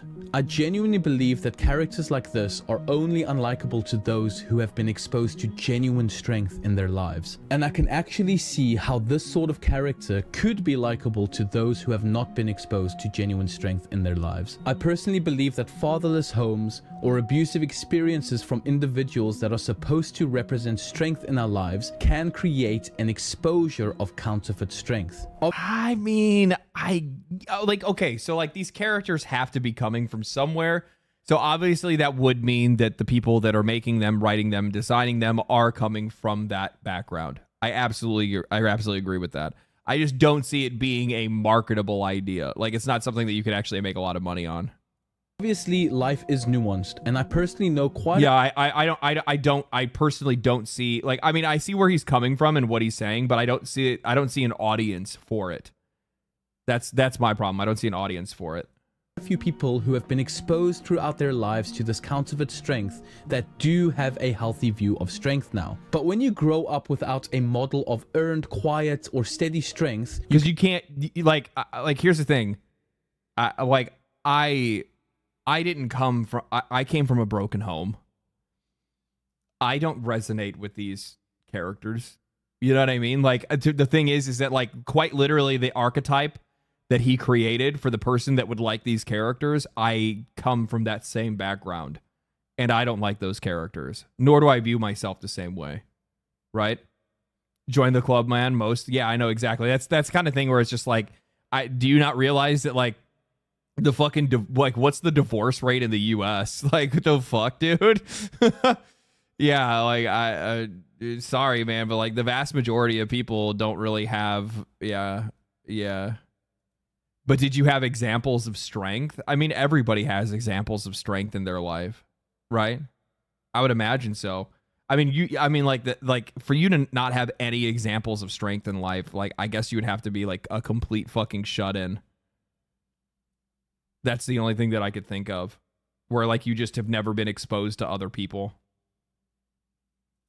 Can easily mistake loudness for confidence, control for leadership, and arrogance for self-assurance. And so a character who steamrolls over others, never listens, never bends, and acts like the world owes them something might actually look strong to someone who's only ever seen power used that way. Making characters like this completely alienates audiences. Not because we're hateful or closed-minded, but because we're being told to cheer for characters that are poorly written, but guilt-wrapped in a protected identity. And if we don't celebrate these characters, we get labeled and called out. But that's not strength. That's trauma with a label on it. And that's the danger. When culture starts celebrating unhealed wounds as empowerment, when fiction becomes a mirror of brokenness rather than... That's definitely something I'll agree with. I think that, like, for whatever reason, and I don't know exactly when it started, but like victimhood specifically, or people like suffering in one way, shape, or form, kind of over time ended up becoming almost a like a sought after trait, like a badge of honor, like people like Twitter bios, right? Like that's probably the best example to use. Like here are all my problems that I have in life, and I'm gonna list them so then people know, because like that's what makes me interesting. And I think that like I actually think that part of it, it's not part of it, all of it is social media. Like that's where it's all really born from, because it's like a personification of ego. Like that's what social media is at the end of the day. It's like somebody trying to project who they want to be, or how they want the world to perceive them. And for some people, like they want the world to perceive them as somebody that needs to be handled with care and treated preferentially. And in a lot of cases, you'll have people that they'll immediately go to the idea of the weakest people possible. I need to make myself look the weakest, because if I'm the weakest, I'm technically the strongest, because you can't do anything to me because I'm protected. That's where like that entire framework comes from. A picture of what wholeness could look like. We stop aiming upwards and we start settling. We start calling dysfunction power, not because it is, but because it's all some people have ever known. You can see this play out in real life. Take someone you believe to have narcissistic qualities, whether a public figure or someone in your personal This was like the most annoying thing, and I never want to see this shit again. life. They could be popular, charismatic, and quick-witted, sure. But what you're really witnessing more That was like the most cringe moment. I think that actually might be one of the most, I think it might be like my top 10 cringe moments I've ever seen on the internet. I was like, well, I saw that initially. I got baited because I was like, holy shit. I'm like, motherfuckers make a content cop. It's been a long time. So I fired it up and I was like, oh no. Oh no. often than not is just ego dressed as strength. They rarely or never admit when they're wrong. That they is often talk clickbait. over That's very true. That is clickbait. others and position themselves as the smartest in the room without actually doing the harder work of listening, learning, or sacrificing. What is this? And you have to admit that there is no correlation between dysfunction and divorce rates. No excuse for dysfunctional behavior.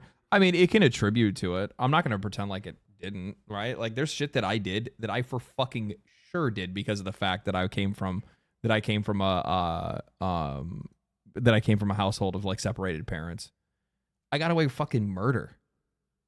Not literally, but figuratively. Like, I mean, there's all kinds of shit that I would do, all kinds of rules and things that I would have that I broke that I would not have even fucking tried if my parents were together.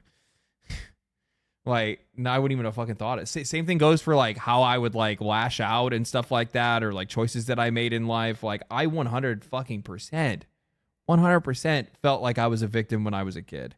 I'm not going to go into my fucking my history, my home history and stuff like that. And in some cases I kind of was, but not kind of, definitely was in some cases. But and the thing is that like I was a fucking emo kid, and I was an emo kid based on that, but I just grew out of it. That's the difference, right? And I think there's some people that just don't grow out of it in some cases. There can be a correlation, but yeah. That's not strength. That's a performance of a false perception of strength. The FBI and for a agents lot of young people, especially those without real mentors, Ladies and that gentlemen, kind of performance can be convincing. Because if you've never or rarely seen genuine strength in your life, the kind that leads by example, that serves others, that admits failure, that shows genuine humility, then the counterfeit could look strong. C.S. Lewis once said, "We make men without chests and expect them virtue and enterprise. We laugh at honor and are shocked to find traitors." We make men without chests, and then we expect from them virtue and enterprise. We laugh at honor and are shocked to find traitors in our midst. Yeah. Yeah, I mean, when you mock the things and when you do not set up people for success, or if you don't give people the tools to be able to bring themselves to what they need to be, then yeah, you're not going to, they're going to turn into a shell of what they should be. In our midst. In other words, we strip away the soul of real strength, the virtue, the responsibility, the self-mastery. We laugh and mock the real thing when it is displayed, and then we're surprised when the people we elevate as heroes don't act like heroes at all. You know what? One of the things that I think is like a real cause of this, and probably the biggest one, to be honest with you, is that originally I started to bring up the idea of like social media. But, you know, I actually really think it has a lot more to do with critical thinking and the fact that, like, people don't have to face themselves. I think that, like, we have so many forms of entertainment today. We have so many ways to distract ourselves. We have so many ways to find answers to our questions. So many ways to fill time and not actually have to, like, take the time to think to ourselves outside of going to sleep, and then you got drugs for that, right? That when you don't have any opportunities and you're not ever pressed to like face who you are or think critically or just take time quietly with your own mind, that hurts your growth a lot. Not taking the time to reflect. Yeah, self-reflection is something that I think is like by and large been lost because of the internet and just the way that we're locked in all the time. We're distracted from the truth. It's not being distracted from the truth. It's just being distracted from life. It's just being distracted from life. Silence, quiet. You guys ever notice like how different like life feels? How quiet life feels if you just leave the city? If you go, so like, I think a really good example of this and like one of the most healthy things that you can do is go camping. Like semi-frequently. Like it's crazy. Like you see the stars in the sky, you hear nothing but like either silence or insects or things like that. But yeah, it's one of those things that's like it's really important to take time to like self-reflect and like try to get rid of like stimulants and stimulation, things like that. When we confuse narcissism for strength, we don't just warp our stories, we warp our expectations of ourselves and each other. People start performing instead of growing. They protect their image instead of building character. They become addicted to being right instead of learning how to be wise. And the worst part, they start to believe that vulnerability is weakness, that empathy is a flaw, that asking for help is a failure. Real strength doesn't need to be loud. It doesn't need applause. It doesn't need a platform. It grows in silence through trial. It's something you become, not something you declare. So the question becomes, what kind of strength are we trying to build in ourselves? And what kind of strength are we celebrating in others? Because if we don't know the difference, we'll keep clapping for the counterfeits while the real thing quietly. This is so interesting. So this is like one of those things that I brought this up earlier in chat. So like somebody in chat had said, so are we never going to mention God or what? It's so secular here. And then somebody says no conservatives here. Isn't that interesting how I talked about it earlier? And I said how remember where it's like people are like so one-sided on things that they're like if you sign up for one thing, you have to sign up for all of it, right? That's the kind of mindset I was talking about before, where it's just like, well, if you're conservative, then you believe in God. Well, that's not necessarily fucking true. That also means that you could believe in God and not be conservative as well. Like, neither of those ever have anything for, like, it doesn't have to be connected. Like, you don't sign up for fucking everything all at once. So, and plus on top of that, the thing is, like, that's a completely different conversation outside of this. Slips away. So let's come back to the real thing. I think that like people can find strength in religion, but I think that even the basis as somebody that the strength that comes from God, I mean, for you maybe, and that also depends on like what your denomination is. Like as somebody that was raised Catholic, I can tell you right now that like even within Catholic teachings, like it's not just like you are supposed to rely on your own strength as well. Like there is your own personal growth that you have, right? Like I'm not practicing, so I'm not going to pretend like I am, though I am educated in it quite a lot. Fucking 12 years of going to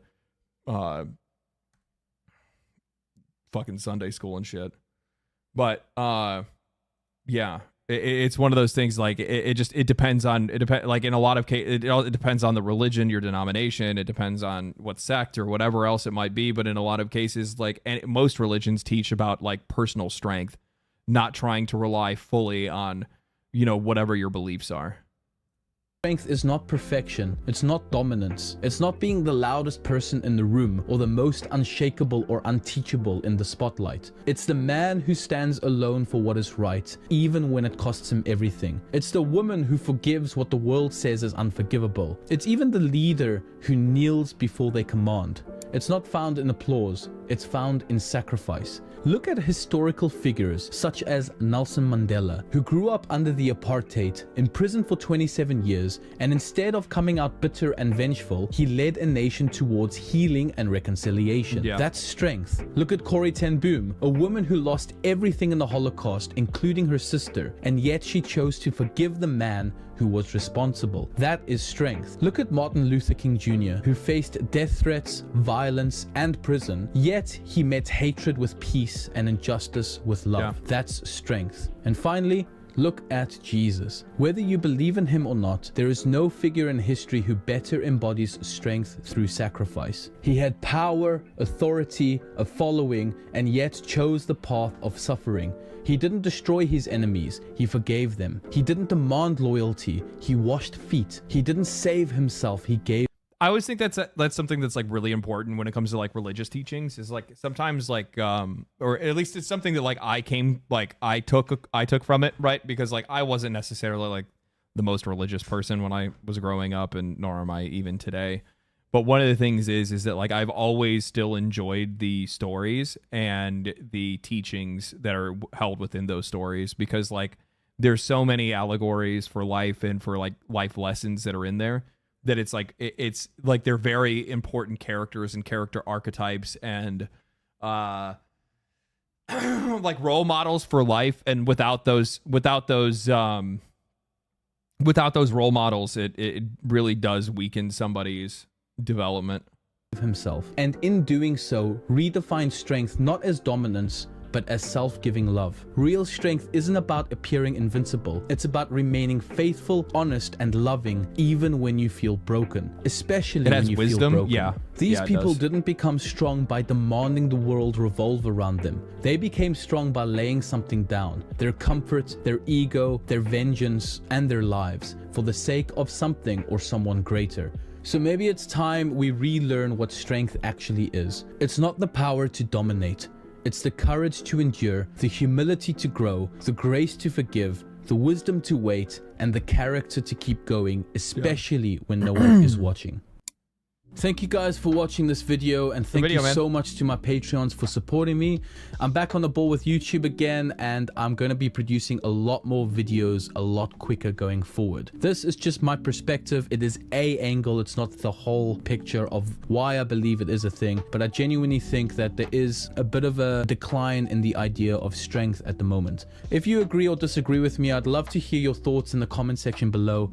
Let's keep it respectable again, and thank you guys so much for all the support, and I'll catch you in the next one. Cool. Good shit, man.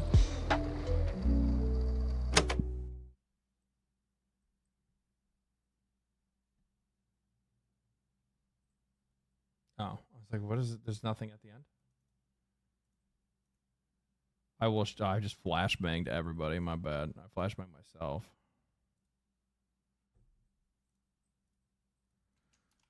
I'll share his video with you guys if you guys haven't watched. Pat, he's a good dude. I've seen a couple of his videos in the past. Let's see here.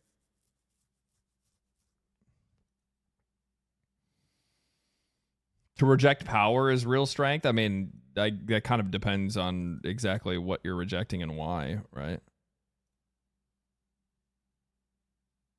So my buddy told me that the Gears of War, like beta is having issues, so we'll play Stellar Blade instead.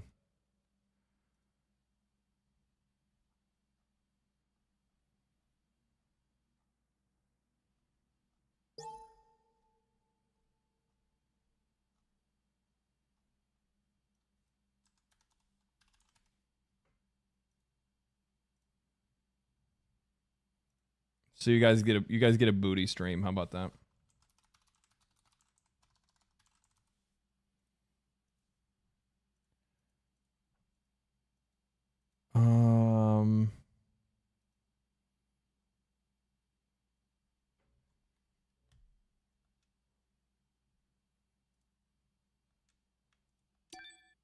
Okay, you guys have to let me know how the audio is. If it's too loud or too quiet. Also, I didn't realize my package didn't come in. Big sad. I guess it'll probably come in tomorrow, maybe.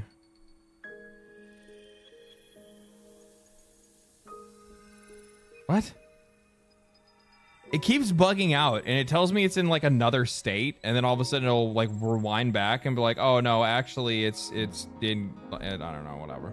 I'm just not gonna pay attention to it. It'll get here when it gets here.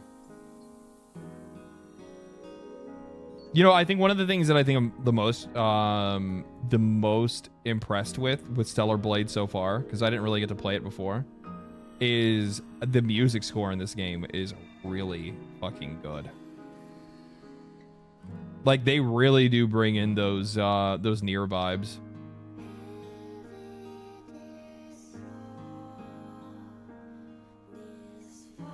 Pumping noises. Please do not plap plap while I'm playing video games. That's kind of weird.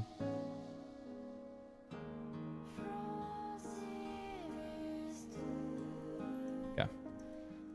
Good morning. Good morning. What did you order? Not me being nosy. Well, I'm looking right now to see what I can order.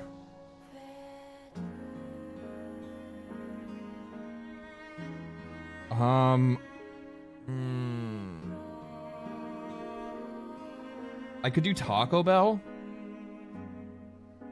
but I feel like I should eat something healthy. So I'm gonna eat something healthy. No.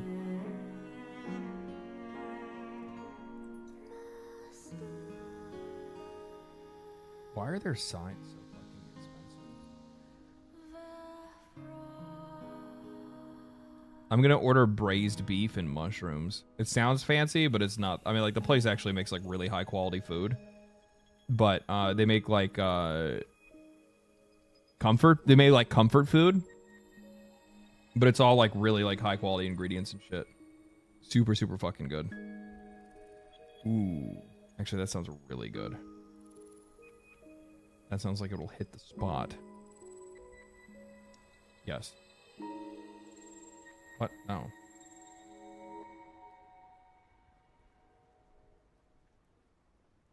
Oh God. Why?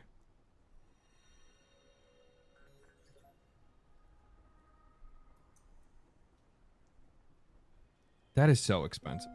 I'm such a pussy when it comes to ordering food. Like, I hate ordering food. I really do. Like, every time I see, like, the number pop up on DoorDash, I'm like, ew, fuck, that's so expensive. Why? I'm just gonna eat a fucking mac and cheese. I'm just gonna make mac and cheese.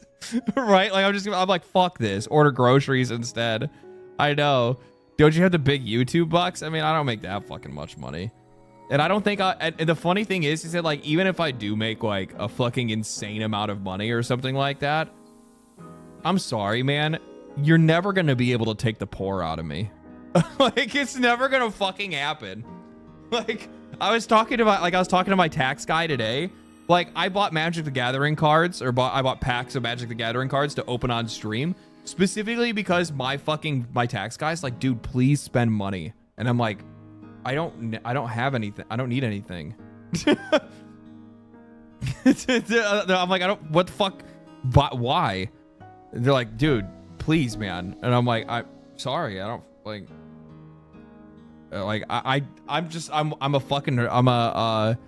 I'm a nest egg guy. Like, I just want to have it there in case I need it, because I don't really buy a lot of shit. Like, I have everything I need. I got a fucking dope ass computer and I play video games. Like, I don't really much. Like, I want to get a house. That's what I'm saving for right now, is I want a house. That's like the main thing that I want really fucking bad, is a house.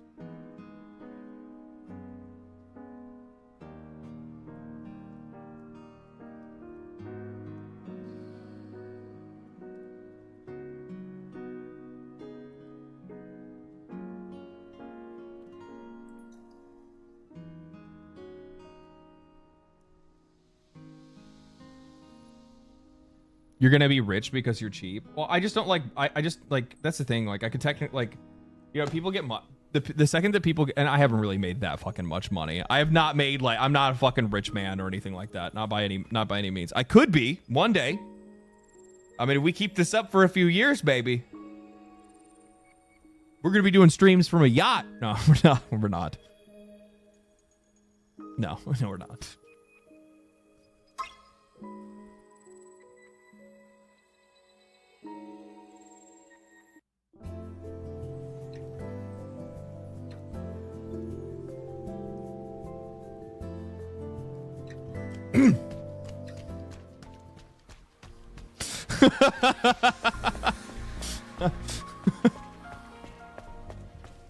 It is leggy. I'm feeling breezy today, guys.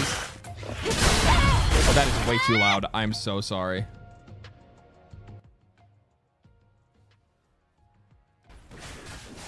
How's that? Let me know. Is this good?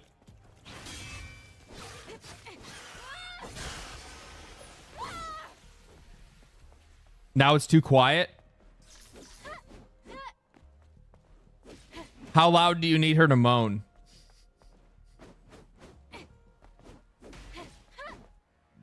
Can you turn up the butt cheeks? Shut the fuck up. How's this? I don't want it to be like too loud because I don't need to like overpower me. I'll put it up to about like right here.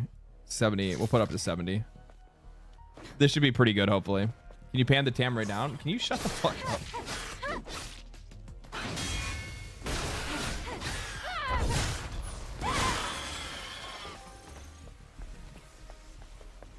I need you guys to like not make, just don't make this stream impossible, okay?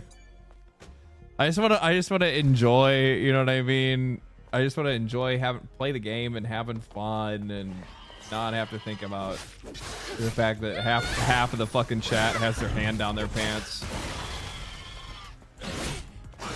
Ow, fucking goddamn it.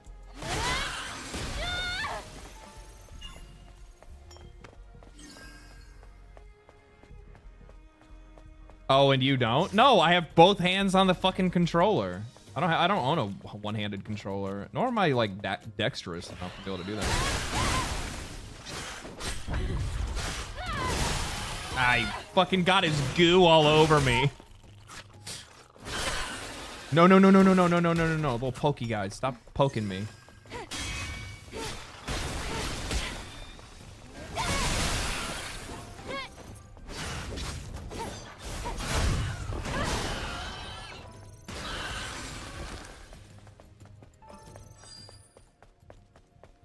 Is playing with his feet? How would you do that? That's interesting. What we got? What's in the box? What is this now? Exospine? Exospines contribute to Eve's combat style. You can equip exospines if you to use your exospine socket for your designed combat style. You can they can be upgraded at the repair console located at supply camps. Each upgrade unlocks additional features for your exospine. Okay. Chain type exospine. Increase attack power of combo attacks level 2 or higher. Okay.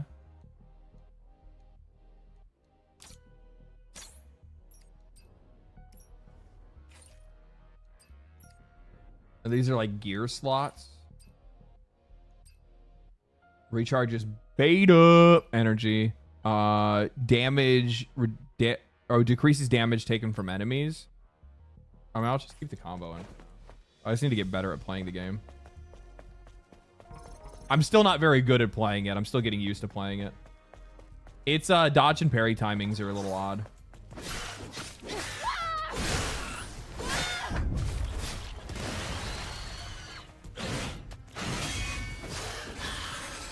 I'm getting there though, baby. I'm getting there though.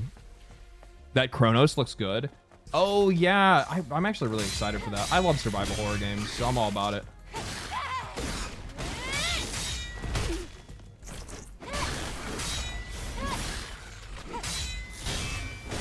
I forget the backhand.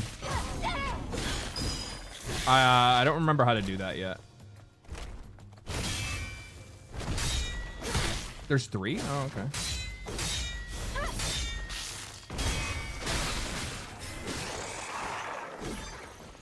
What's in the box? What? What? What? Why is there a dick on? Oh, no, it's not. I don't know what that is. Is there like a thing I have to do? Come on. Come here. Okay. Gotcha, bitch.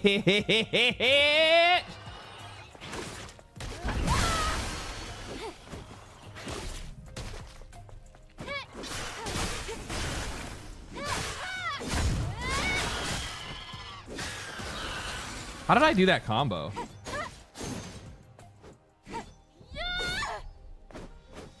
I don't understand how to do that combo. That like air assault combo is like really fucking good. Super strong. Is it this? No. Is it 2? 1, 2. No. 1, 2, 3. Yep, that's it. This game has some nice assets. Do you lose your stuff when you die? I don't think you lose anything when you die in this game. I'm not really too sure because you don't like go back for like your shit or anything like that. Combo list in the menu? Oh, probably. What's in the car? You got a good point, actually. Missions, bag, skills. It's not under skills. Databank. These are memories, stanks, documents, pace codes, characters that I've met, monsters that I've met, combo attack, incursion N. Okay.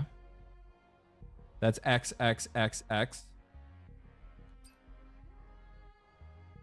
Oh, that's an aerial one. Okay.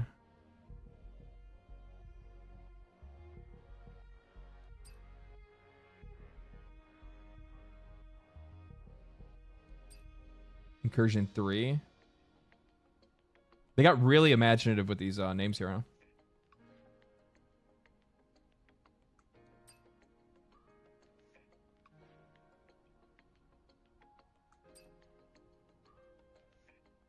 That's the one I was trying to do. That's just why? Oh,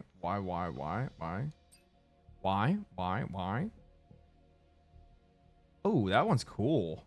XXXY. Is it timing? It probably is. Jesus Christ.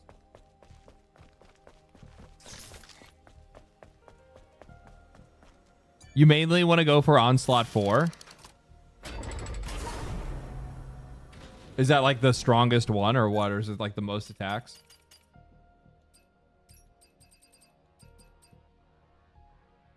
YX, YX, Y. So start with Y and alternate.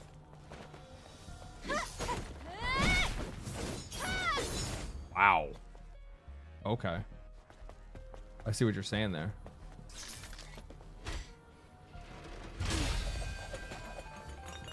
Big fucking loot situation here. Fuel cell, huh?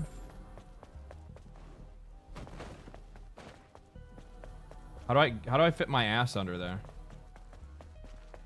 Can I not? Oh, I need another fuel cell. Is it right here?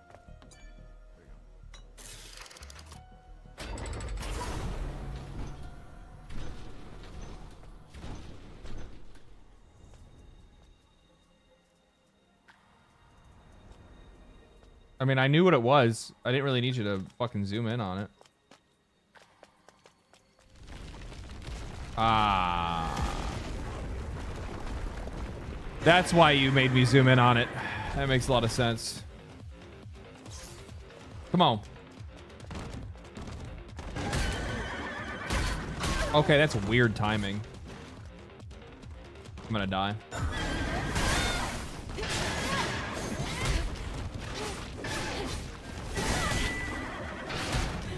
Yeah. I knew that was coming. Sekiro, but it's real hard, especially if you can't parry. Yeah. I'm trying to get used to the parry timing right now. No, I gotta do all that shit all over again. That's the one thing that I don't like, is that the game doesn't really hold on to much information if you die.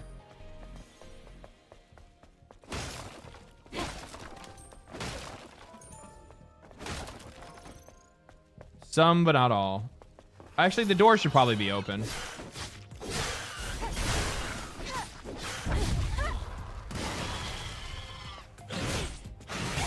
I fucking hit it. I swear.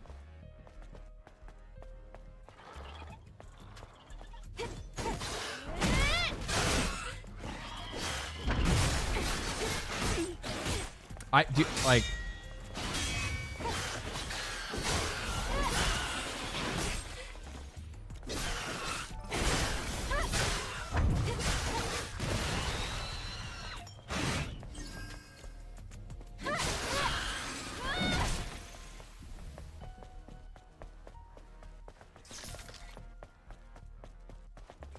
We can't see your HP. Oh, my bad.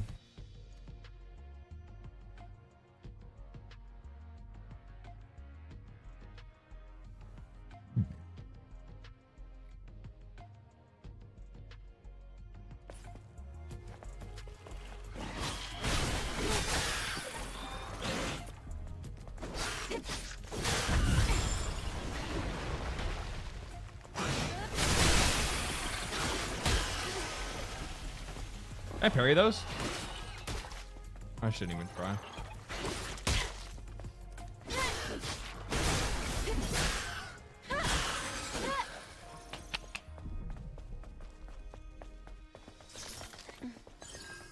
Wrong way. Loser 95. Thank you for the prime. Appreciate that, my friend.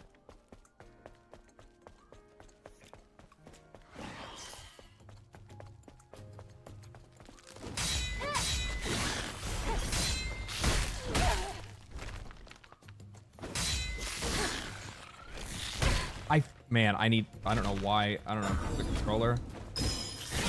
Oh, I fucked that up. I forgot I have to wait for the sword to flash. Not just them.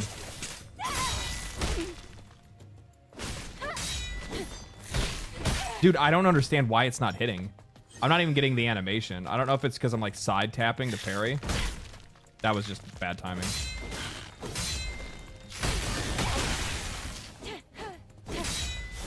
I swear, guys, I am actually trying to parry. My character's not doing anything, but is there just no, there's no animate. There is animation cancel. I don't understand. Is this game hard? It's hard is not the word I would use. Well, I mean, depends on. Never mind.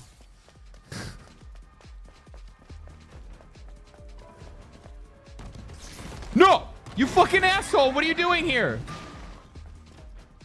What are you doing here? Stay away! Stay away! You're not coming all the way up here, are you? What the fuck? I wanted to hit the fucking save station and heal.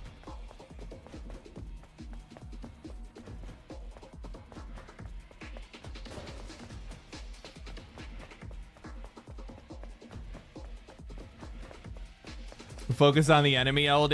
Yeah, I guess I got to fight him because it's not de-aggroing.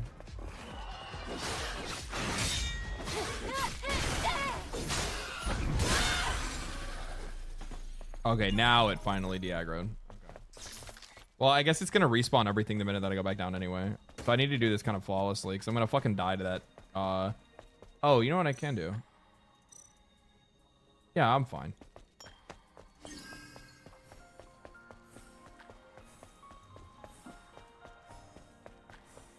The parry looks terrible. I can see why it's throwing you off. I don't think it's terrible. I think it's just that like I might be like used to a different game or something maybe. Hey, I just want to ask about your personality. What about it?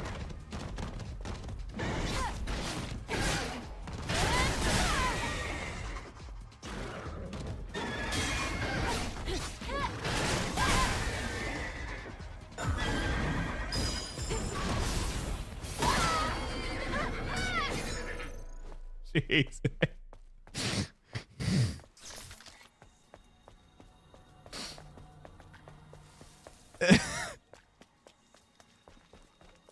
Gotta love it, baby.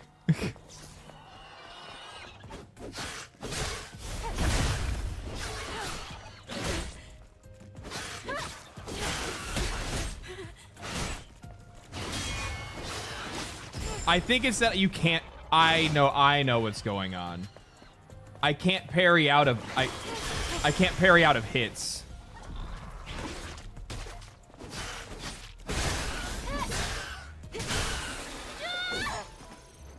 That's what it is. If I'm getting hit, I can't parry out of it. That's where the issue is. I keep trying to parry out of a hit, but if I'm hit, I'm in that animation and you're locked you're locked into that until you're out of it, basically. At least that's what it looks like.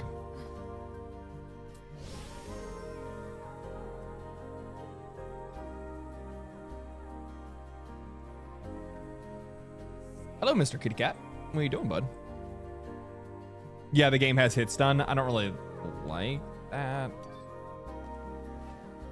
personally, but I just get used to it. There's nothing ever really like in here that you want to buy, huh? There's just like just items. This is just this is my skill tree thing. Execute enemies from behind. That's useful. What is this? Beta! Locked. Ooh. I should probably focus on survival ones first, yeah. Counter can only be used right after a perfect parry. What does it do? Oh, that's pretty good. X and then Y. Ooh, I like that.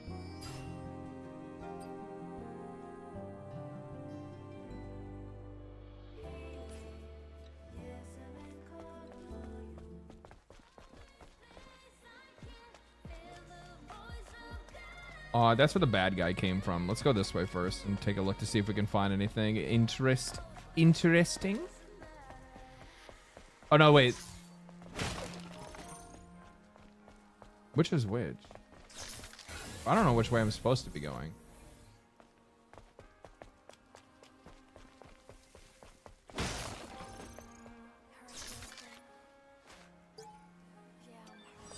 Newspaper.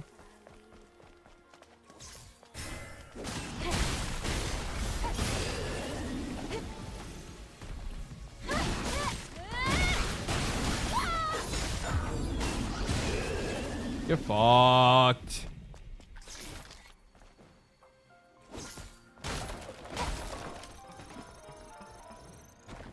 What you got? Anything good? Forgot to rest /save. Did I? No, I didn't. I saved. That's why all the enemies in the garage reappeared.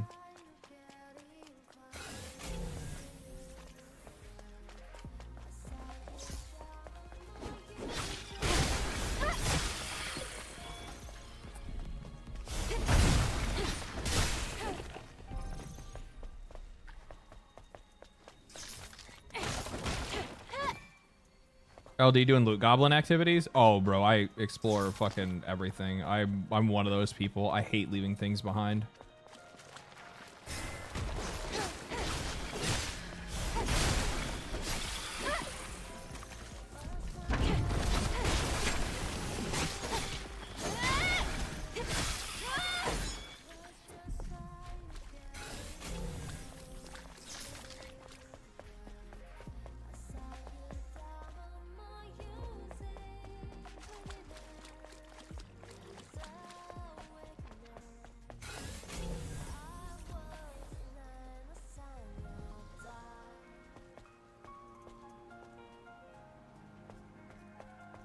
The only one over here?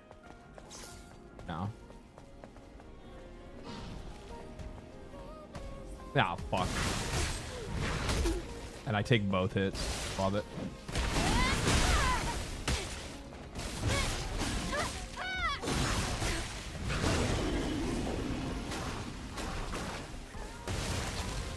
You're right over there, bud.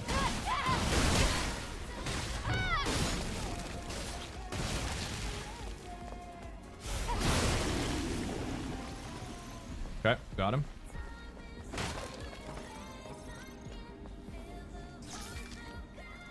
Hey, brother. Hope you've been well these days. I have been well. I've been very well. Hope you've been well.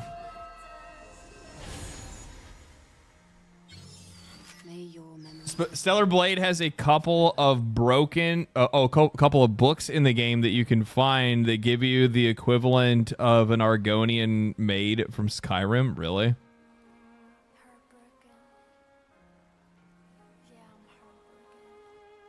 I should. Okay, max HP increased. Love it.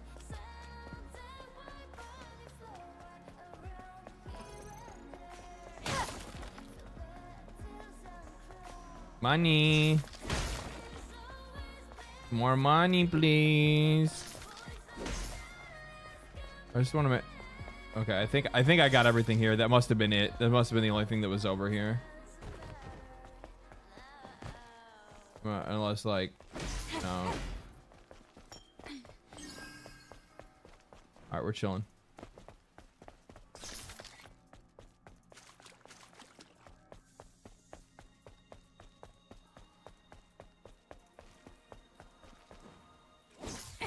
I think they did like a really, really fucking good job of like nailing the atmosphere for this game. Like the music plus the visuals and like the map design and stuff like that. Very fucking good. Very fucking good. No, please don't. Please don't. No. No. I don't want you to mess with my sound controls, Bubba. Okay? I know that you want attention. I'll give it to you right now, okay? I hate that like cats are smart enough to figure out things that they can specifically do to annoy the shit out of you to make you pay attention to them. Like they know exactly what you don't want them to do. Like I'll hear him like knock stuff off a counter in another room because he wants me to come in to like feed him or give him like fill his water bowl or whatever it is. Or if I'm sitting here playing a game, he will literally just sit in front of the screen and then just stare at me intently. Or if sitting in front of the screen isn't an option because I keep moving him, then instead what he'll do is he will just go over and start fucking with like electronics. Like he'll start batting around with like my my soundboard or something like that, which like the last thing I want him to do is fuck up my sound. Cats are evil. I have 2 of them. Yeah, I have 1. I think his problem is his problem is that he just doesn't have he doesn't have anybody else. If I had another cat, he'd be a little bit better than what he is, because he can be a pain in the fucking ass a lot of the times. Devious little fellas. Yeah. Love him dearly, but yeah, I once I move and actually get a house, that's when I'll be able to get another cat, and I think then he'll have somebody else to help entertain him. Get rid of it then? No.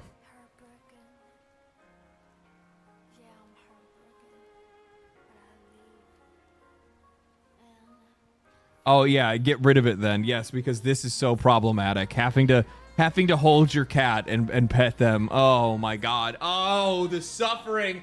I'm suffering so much right now, chat. Oh. I need to get rid of this. Oh.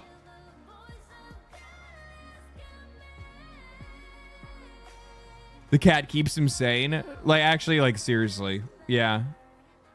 It is, having a companion, especially when you're somebody that, like, has traveled and, like, lived away from home as much as I have, is a pretty big fucking... It's a pretty big thing. Pretty big thing. Share your burden. Yeah. Yeah. Yeah, exactly.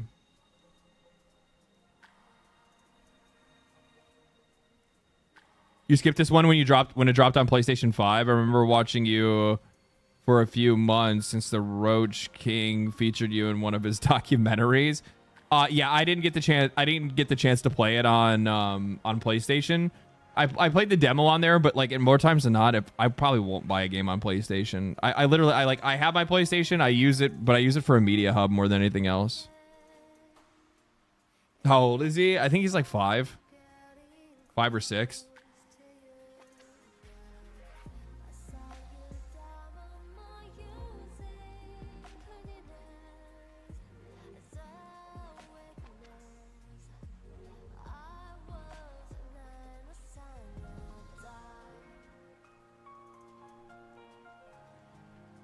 Okay. We're going this way now.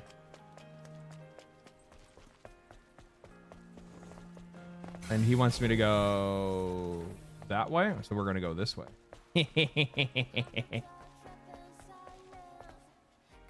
What is that? I just needed to realize that like those fences are literally just bullshit. Jesus Christ. Okay, well, I'm not gonna ambush anymore. That's the last thing you guys need is ambushes.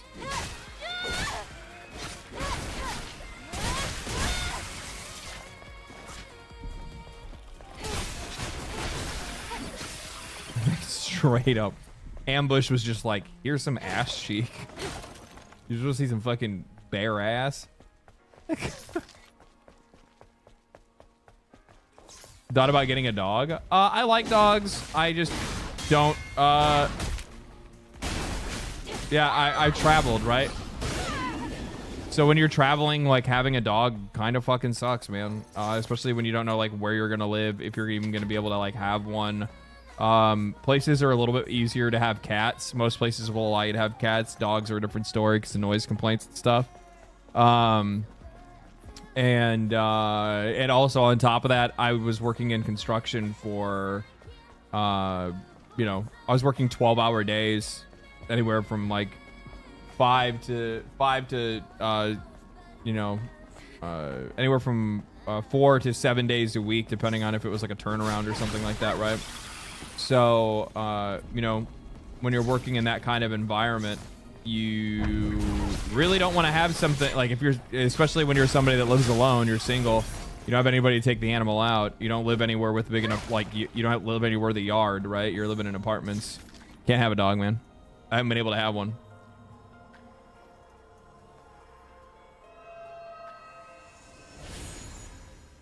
Like if I was to have a dog, I'd want to have a dog and I'd live in a house and I'd be able to like have a fenced in yard and dude can be outside and enjoy himself all day, right?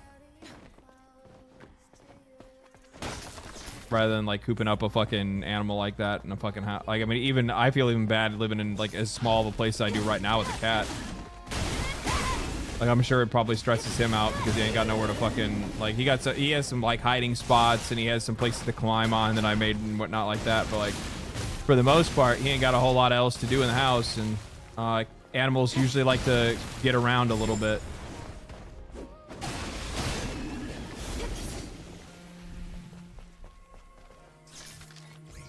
So it's never been about what is this, breaching? I don't understand.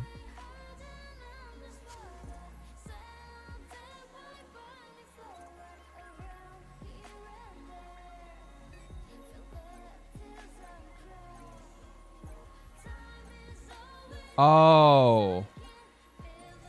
I got it. Okay. Okay, I see what it is now. I just didn't understand what it was.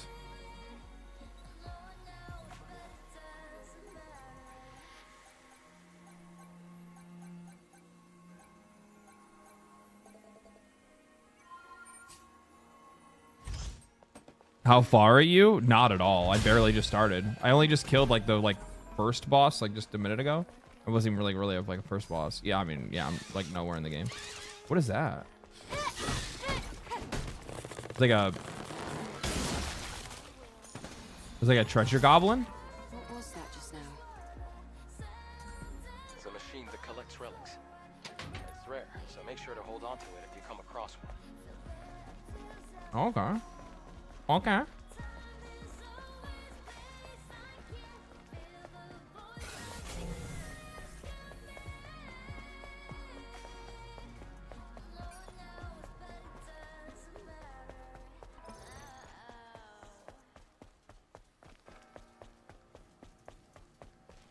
you need a PSN account to play this on Steam? No. They give you an option if you want to log in, you can, and if you do, then they give you a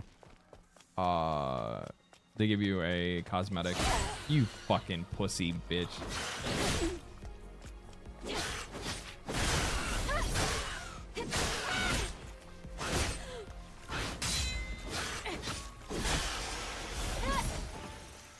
My timing is just slightly late.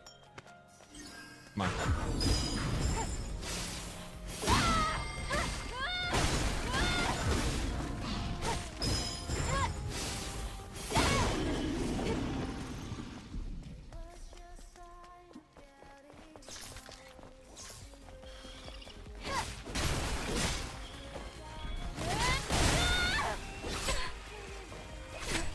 I hate these things. Best to just be done with them.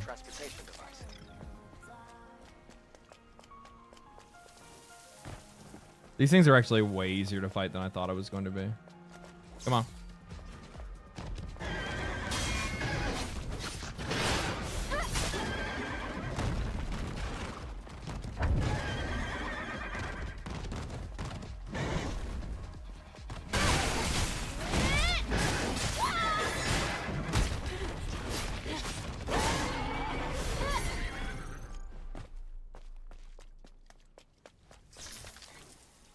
What we got going on over here?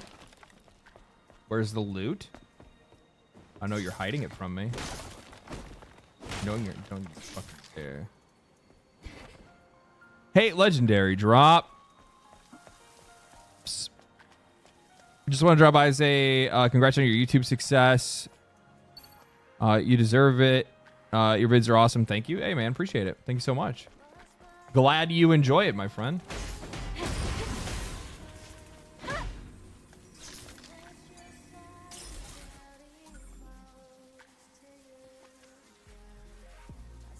Glad you enjoy it. It has been a wild year. It has been a wild, wild year.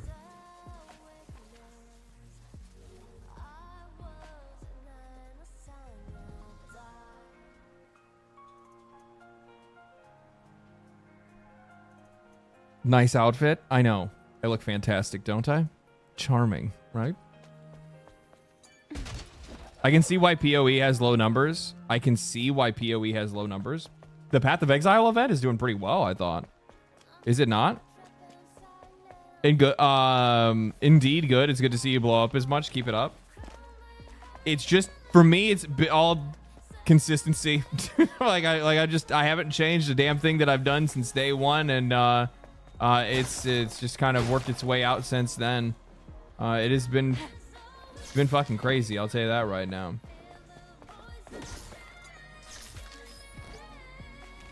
It is wild the places that life takes you. You go from waking up at 4 o'clock in the morning to staying up till 4 o'clock in the morning. Nice. I remember when you were at like 10K or something. Yeah. It's not like it was very long ago either.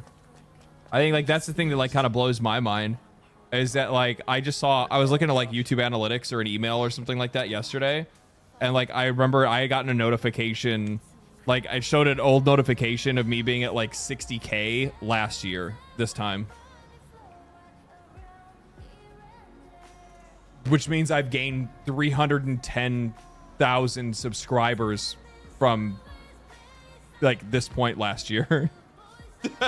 That's woo. God damn. What the fuck happened there?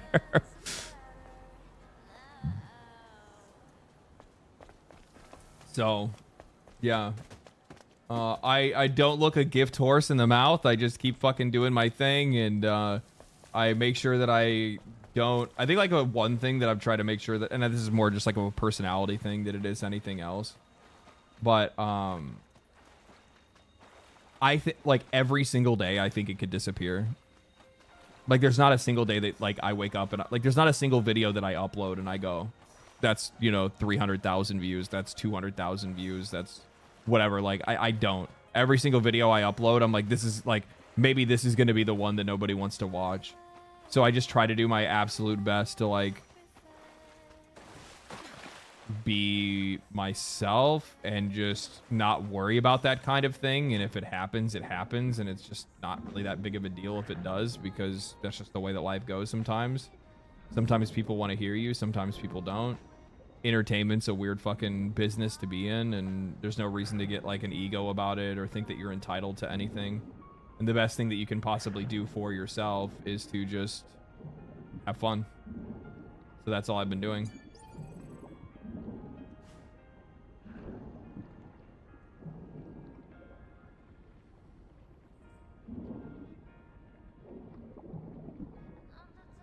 The swim animations, you guys need to fucking put it away, man.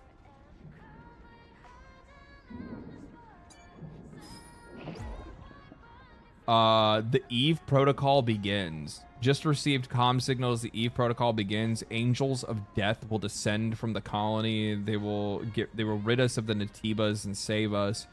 Mother Spear's salvation is nigh. I am thankful I lived through this hell of decades. Whoops. You got the passion, so it works. Yeah. I was talking to I don't know, I think it was like I was talking to like Act Man or somebody the other day, and I was like, they were like blown away by the fact that I actually like make 2 videos a week, or that I even upload as much as in a month as I do. And I'm like, what the fuck else am I gonna do? Like, that's the part where I'm like, what else am I supposed to be doing? Like, what do you do? They're like, oh, I don't know, I play video games, I do this. And I'm like, well, I'm gonna do that anyway. Like, what's the fucking point of me, like, well, I don't know. Maybe there's some cool shit down there. I didn't get to see it. Is there an item down here? It was. I was right. It was loot.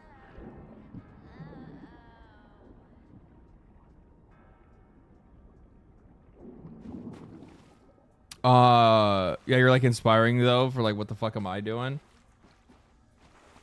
The funny thing is that I don't know what the fuck I'm doing, so I'm definitely not the person to ask. The only thing that I fucking do is just routine. I can't. I think it was like one of the other content creators that I talked to like recently. That I was.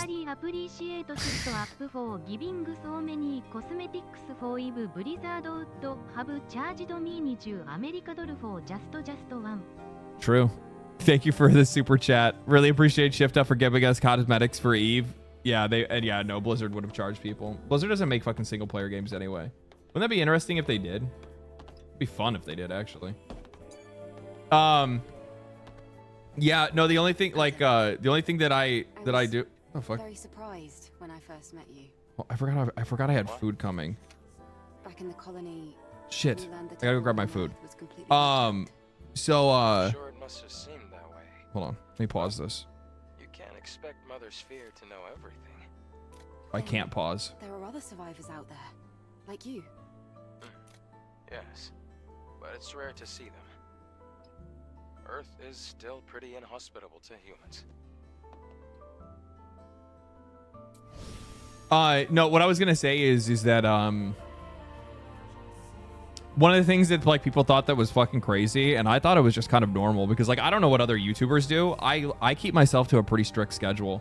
Like Sunday, I usually do some like preliminary writing or prepare myself for content that I'm going to start making and putting together like fully by Monday, and then I post it on Tuesday, and then like Tuesday I just kind of vibe. Wednesday I start the research process and the writing process, and then Thursday I put it all together, and then I post again on Tuesday, and then I do the same thing every single week. And I've been doing that consistently since I started the YouTube channel originally, because like the one thing that I had a problem with was like I would watch a lot of other content creators and be like, I could do better than that guy, or this looks easy, I could do this, you know what I mean? Like I think that to myself. And I think I was watching like an Asmongold video or something like that where he had specifically said, you know, if you think you can do better than other people, then just do it. And like he was just talking about content creation in general to like some random chatter, and I was like, you know what? Yeah, you're right. So then I just created a basic schedule for myself to create a routine so that I would start actually like making videos. LD, love your live streams and videos. Also stellar cheeks. Thank you. I appreciate it.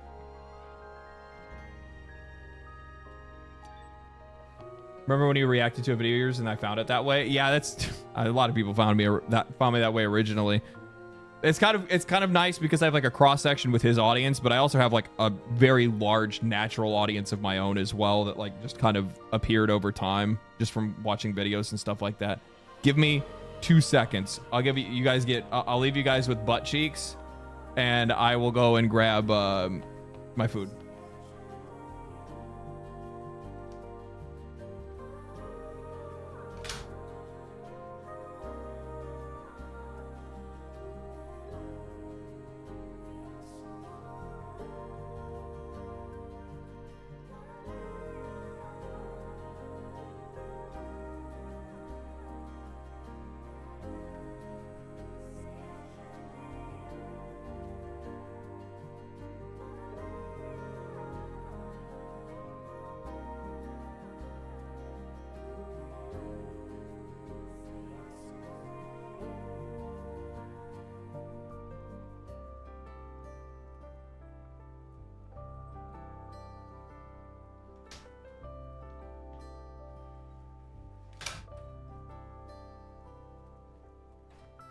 Okay, we're so back. We're so back. We're so back.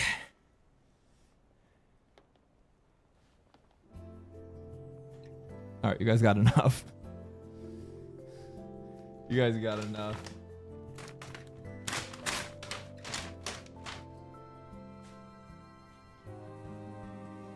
What kind of food did you get? I got. It makes me sound so fucking. It makes me sound so pretentious. But it's braised beef and mushrooms. There's a place that's down the road that makes like what is it? Like comfort food, like home cooked food, and it's so fucking good. It's stew is essentially what it is. It's like stew and some stew and some baked potatoes or mashed potatoes.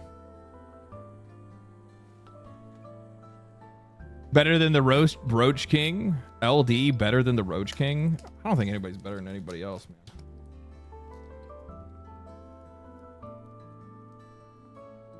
How often do you stream? Right now I only stream like once a week, because that's really all I make time for.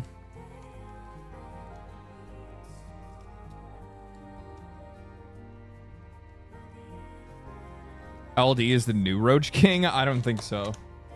My house is too clean for that.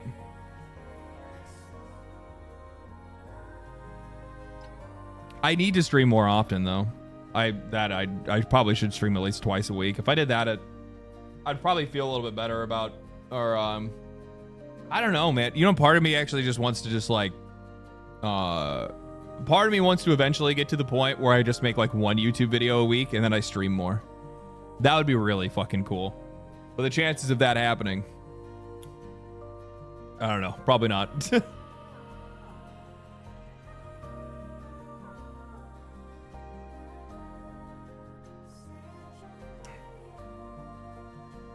We'll be sick. You can do it, man. No. I wouldn't want to make less videos. I enjoy making videos. That's the problem.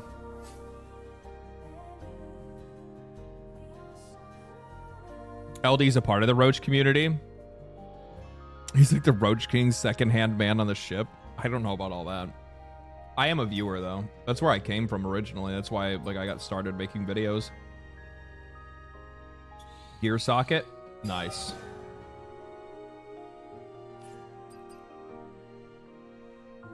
So there's not different weapons, yeah? It's literally just I upgrade the weapon. Is that how this works? There's no other weapons that I get?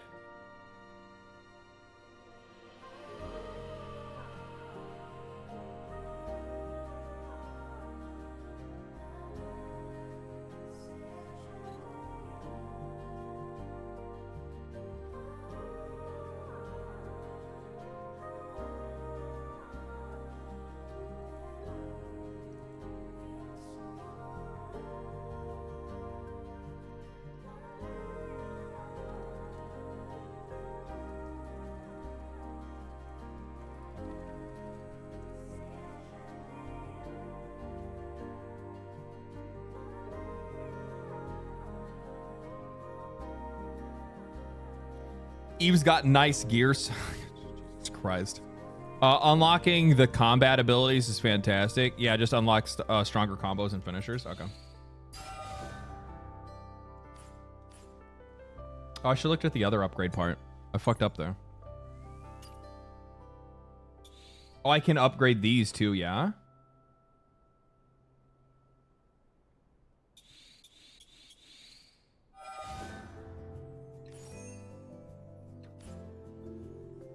Yeah. Nice.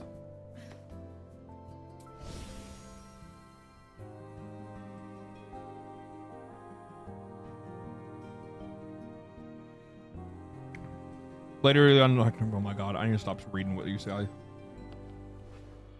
I keep looking over like you guys are gonna say. Like it always starts out like it's gonna be something helpful, and then it's just something fucking goonery.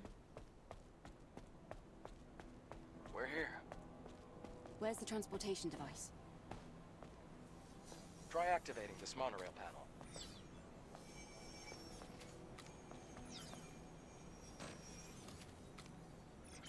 There is no power. No worries. Let's check the power control room under the stairs. Okay.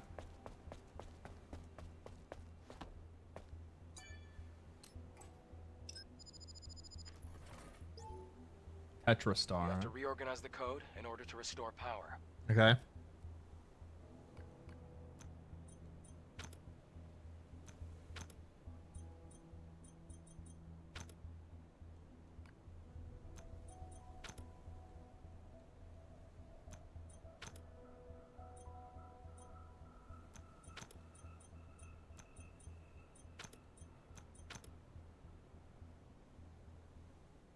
Oh man, this is when you guys actually find out I'm retarded. Oh no, I'm good. Oh, it splits it.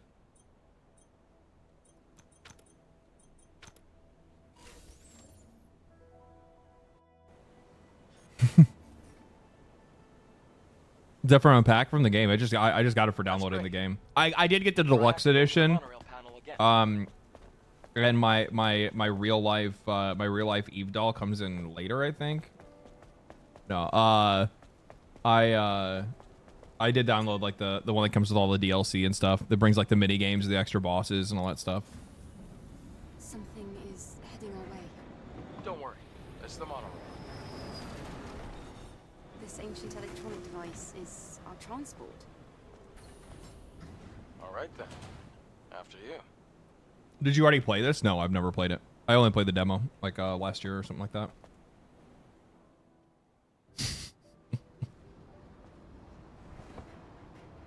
Eve, make yourself presentable. What the fuck? Chat's looking.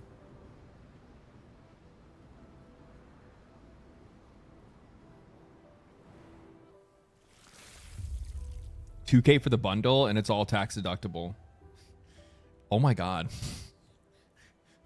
I'm just now realizing that like I could technically get like one of those like if we get like those like the real life Tifa dolls, and I just had one like sitting in the background like casually in YouTube video.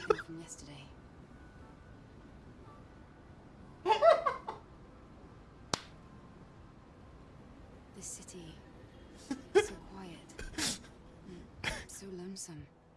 Well, that's what happens when the city comes to avoid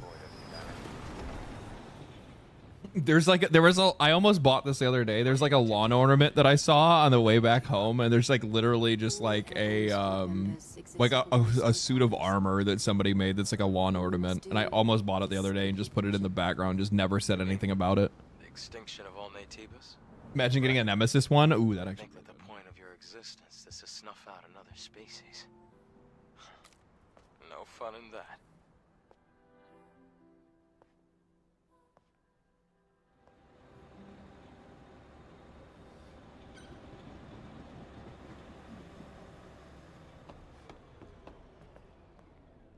Hey, god damn, girl, you need to control that hair.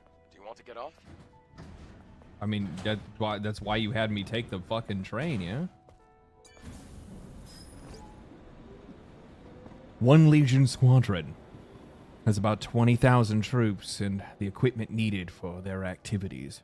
Legion 8 and 15 was stationed in Edo 7. After the colony extinction, there were only 3,000 troops left. I wonder how many lives will live to see the sunrise tomorrow.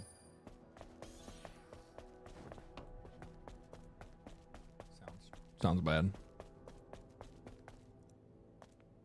Short ponytail is in the options. Shut the fuck up. Ear socket. Oh yeah. Oh yeah. Beta charge. We'll take the damage reduction because I'm not good yet.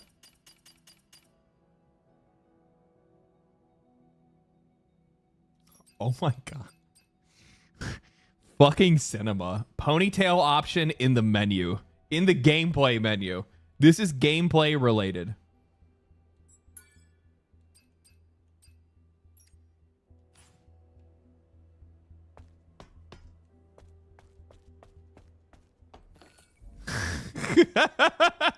Well, it is. I mean, yeah, you got a good point.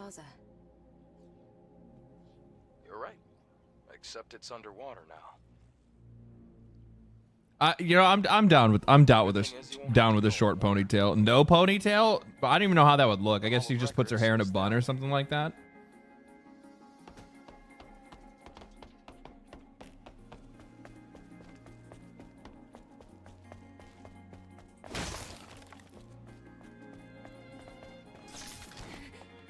I'm sure you unlock like hairstyles and stuff like that later. Where does he want me to go? That way? Perfect. That's exactly the direction that I'm not going to go.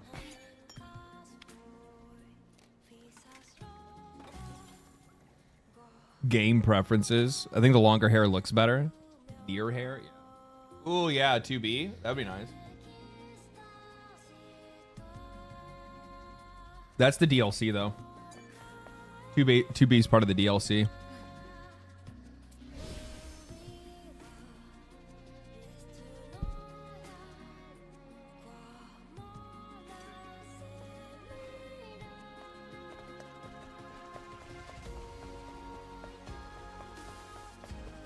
I really dig the music in this game, man. It's such a vibe.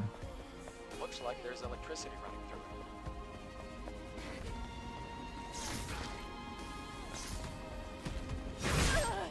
How did I let that hit me?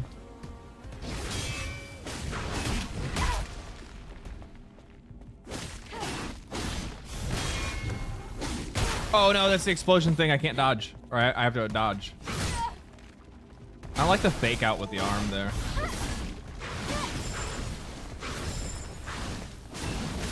You fucking bitch. You got a long ass combo like that? What you need that for? What you need a combo that long for?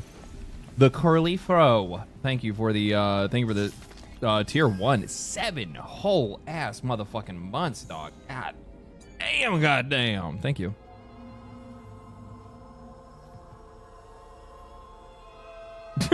Watching a hot video game character run around reminds me how lonely I am. Chad, hold me. Everybody's holding you right now. In their thoughts.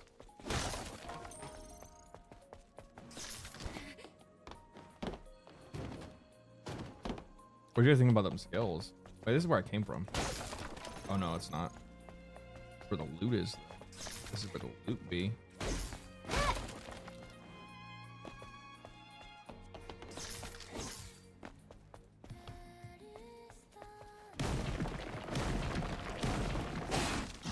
You thought you could hide from me, huh? I don't think so.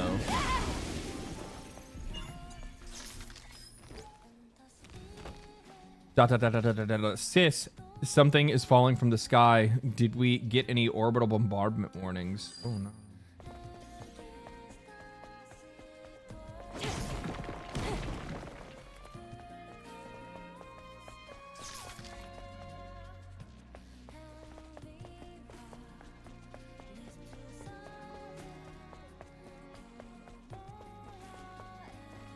Game has some banger tracks. It does.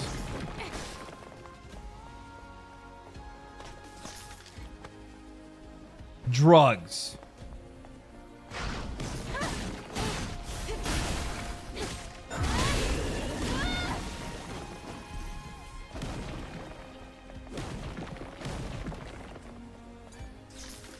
see a hidden note here.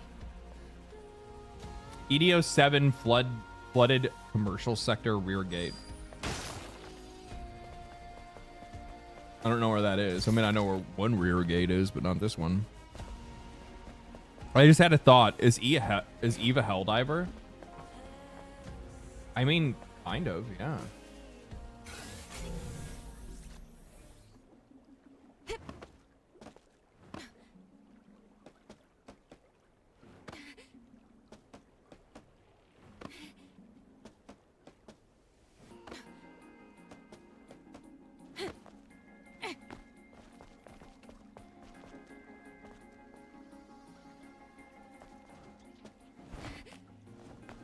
Oh, these fucking things.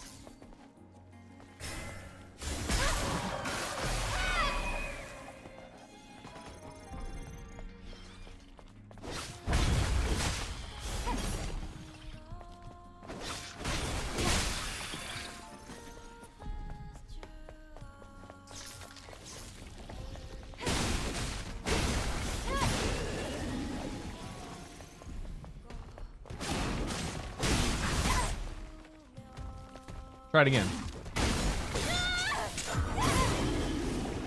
Yeah.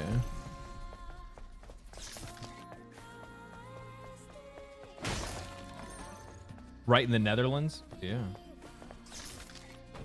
Caliente.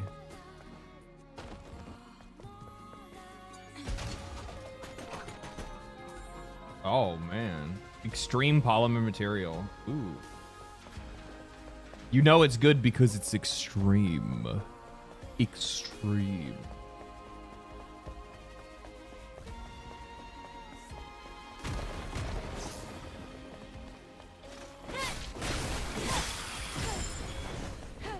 You thought you were gonna poke me. You poked nothing. Eve is unpokeable.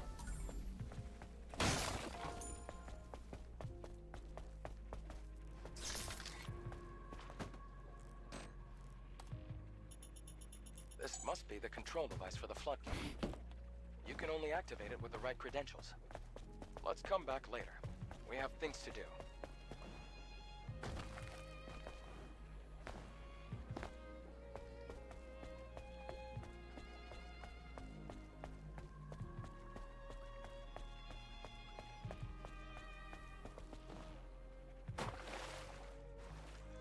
Imagine looking at your...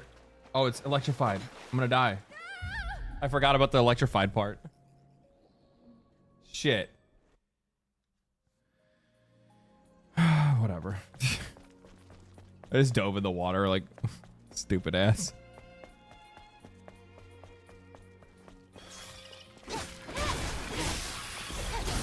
I remember him saying something that something was electrified. I just didn't know. I just don't remember what it was.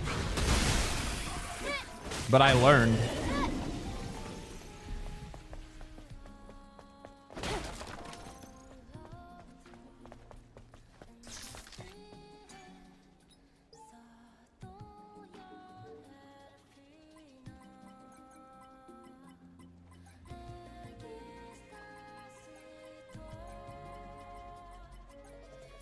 I wish they would just like auto input the fucking thing for you. Like, Shopping done.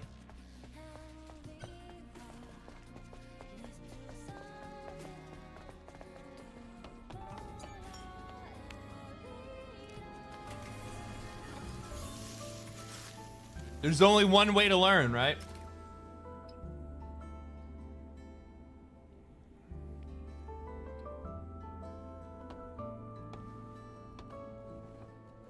Adam, do you meet airborne squad members from the colony often? No, not really.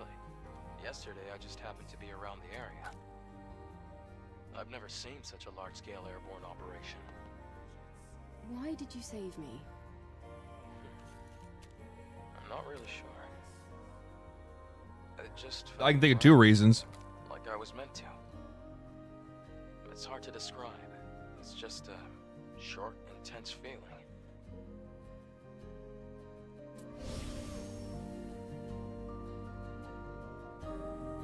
Get some water.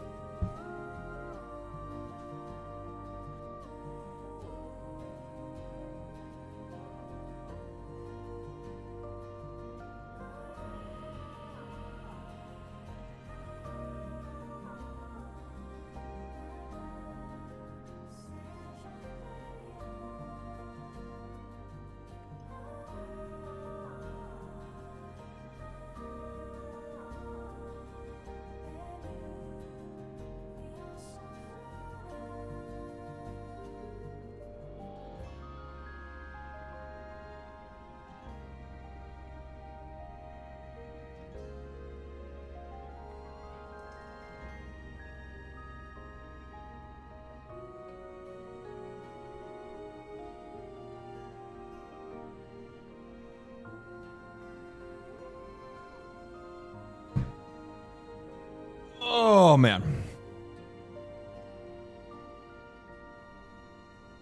What are you guys laughing about? What did I miss?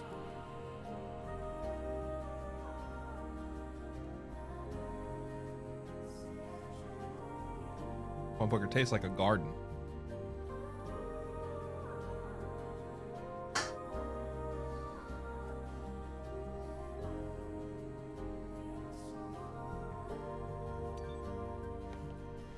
That's all. Every time I drink something that's like a cold press, like I always never expect the way that it tastes, and I'm always like shocked by it. Where I'm like, what the fuck?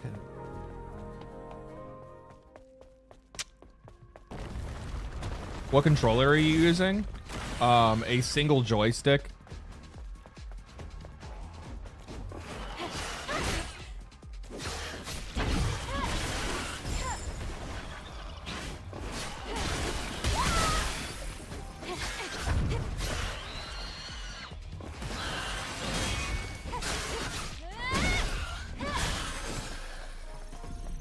Just what you'd expect from a pro.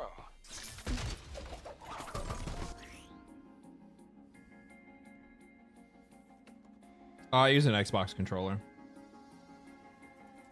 I think I have to buy like don't I have to get like a dongle? don't I have to get a dongle to be able to play with a PlayStation controller?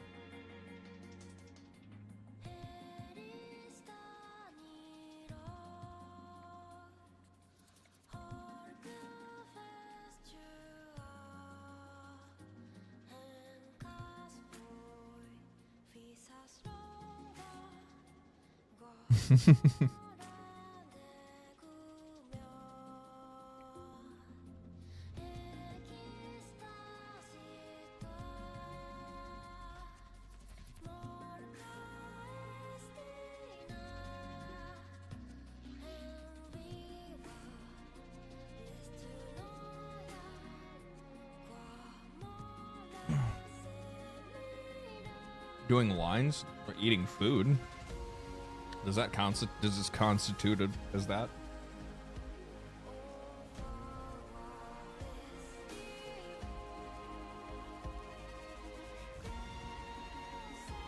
PlayStation 5 plugs right in.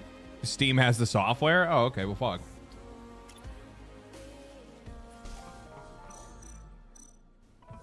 I have grenades.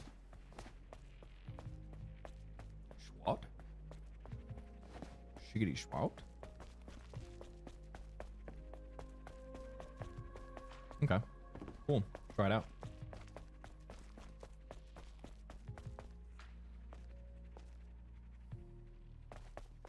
There's like a really weird collection of languages in this game.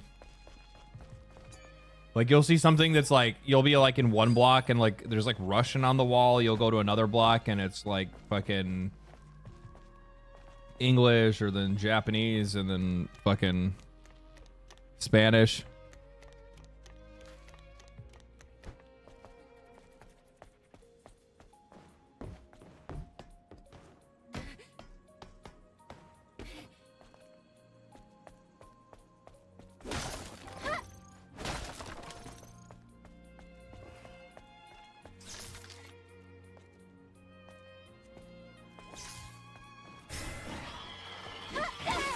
Wait, how the fuck? I guess I need to like jump down and then hold Y maybe.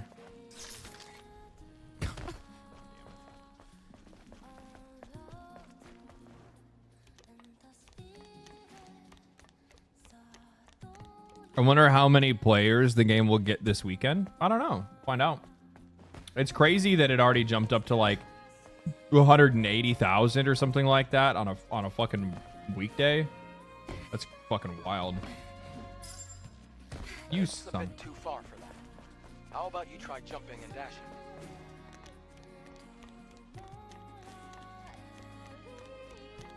One billion players. Unequivocal chud victory. Anything less is failure.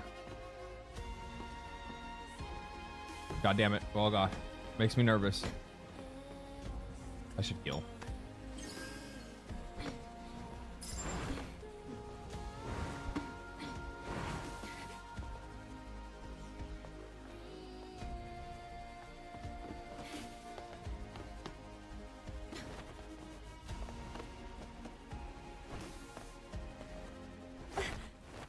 Uh-oh. Everything looks like an apocalypse. What? Nothing. Just talking to myself.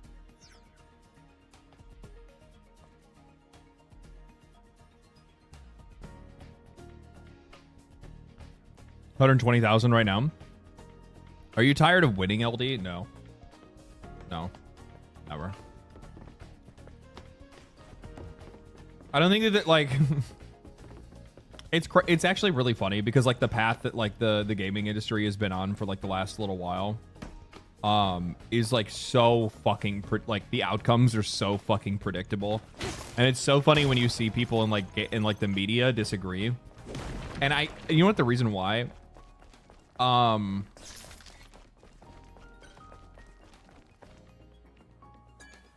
I think that like for folks in the media,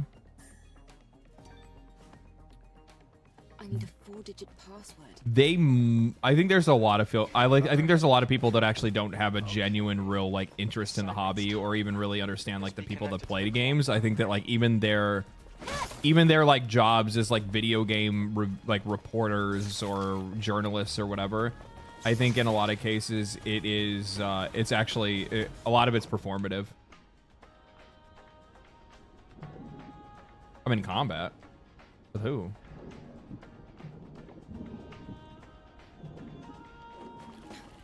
Oh.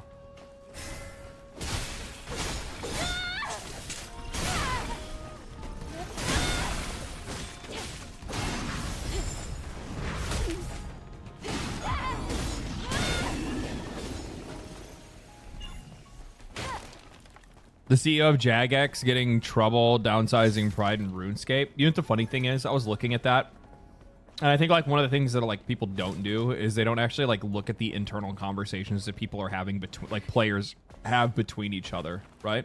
So if you go to like Reddit, you'll see a post, and the post will have a bunch of fucking upvotes, but upvotes doesn't really mean anything.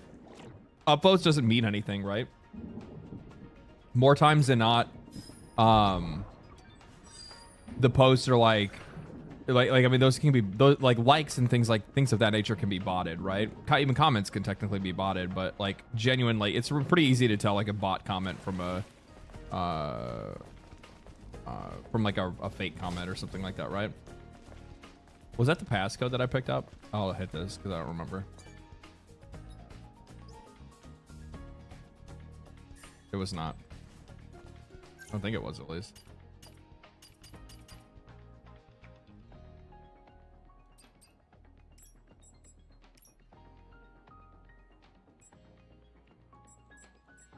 Oh, it just tells me if I used it. That's really cool. Anyway, what I was trying to say, and I so rudely interrupted myself. What they don't do is they don't actually pay attention to like what players are saying to each other. Instead, they'll just kind of gloss over that like it's a minor detail, but it's actually the biggest detail. And one of the things that I noticed was like really popular in the conversation between the RuneScape players is actually that the reason why a lot of them are upset actually has nothing to do with Pride. It has everything to do with they didn't get cosmetics. There's like dyes and stuff like that they've always given out on Pride, and they're not giving those dyes out because they didn't do the event. So now like the players that normally would just show up just to be able to get those like things for like fashion and whatnot can't get it.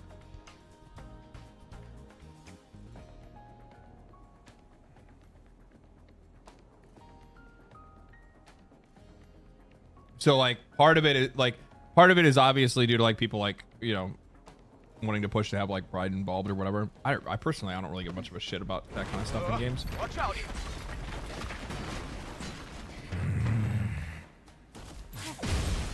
I don't like that shit. Doesn't bother me.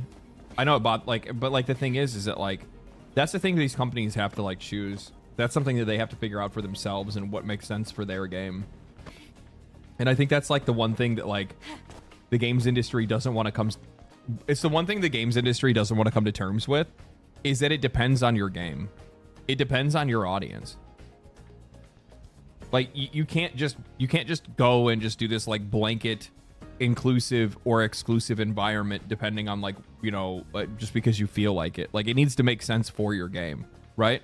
Like if fucking Digital Extremes and Warframe just out of nowhere took a fucking hard left and said no more Pride, we hate the gays, that would probably kill that game. Unironically.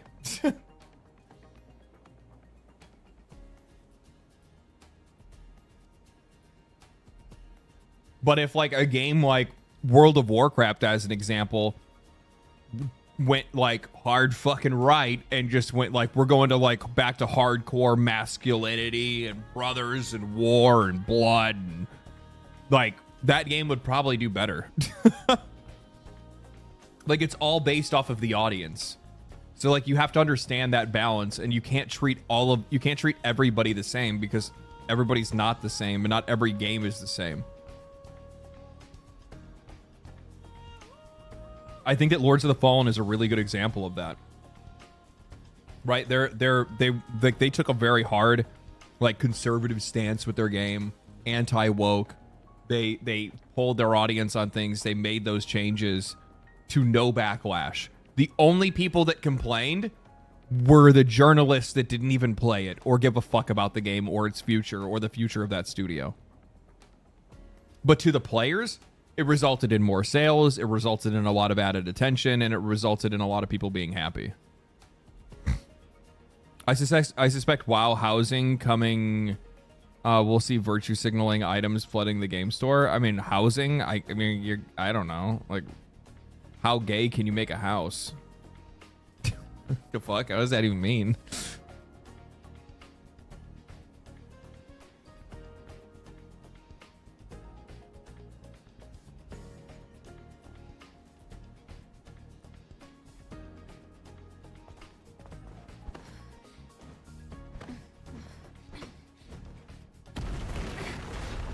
No! Eve! Are you okay? It's nothing. Daijobu? Wait, well, how the fuck am I... Hint? Check the inactive clock tower. Isn't that where I was going?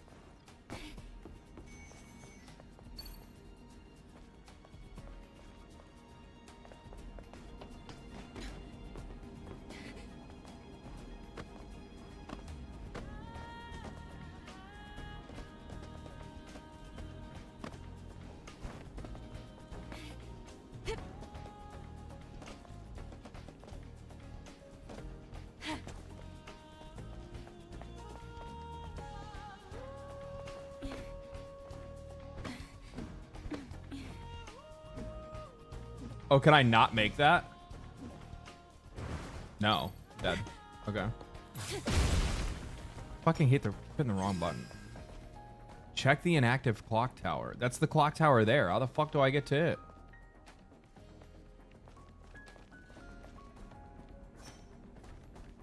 Oh, check the time.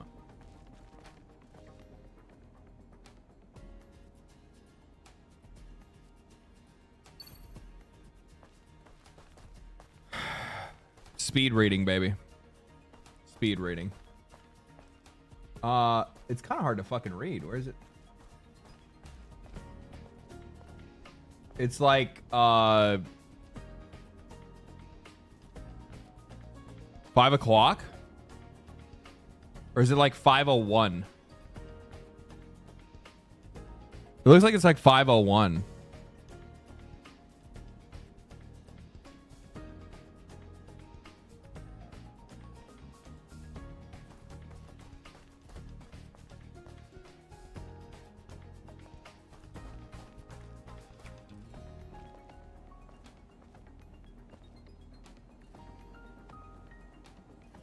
Oh, is it? I can't really... Because of the weird reflection directly on it, it actually looked like the hour hand was actually at 5 o'clock. 12:25. Okay. That makes more sense for a fucking passcode.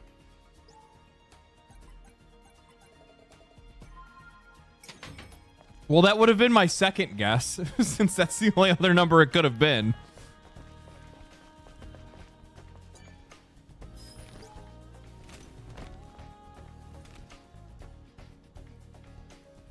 The Eve Protocol, Airborne Squad, Angel, a bunch of bollocks. It's a show that Mother Sphere puts on. They don't help us. Mother Sphere doesn't care about us. It wasn't, I was such a pathetic fool to wait for that so-called salvation. Wow, that's kind of fucking doomery, huh?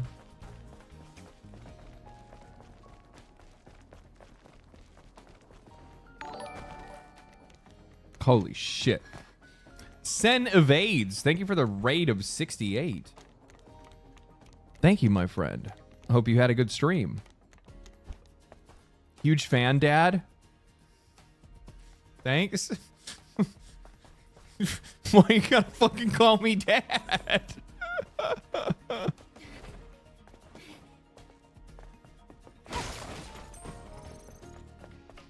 All right, let's check it out.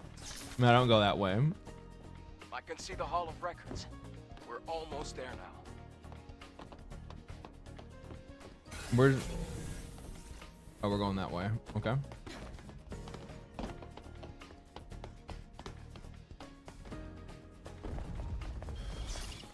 I should probably heal up before I go over there, yeah? Dad turns into daddy one day, and then before that, it's all... Yeah, no, I know. Fuck. Good lord.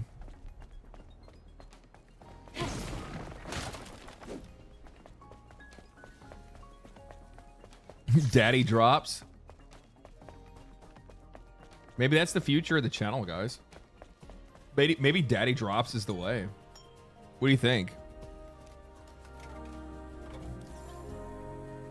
I like it. Yeah, I kind of do too. It's got a ring to it, yeah. So it's like if I ever move away from gaming and want to do like how to take care of your kids, I don't know.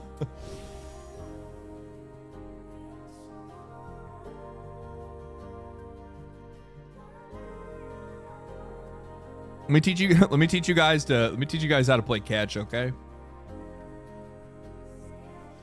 What if I just did like a POV?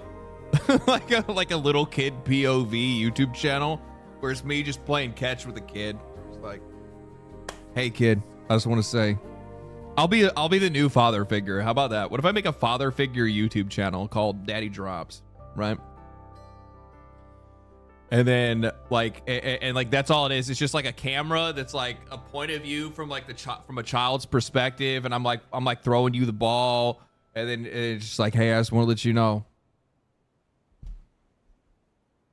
I'm proud of you. It's like ASMR, but for people that need dads. I'm proud of you. I knew you could do it. And then like after like 2 straight years of uploading videos, I make a video called Going Out for Smokes.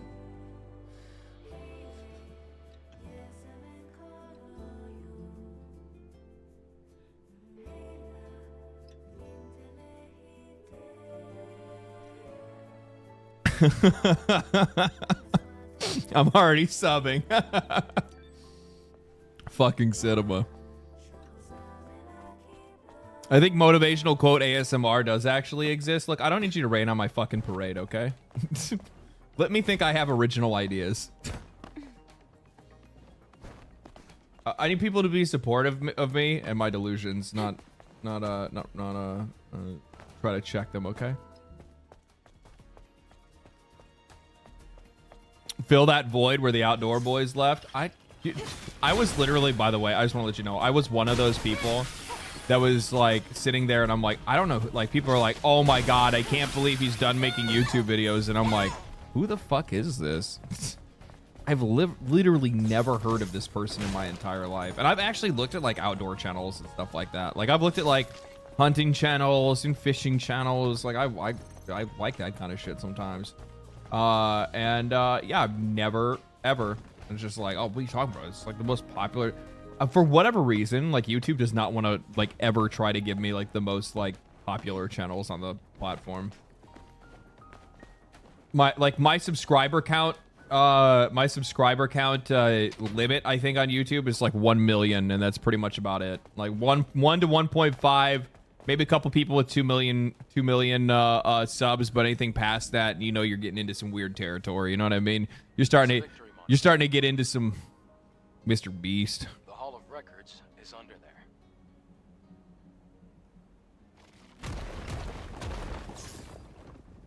Shit that starts to make you feel like you might be devolving as a human.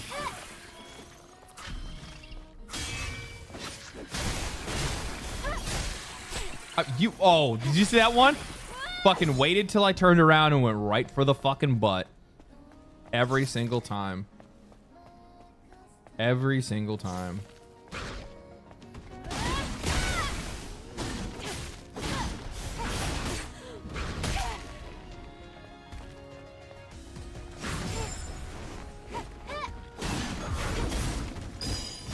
Oh, I hit the wrong one.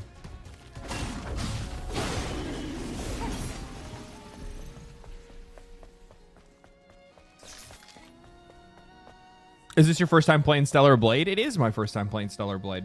I didn't get to play it when it first came out. I mean, I played the demo when it first came out, but I didn't actually like buy the game or play it because I heard that they were gonna put it on PC, and I was like, well, I'm gonna fucking wait for that. Looks like the fusion cell's dead.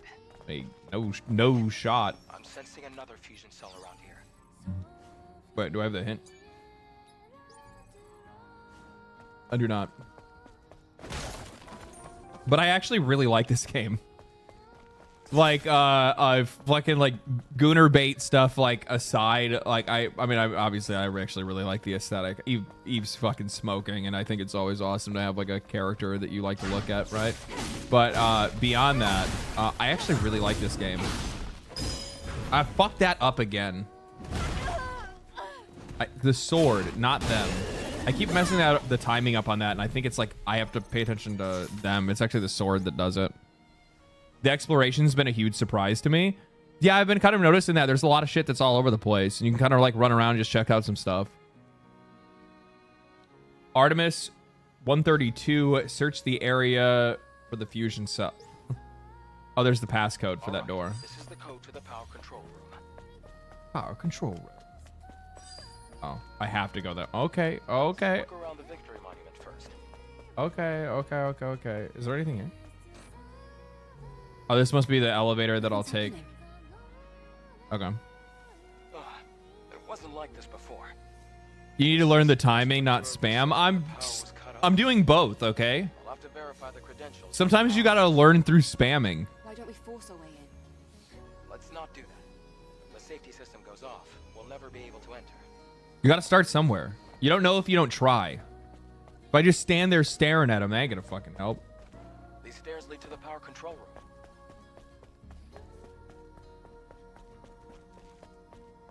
I was watching, I started watching, have you guys ever watched Major? It's a baseball anime, but if you've watched it, I was watching it the other night, and like the one kid was like standing at base, and one of the other guys comes up to him, and he's just like, I don't think I can do it.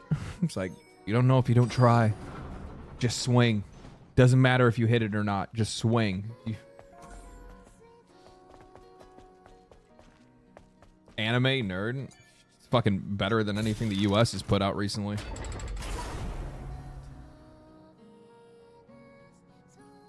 Great. Power has been restored. Let's find a Legion soldier with access codes. Okay. What did that do? Oh, okay, that activated the elevator out in the main lobby. Baseball anime, sign me up. Yeah, it's called Major. So okay, I'll vent for a second. So I watched Ace of Diamond. Absolutely fucking fantastic. Show is so fucking good. Did not know that it's not finished, and come to find out it hasn't aired in like 5 years or more, right? And so it got to like just a really good fucking part, and then I come to find out that there was no more episodes, and I was like, motherfucker, dude. No, it's No Game, No Life all over again. It's fucking Log Horizon all over again. It's like every fucking good anime that just didn't get a full finish over again. It was so bad, dude. It's so bad. So I couldn't get rid of the itch because the baseball anime, it got me. I was like, oh fuck, man. I'm like, I was like, I could technically go watch this like basketball anime everybody tells me I need to watch, or this other anime, but I'm like, no, I like there's a baseball anime that I have an itch for, and I need to get in. Like, I gotta scratch it.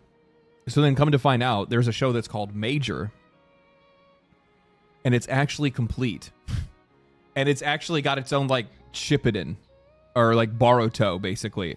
So you actually get to watch this kid as a little leaguer go from like a little leaguer kid into another season where he's in middle school, into another season in which he's in high school, and then college, and then the pros, and then all the way up, all the way through the entire span as you watch this guy from a little kid all the way to a grown-ass man that ends up having kids of his own.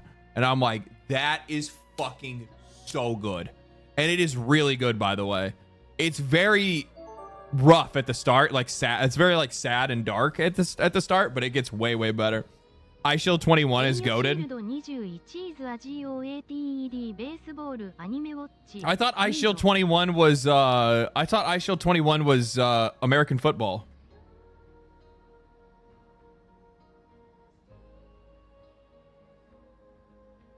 Rising Impact. I don't know how they managed to make golf hype. Birdie. What is it called? Birdie. I can't remember the other part of it. It's like there's this like fever dream, like fever dream of a sports anime that's called Birdie Life. I think it's Birdie Life. And it involves like the golf mafia. And they play golf in like an underground like course. Birdie Wing, that's what it is. It's so good. It's essentially like it's a lesbian anime, but it doesn't say that it is. But like,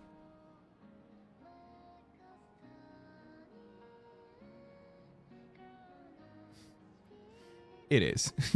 It's a Yuri, and then on top of that, it's also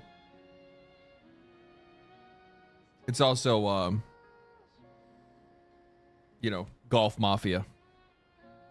It's good, though. It's actually really good. It's pretty funny. What's it called? Birdie Wing. Pretty boy anime? No, it's girls. It's all girls.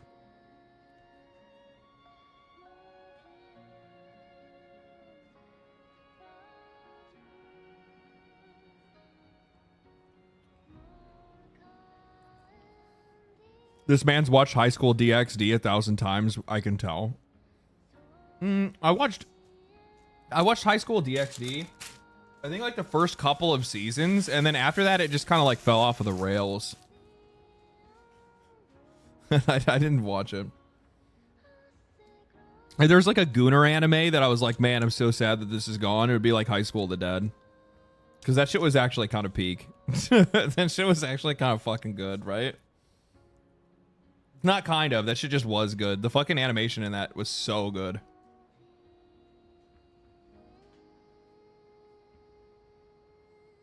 Shit ruled. It did fucking rule. I'm still surprised that we don't have like a long going like zombie survival series. The Boob Sniper. Everybody remembers the Boob Sniper. How that shit. I don't even think boobs work. I don't think boobs work like that. I was like, what the fuck is this? Have you read or watched JoJo? Of course.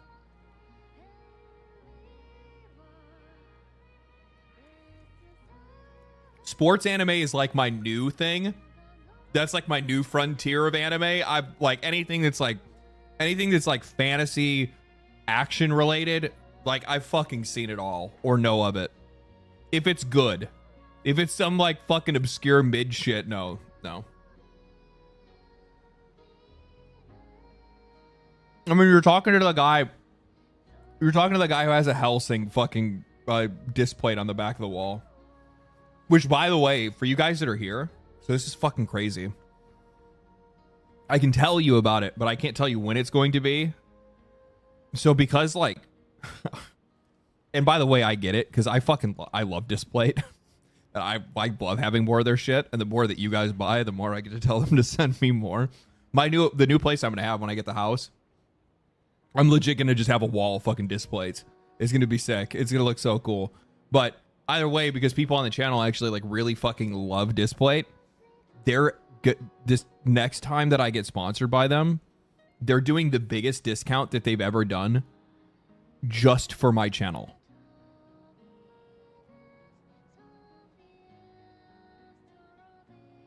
Like just for me, just for legendary drops. That's it. Like, it's the biggest discount that they've ever done, and it's just for me. Because, like, that's how much, like, folks, like, on my channel, for whatever reason, like, they like it just as much as I do. I told them this. I'm like, you know what the reason why? I'm like, because when, like, you actually have somebody that, like, this isn't sponsored. We're just bullshitting, right? Like, the reason why, like, I fucking love Displate. Like, I do. So I'm like, that's one of those things where, like, people are like, fuck. Like, that's why people buy it, is because when the person that's actually, like, trying to tell people about it, like, the content creators, like, plugging or whatever, like, if they genuinely really like it, then chances are the audience is going to as well, right? Because the audience is just an extension of the creator. Or actually, the audience is the creator's an extension of the audience. My only issue with Displate is a lot of the best ones are time limited, but I do really like them. Yeah. Some of the I don't have to worry about that because they sponsor me, right? So like I just feel like give me one of the because they have like the serialized ones, but I've gotten a couple that are like I have like the Doro one with the like exchangeable eyes on it. Hajime no Ippo is fucking peak. I just saw your message. Hajime no Ippo and Keijo are fantastic. Oh, absolutely. Hajime no Ippo is like fucking like that shit's goated. That's so goated, so good. But yeah, it's gonna be this month. It's probably gonna be next week, to be honest with you. So if any of you guys are looking for fucking Displates, it's gonna be like, I think it's gonna be like 40% off or 50% off site wide. Like anything you want, as much as you want, just fucking 40% off. It's a lot. It's a fucking lot. Usually that shit's only like 25% or something like that, but 40% is a lot of money, man.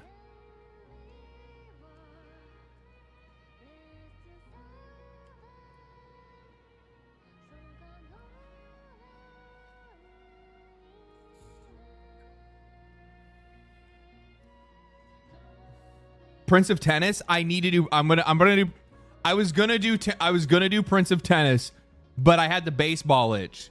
So I had to try out Major, and Major is really fucking good. It's very good. Be careful. Do not watch Major Second, because Major Second is the son of the kid that you watch in Major. So you watch Major first, Major Second is after you've watched all of Major, and there's a lot of Major.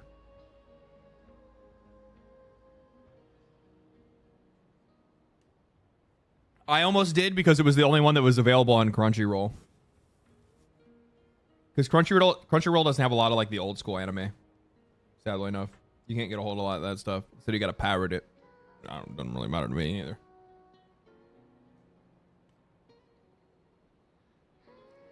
Sounds like a really nice to watch. I'm dead serious. It's really fucking good. It's very well written. It actually, I'm not a big crier. I got misty eyed in the first like 5 or 6 it was like 7 episodes. They start off very strong. Very strong.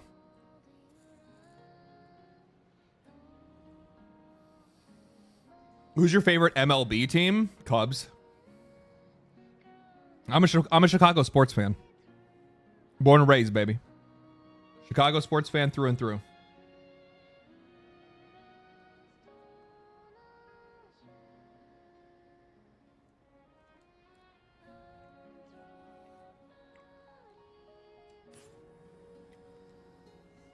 Does he make it to MLB? I don't know. He's a Japanese baseball player. He might. I'm only in the second season. He's in middle school when I'm watching right now.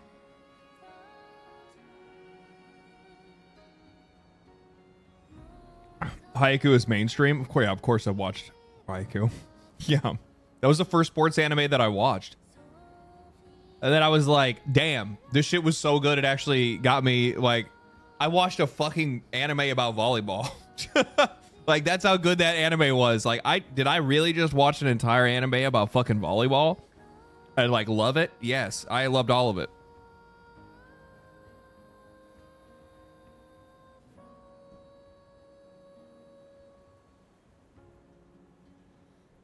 So good.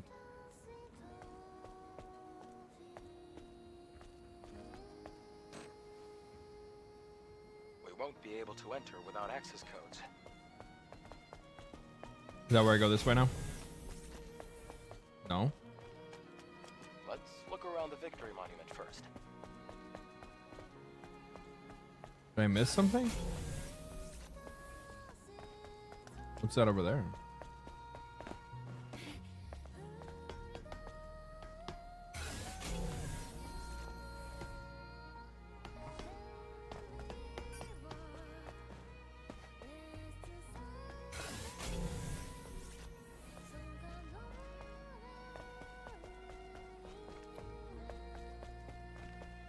I got distracted talking about anime and now I don't remember what I was supposed to be doing.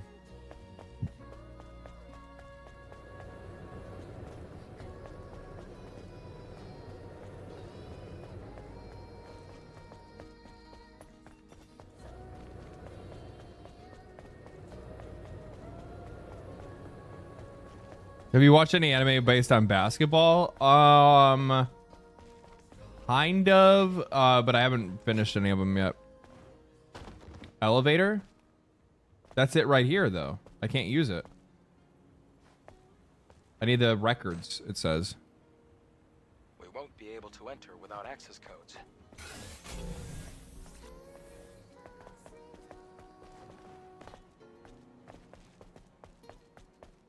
Codes are on a corpse? Oh, I see him now.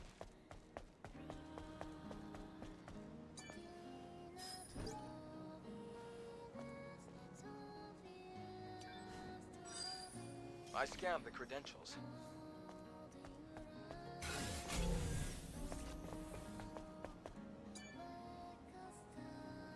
We'll head down to the Hall of Records now.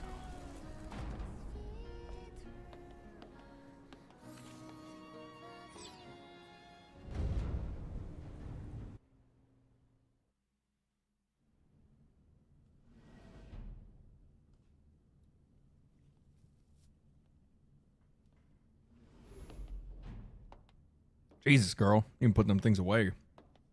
Kuroko's basket? I don't know.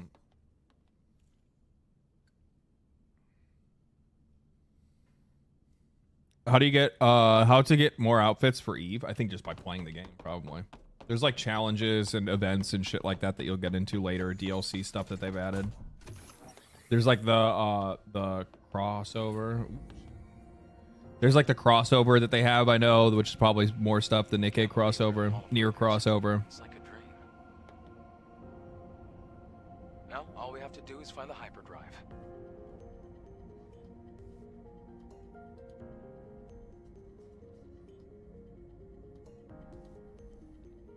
At the start of the 22nd century, humanity's right to life was threatened by advanced global warming. Having foreseen this, Mother Sphere ensured mankind could meet this challenge.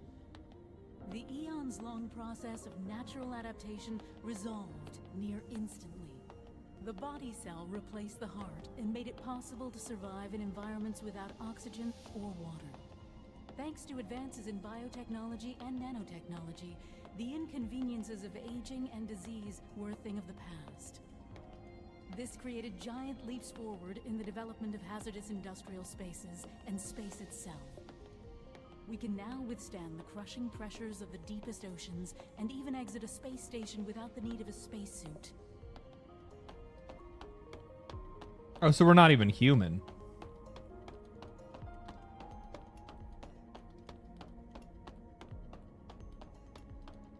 Humanity's greatest and only hope for survival can be found in Mother Sphere. Please, enjoy the harmony and prosperity of 8.7, the first city ever built by Mother Sphere, the mother of... I have no idea what that was all about. Adam, did it make any sense to you? Mankind's past was buried with the final war. This must be a video from before that time. Hypercell. Is this what you were looking for? Yes, you can extract it from the hyperdrive.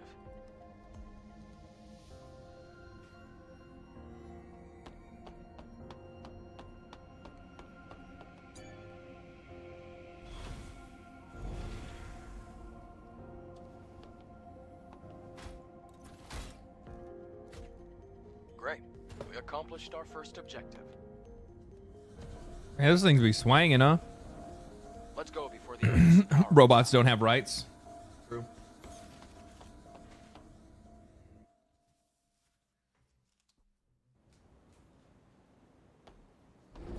That was a good dinner. Just fembots. True. The hypercell. This is going to do a lot of good. Eve, thank you. Okay. Then, can you tell me where the Alphenatiba is? Of course. It isn't far.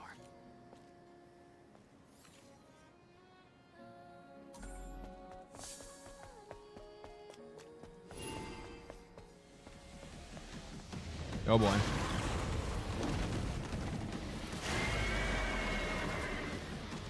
Monster art is kind of fucking crazy in this game, huh?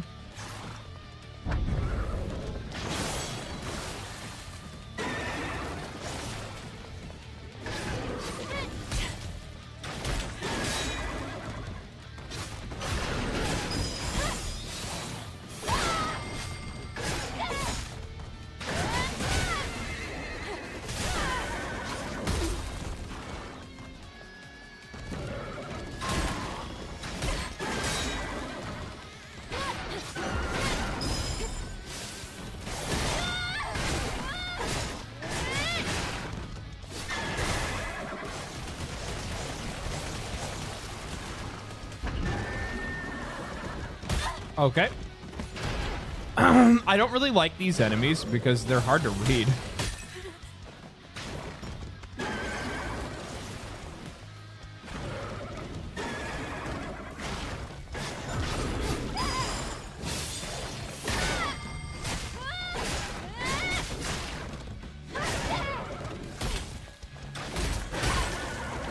I have a really hard fucking time reading these guys.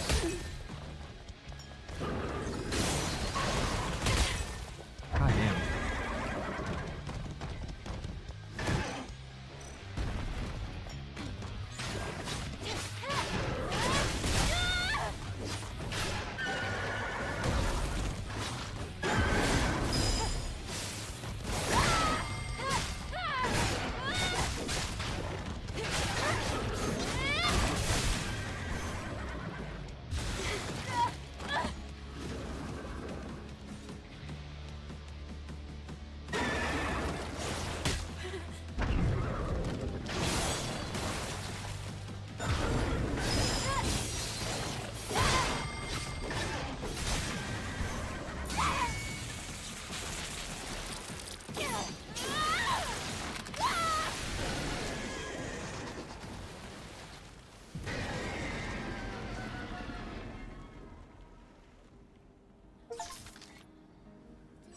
Is this skin a mod? No, it came with the game. We're gonna be totally exhausted before we even get to the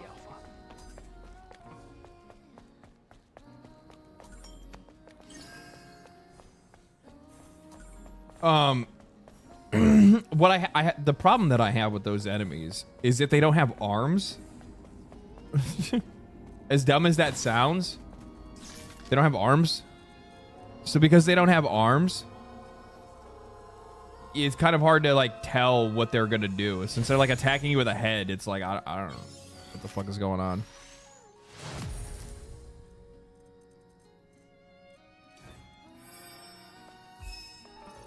Oh, nice.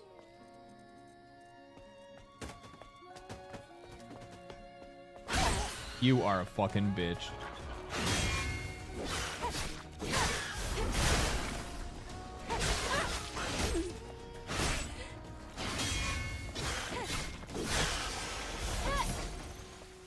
Absolutely bitch-made behavior to do something like that to me. How dare you?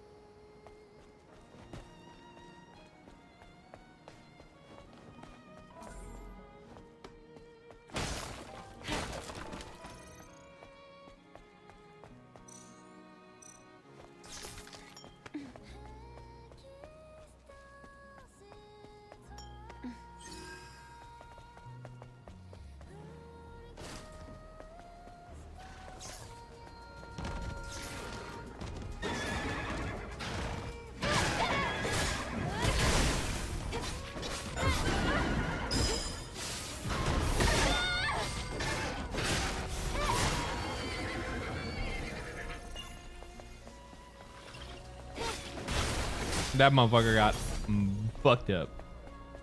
Fucked up. Is there any? No, no. Forgot about that, guy. Scared the shit out of me. Yeah, like, I fucking hate that. They keep. That's like the 4th time they've done that to me in this game.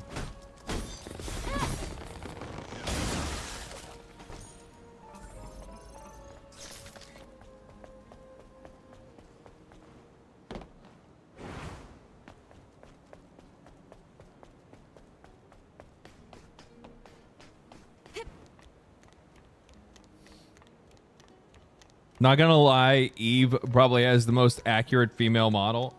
Well, yeah, I mean, compared to her, the model that they used for her, yeah. I mean, she's not like exaggerated from the person that they based her off of for the like. Obviously, they like changed a couple of her features, but nothing crazy.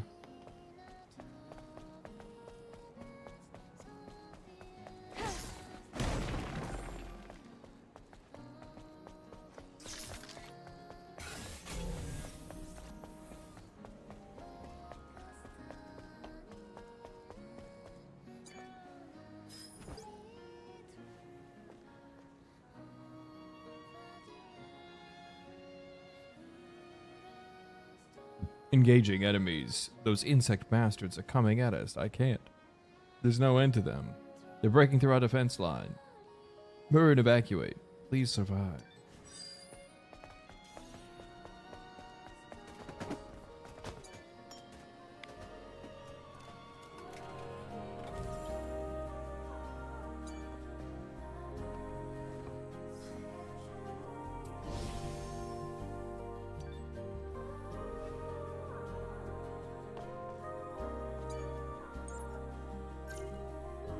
Okay, we got a lot of skill points to play with here.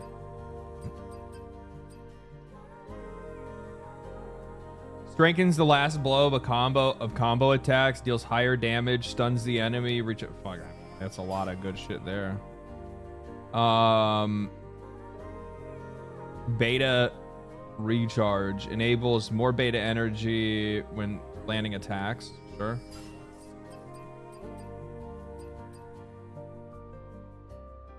Rush chain. Okay. Increases the charging distance of rush. Aerial blow. Hits the enemy in the air and then lands. Ignores the enemy's guard. A combo attack skill.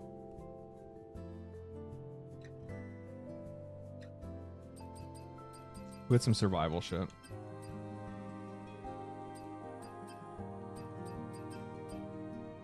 Increases the amount of beta energy when okay.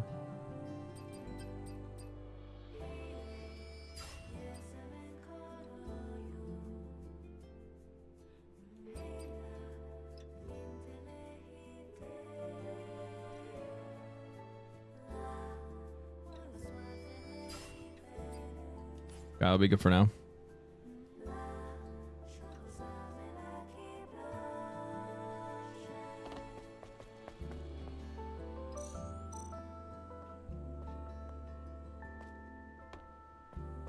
Alright, we're chilling. Should we head down again? No, just follow the path and go straight.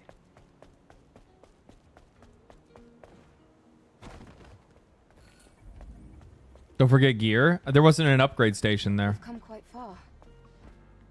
How much Was there? I don't think there was. We just have to pass that sewage facility. There must be a way to get across. We can build ourselves a bridge if we use that crane.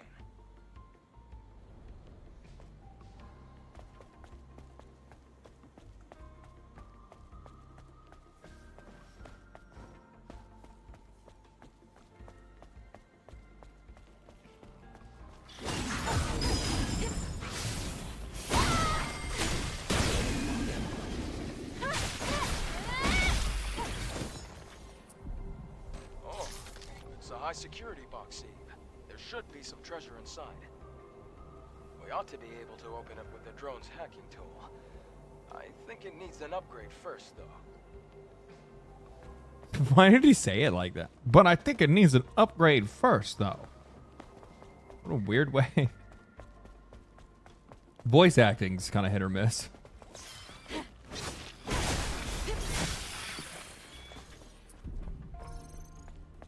Though at the same time, I think, like, part of me, like, as much as I would talk shit about voice acting, at the same time, like, these aren't, like, these aren't humans, right? Like, these guys are androids. At least I think they are. And if that's the case, then, like, they probably shouldn't sound all that natural.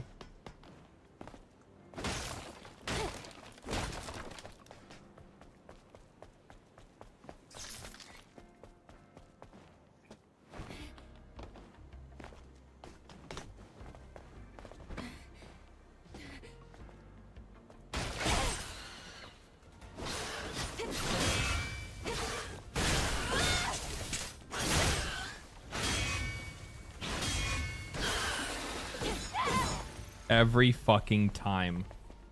Every fucking time with these guys. I can't. Chose Korean, might give Japanese another go. Japanese voice actors are fucking insane in games, dude.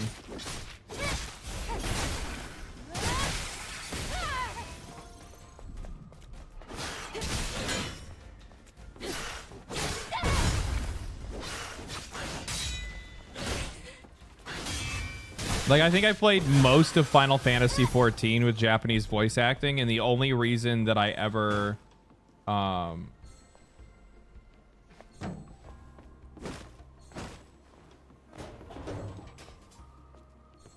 can't, oh.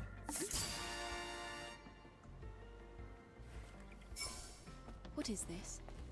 It doesn't seem useful. It looks intriguing. I'll look into it later. Collect cans. You can discover hidden cans by exploring different places around the world. What the fuck is that anime or that animation? Like, she's a... Are these like actual brands in Korea? Is that what it is?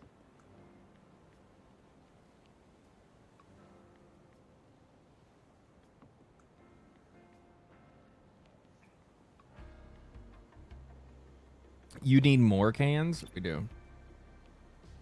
Good things can happen whenever you collect cans. Oh, you get like accessories or something? You get to like dress her up a little bit more?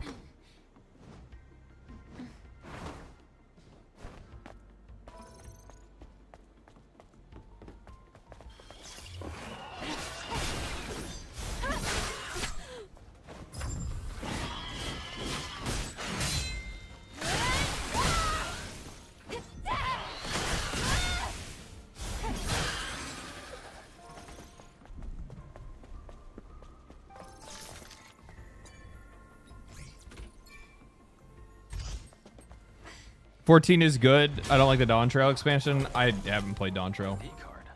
Let's keep it for now. I was like real big on. I was like real big into Final Fantasy 14, and I was raiding and stuff, and that's what I like to do in those games. I like to raid. I'm not much of just like a fucking, you know, casual player. I like playing the more difficult or more challenging content when I can, and with making YouTube videos and stuff like that, it's too difficult to make the time for it, and yeah, so I don't make the time for it.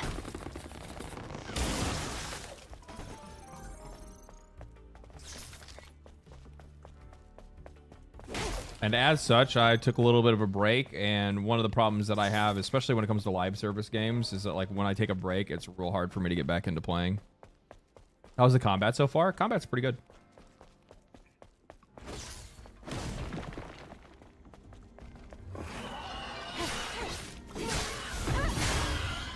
Oh.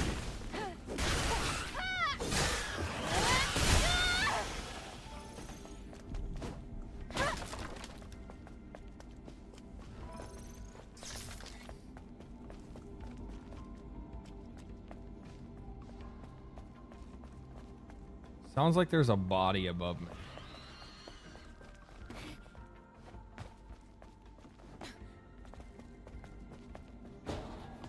that I can probably only get to if I make a bridge somehow.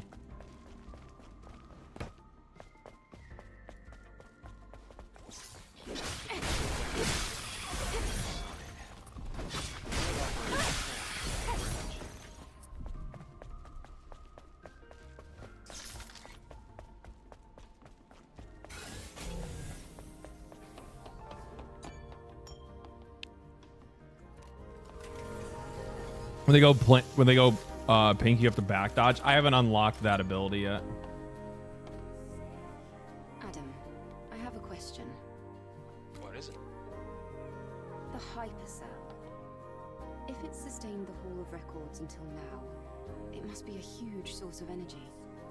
Yes. Even compared to a fusion cell. Then, where are you planning to use this energy?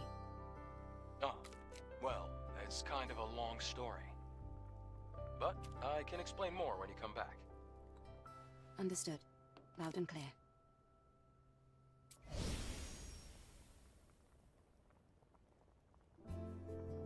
Oh my god, I need to mute IGN.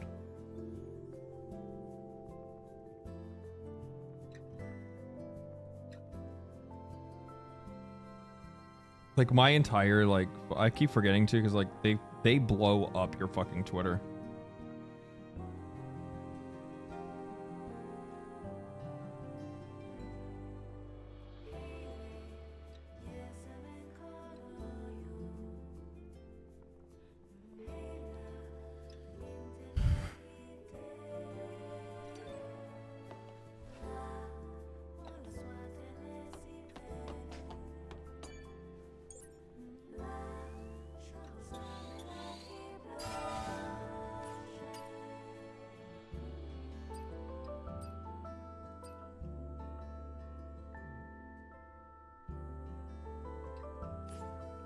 Okay.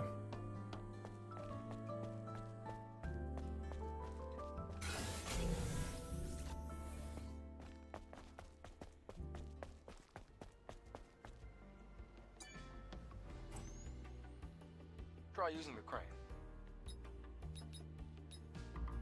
It's not working. But there is power. That's strange. Oh, we need an ID card if we want to operate it. 3 of them, actually. If the ID cards are needed for the crane, then they should be nearby.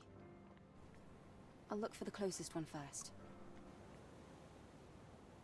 Post Endwalker, the story just hasn't been there. So I had a hot take that isn't a hot take. It's actually a really cold take.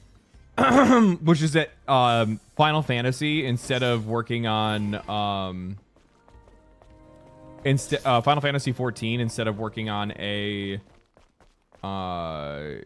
instead of like doing what they've done essentially, what I would have done in their shoes, or what they should have been planning for up until this point, isn't doing any type of like, you know, graphical update like they did to Final Fantasy 14. Their better bet would have been to just walk away from it entirely and work on the next MMO. Because like that's like the one thing that they had over. That's one of their strengths that they had over. One of the strengths that they had over World of Warcraft is that they weren't afraid to walk away from the game, like they did Final Fantasy XI. Well, I shouldn't say like walk away. They weren't afraid to like make another MMO and then just put the other one essentially on, you know, maintenance mode. I fucked that up. Like that was one of their biggest advantages, was with the Final Fantasy XI. They didn't have any problem, you know, continuing to support it, obviously, but just not like supporting it the same way, and just moving on and making another game. And because of that, you know, they were able to gain a little bit of an edge on Final Fantasy, or on World of Warcraft, because at least they've done something different, right? Obviously, the original Final Fantasy 14 was not good. Until A Realm Reborn had kind of like had saved it, right? But yeah, if I were them, if I were them, I would have already been working on a sequel, not a sequel, but like something else. Or like obviously if you don't want to get rid of people's the problem with like the idea behind something like transferring like character data is that it just doesn't seem to work the way that you want it to.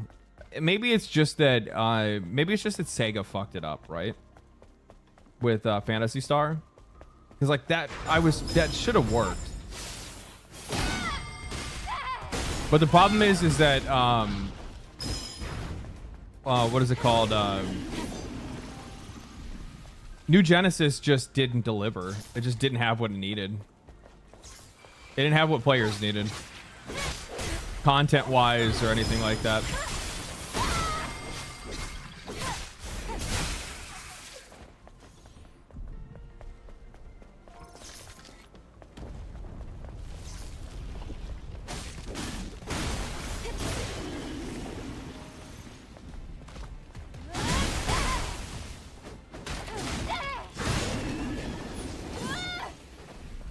Because the problem with Final Fantasy XIV is that, like, you literally just went through essentially a world-ending catastrophe. And it wasn't even like a world-ending catastrophe. Like, it was quite literally like a reality. It was literally a reality-destroying catastrophe that they came back from, right? And it's like, how the fuck do you... Like, how do you build a threat? How do you go to build another threat past that? You can't. You can't. I think they're unfairly milking 14 and using the funds for other games instead of using it for 14. I mean, like any business is going to use its resources however it will, right? That would be saying like it's unfair that we made this money off of this game, and instead of making a sequel to that game, we chose to make a different game, right?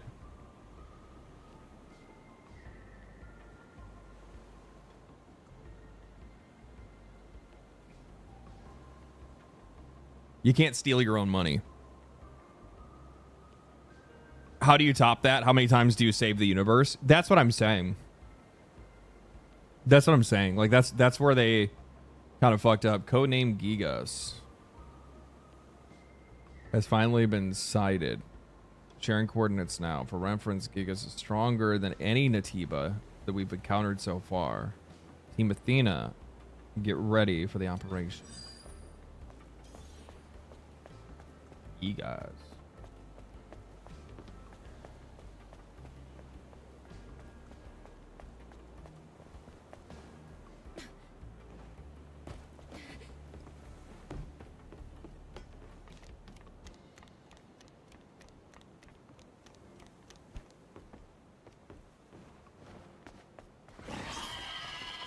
So I feel like they would have been way better off. I feel like that they would have been way better off if they just walked away from Final Fantasy XIV after Endwalker, and then you just started players off fresh in a new world with new stakes, right? Because it'd be much easier it's much easier to build off of something like that than it would be to like try to bring in an existing player base in the same world to like be completely fine with, you know, now we're just adventurers again.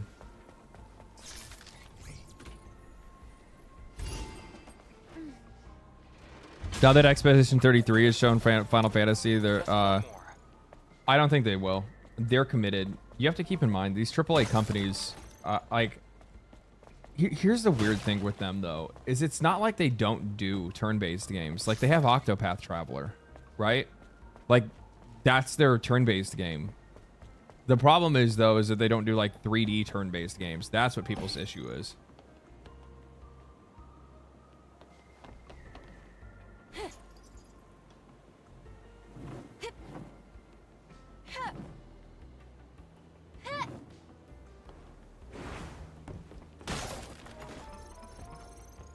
People want them to do 3D turn-based games.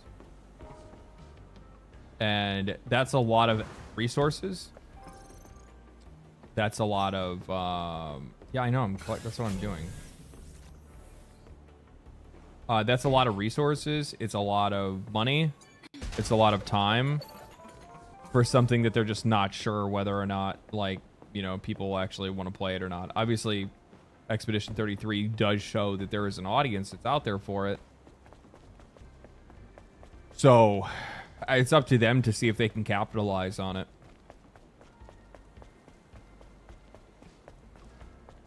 I'm actually really surprised. Well, you know what it is, and I think that people lose sight of this.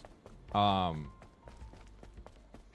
Fantasy 15, like, even though it's not like remembered, it is though. Like, that's the weird thing with Final Fantasy games, is that, like, even though they're not like the best, like, you know, canonically best Final Fantasy game, they're still remembered fondly. Like, most people will say, like, oh yeah, I like Final Fantasy 15. It's not my favorite, but I liked it. Like, I mean, it's still a good game. Like, which is true, because, like, it's just being in a Final Fantasy world is always fun, because you like the way that they do their storytelling and their world building. But I think that, like, after the success that they had with Final Fantasy 15, which sold well, it did well for them. They just didn't see a reason to ever have to. They didn't see a reason to go to turn-based.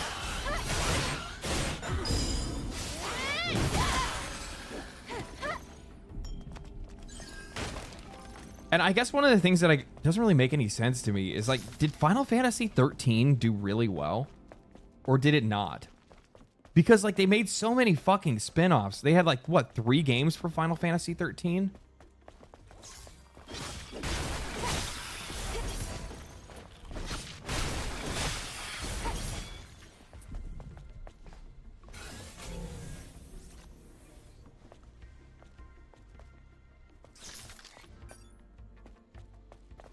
Well, how the fuck am I supposed to get in here? That's obviously where the fucking bodies are. It looks like I have to bring one of these things over here. Did I at least get one of the cards? I think I might have gotten one, didn't I?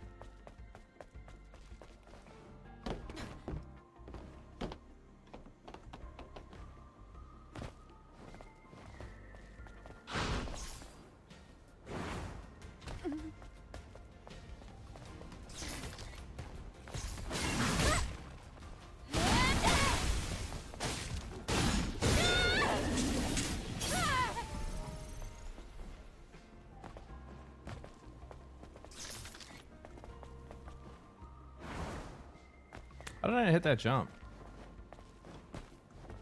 Lightning was very popular. She came from Final Fantasy 15. Characters being popular and games selling well don't necessarily always equal the same thing.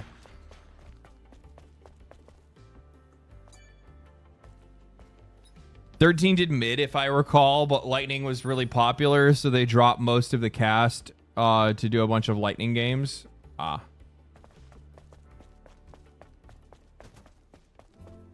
I liked Final Fantasy 13. I did.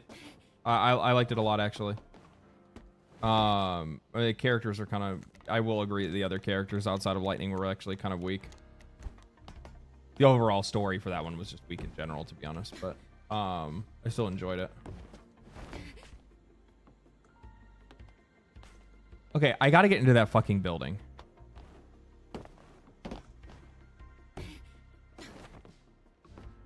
The question is how. There's a ledge on the outside.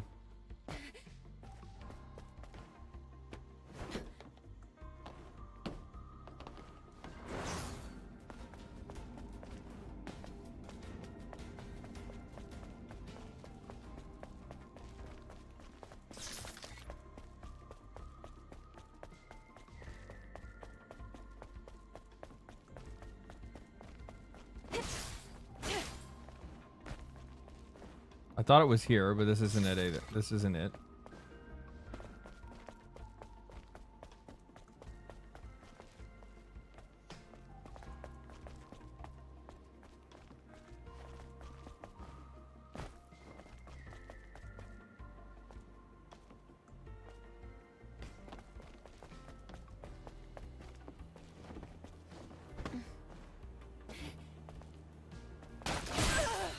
Got me again.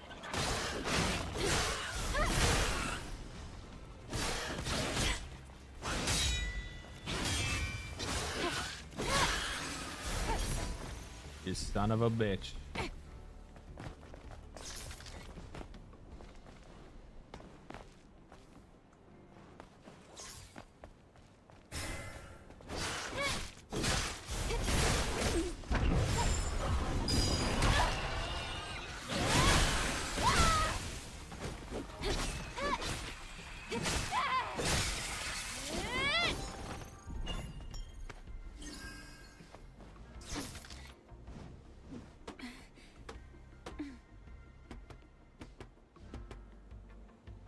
I don't understand, because this isn't going to take me...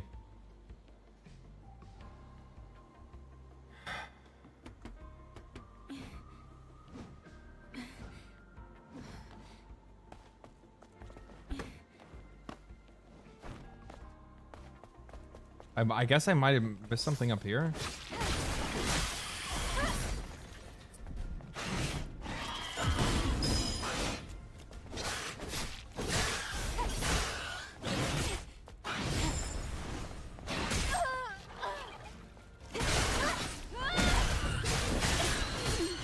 Oh my god.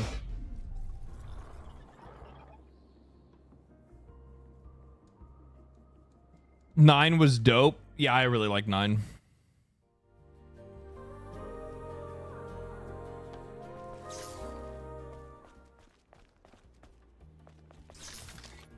Do you want a hint? Yeah, this is actually bothering the shit out of me, and I feel like I'm wasting my fucking time.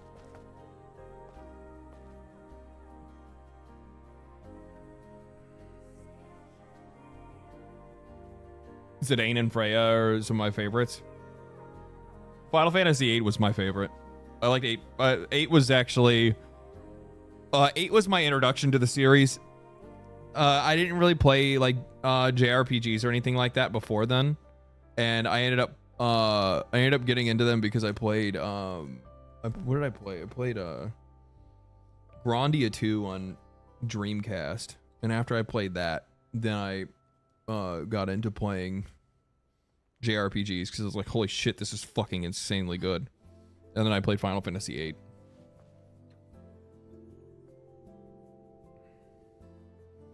Grandia 2 was goated.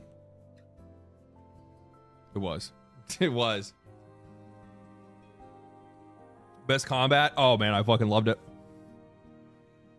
Being able to have like the real-time tactical, but like still be fully turn-based was really cool.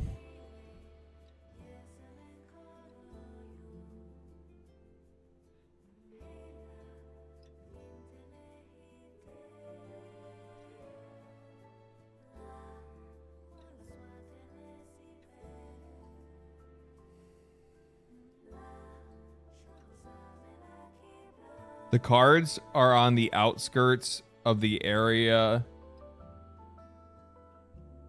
you are in for buildings with elevators and climb up them. Huh? Buildings with elevators. But I already went up that building right there. There was nothing over there. There's no bodies.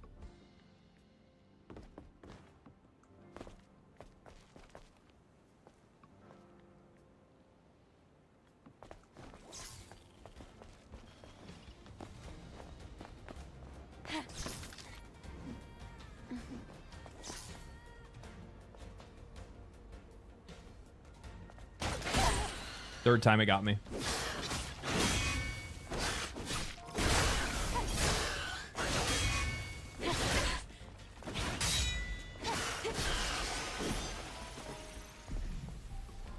Follow the orange markers. You're looking for chests.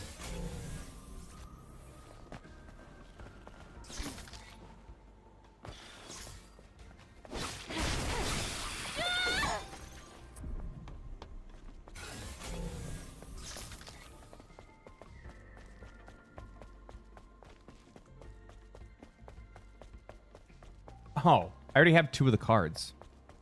I didn't realize that. I also thought this was just pointing me towards the crane.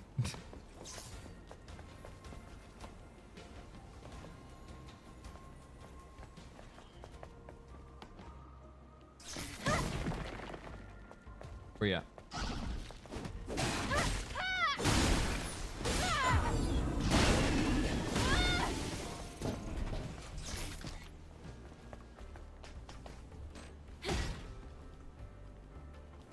It's the lift that goes to the upper floors. We need power to make it move.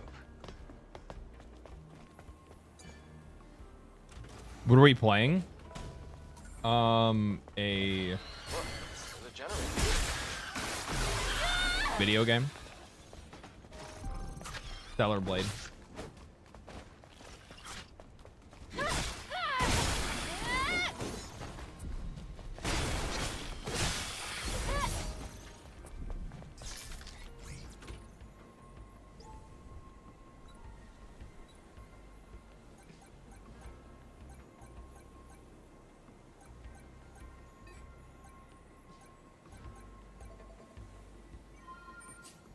Stellar cheeks. Yep.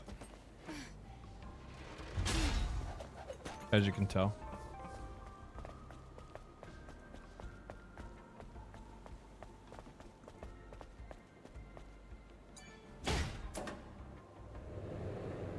The lift should work now.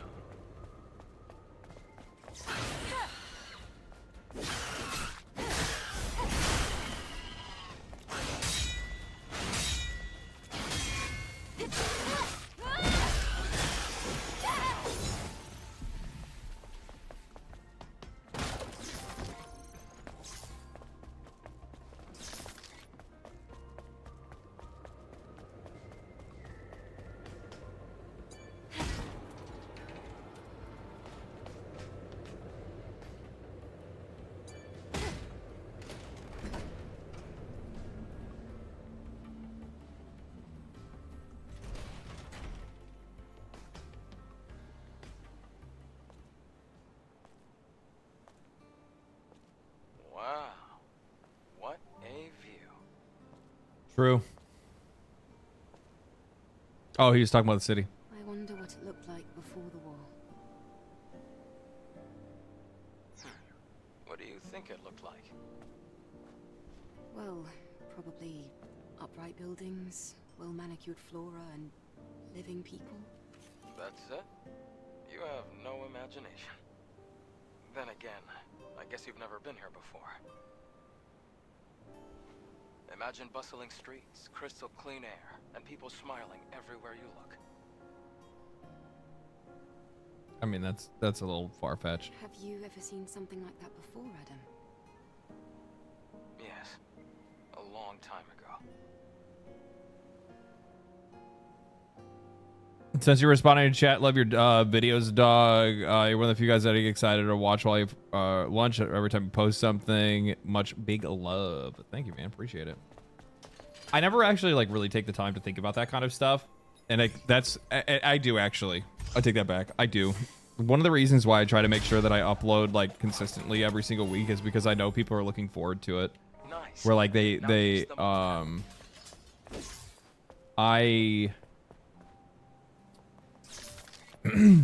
I have realized that and this isn't true for everybody, but this is true for some folks, is that I'm only 2 years, right? No, I'm a year and a half removed from construction, right? Year and a half removed from construction. When I was in construction, I would watch like Asmongold videos talking about like gaming bullshit as like a way to like get through the day, right? Like it would be like something that happened like my ear during work or whatever, and I would just kind of vibe out and like do my thing at work while like listening to like some bullshit about video games or whatever. And that became a whole thing. That was like my deal. And it made the days go by way faster. And I kind of realized more recently that with like with Asmon not really talking about gaming stuff as much and being like more politically focused, there's been a bigger and bigger audience of people that have been showing up because like him not making gaming videos has created a massive fucking gap in the YouTube algorithm, like a fucking huge gap. And I realized that like I in some ways have probably become the same kind of guy that Asmund was for me at one point in time, where it was like I had that, you know, something to listen to, something to get the day, something to make the day go by or whatever. So like I try to make sure that I stay consistent for that as well, right?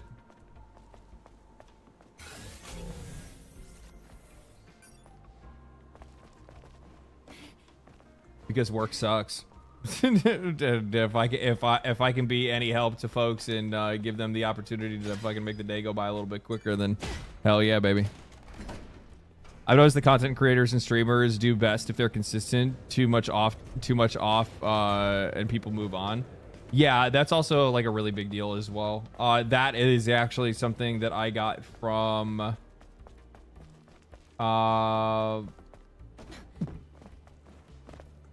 Preparian.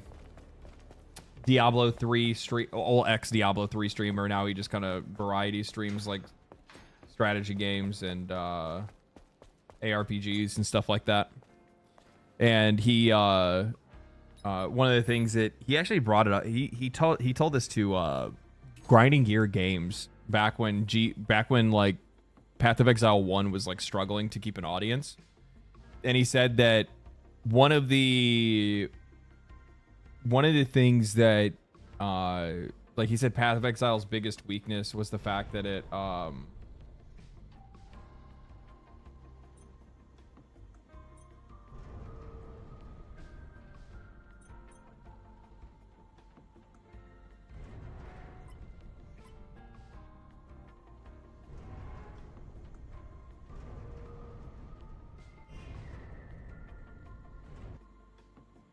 I'd imagine that'll be able to get me up there. Where you place the structure.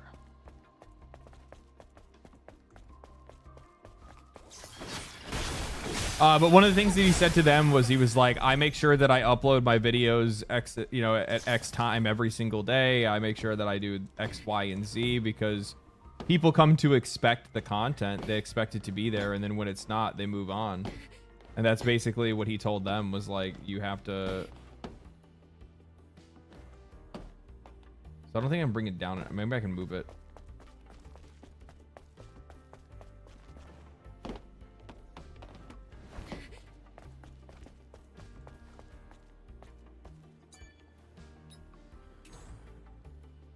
Grip the OG. He is an OG. Okay,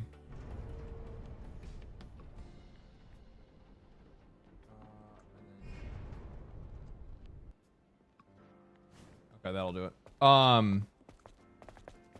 But he's like talking about like his stream, making sure that his streaming and content schedules were like very consistent because it's what people are looking for. And he's like, and if you're not like, you know, if they expect you there, you know, if they expect you there every day, that like every Tuesday or whatever, like for me, it's like every Tuesday at 7 a.m. If they expect you there and then you're not there, you know, obviously it's not like like a little inconsistency here and there is not a big deal. People have a fucking life, right?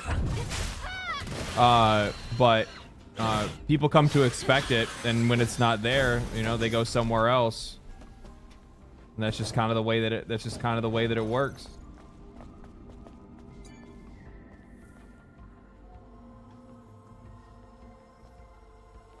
I don't think that it's like, I don't think you have to be as like absolutely fucking religious as I am, right? Which is where like I'm like literally just about every fucking Tuesday. Like it doesn't have to be like that fucking psychopathic at times. It's just like as long as it's just like not as long as it's not like you're just like every month you're just fucking gone for whatever reason. Like, you know, every other month or whatever it might be. Like some guys won't even post in a month. I'm like, that's fucking crazy. I think these guys are pissing me the fuck off. Oh my god. It's always them. It's always them specifically that are hiding around a fucking corner like a little dickhead. Crimson Tear, an accessory that can be worn on the ears. Oh. Oh. You can give her some earrings. You can get her glasses.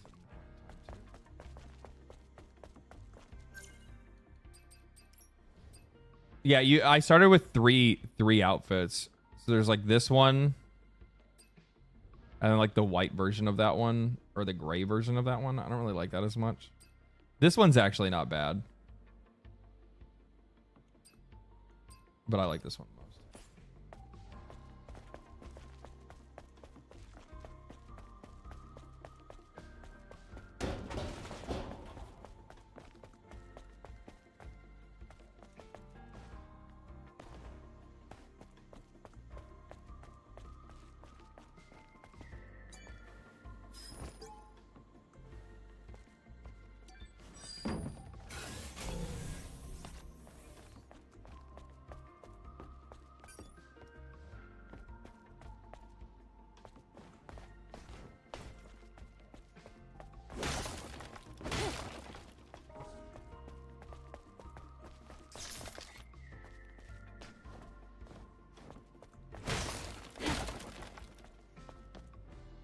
Okay. I think that's it. I think we got everything in there. Yep, looks like it. Okay.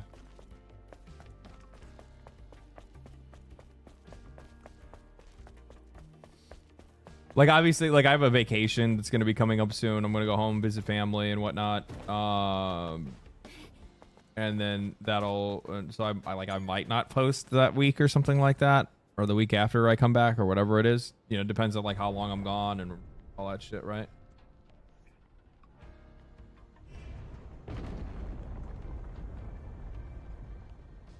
Another piece of mankind's legacy lost.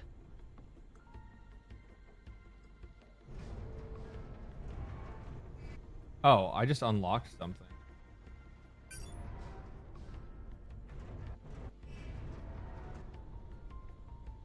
I totally just did that by accident.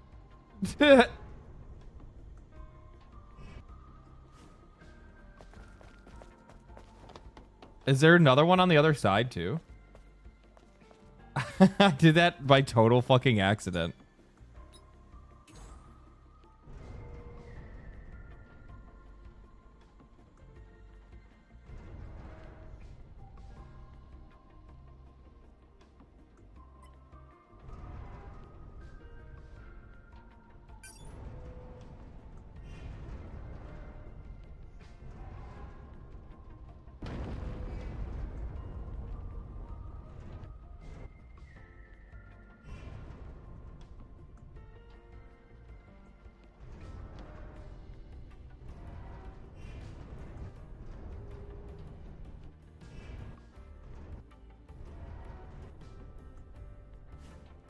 That one I don't think I can reach.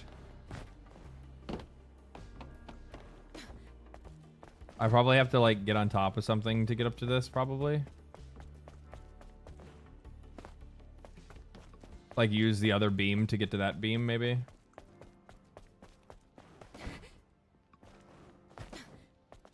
Yeah, that's what I'll do. Okay. There's a chance I might have missed those. Yeah, I mean, this happened by complete accident.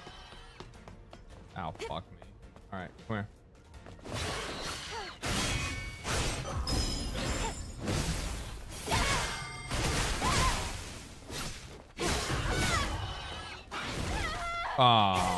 Oh God.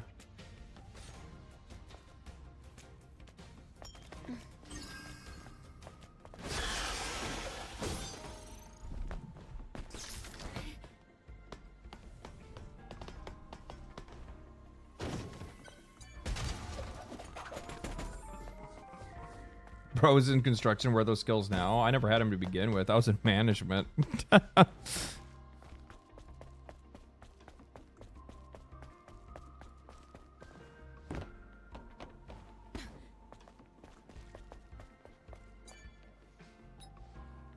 If you didn't notice, my life skill is telling other people what to do, not myself.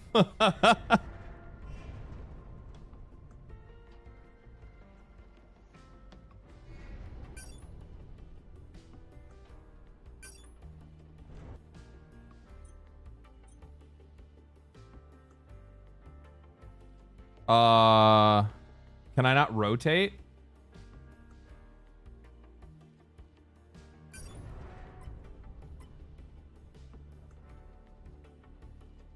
I think I got this figured out.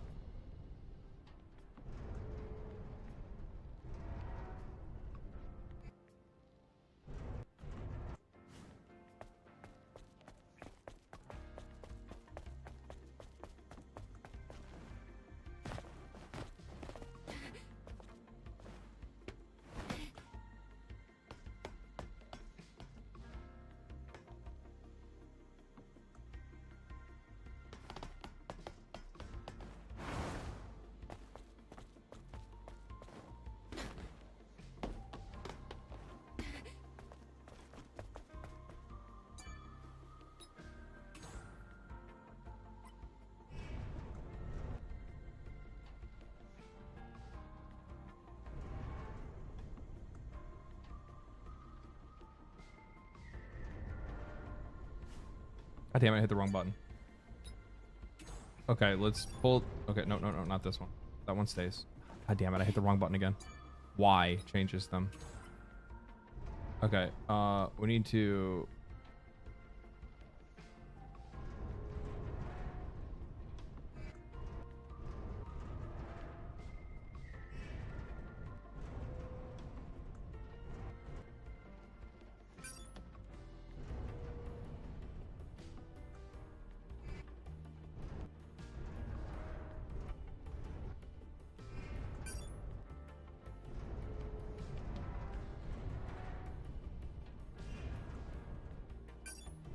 trying to move it forward. Why won't I move forward?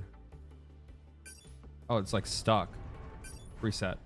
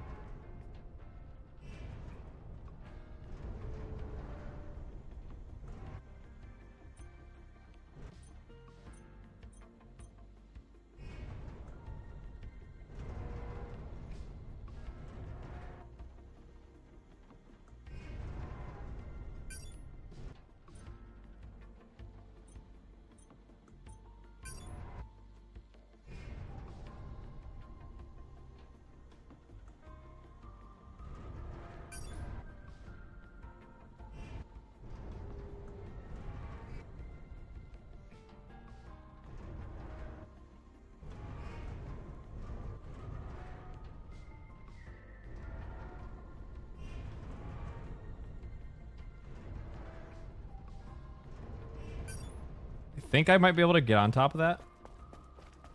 I'm probably doing this like the completely fucking wrong ass way, but that's the only way I know how to live life.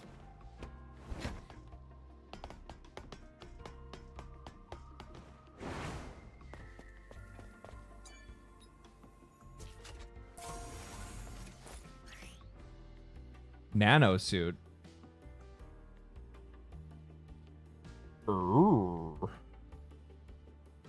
So now I can upgrade my nano suit. You can collect design patterns and materials to craft nano suits.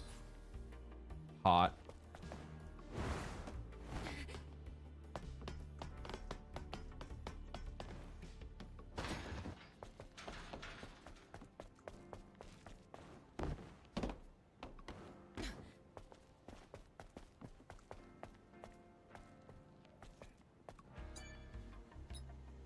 And now for this one, we just drop it down. Move it forward a little bit, bring it down.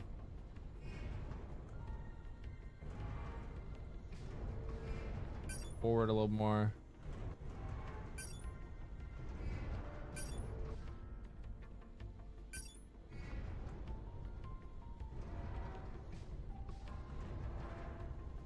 Nailed it.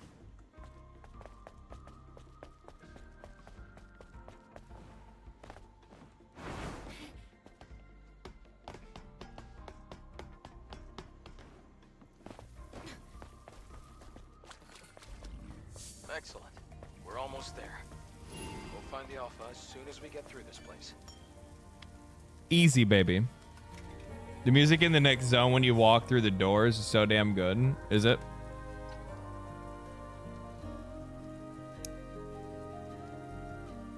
LD already missed one of the planet suits you get when you leave the train. What? There's a suit. There's what?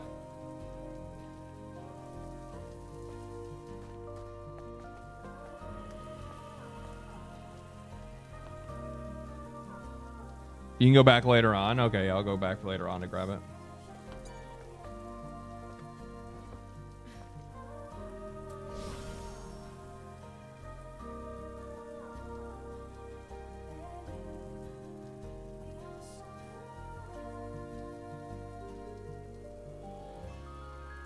There was a craftable planet suit behind a door. Oh. I didn't see it.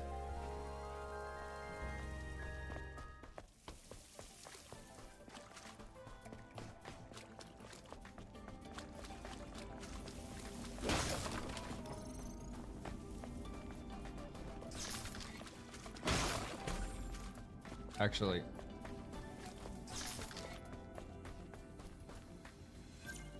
Looking at the time, ladies and gentlemen, it's almost midnight here.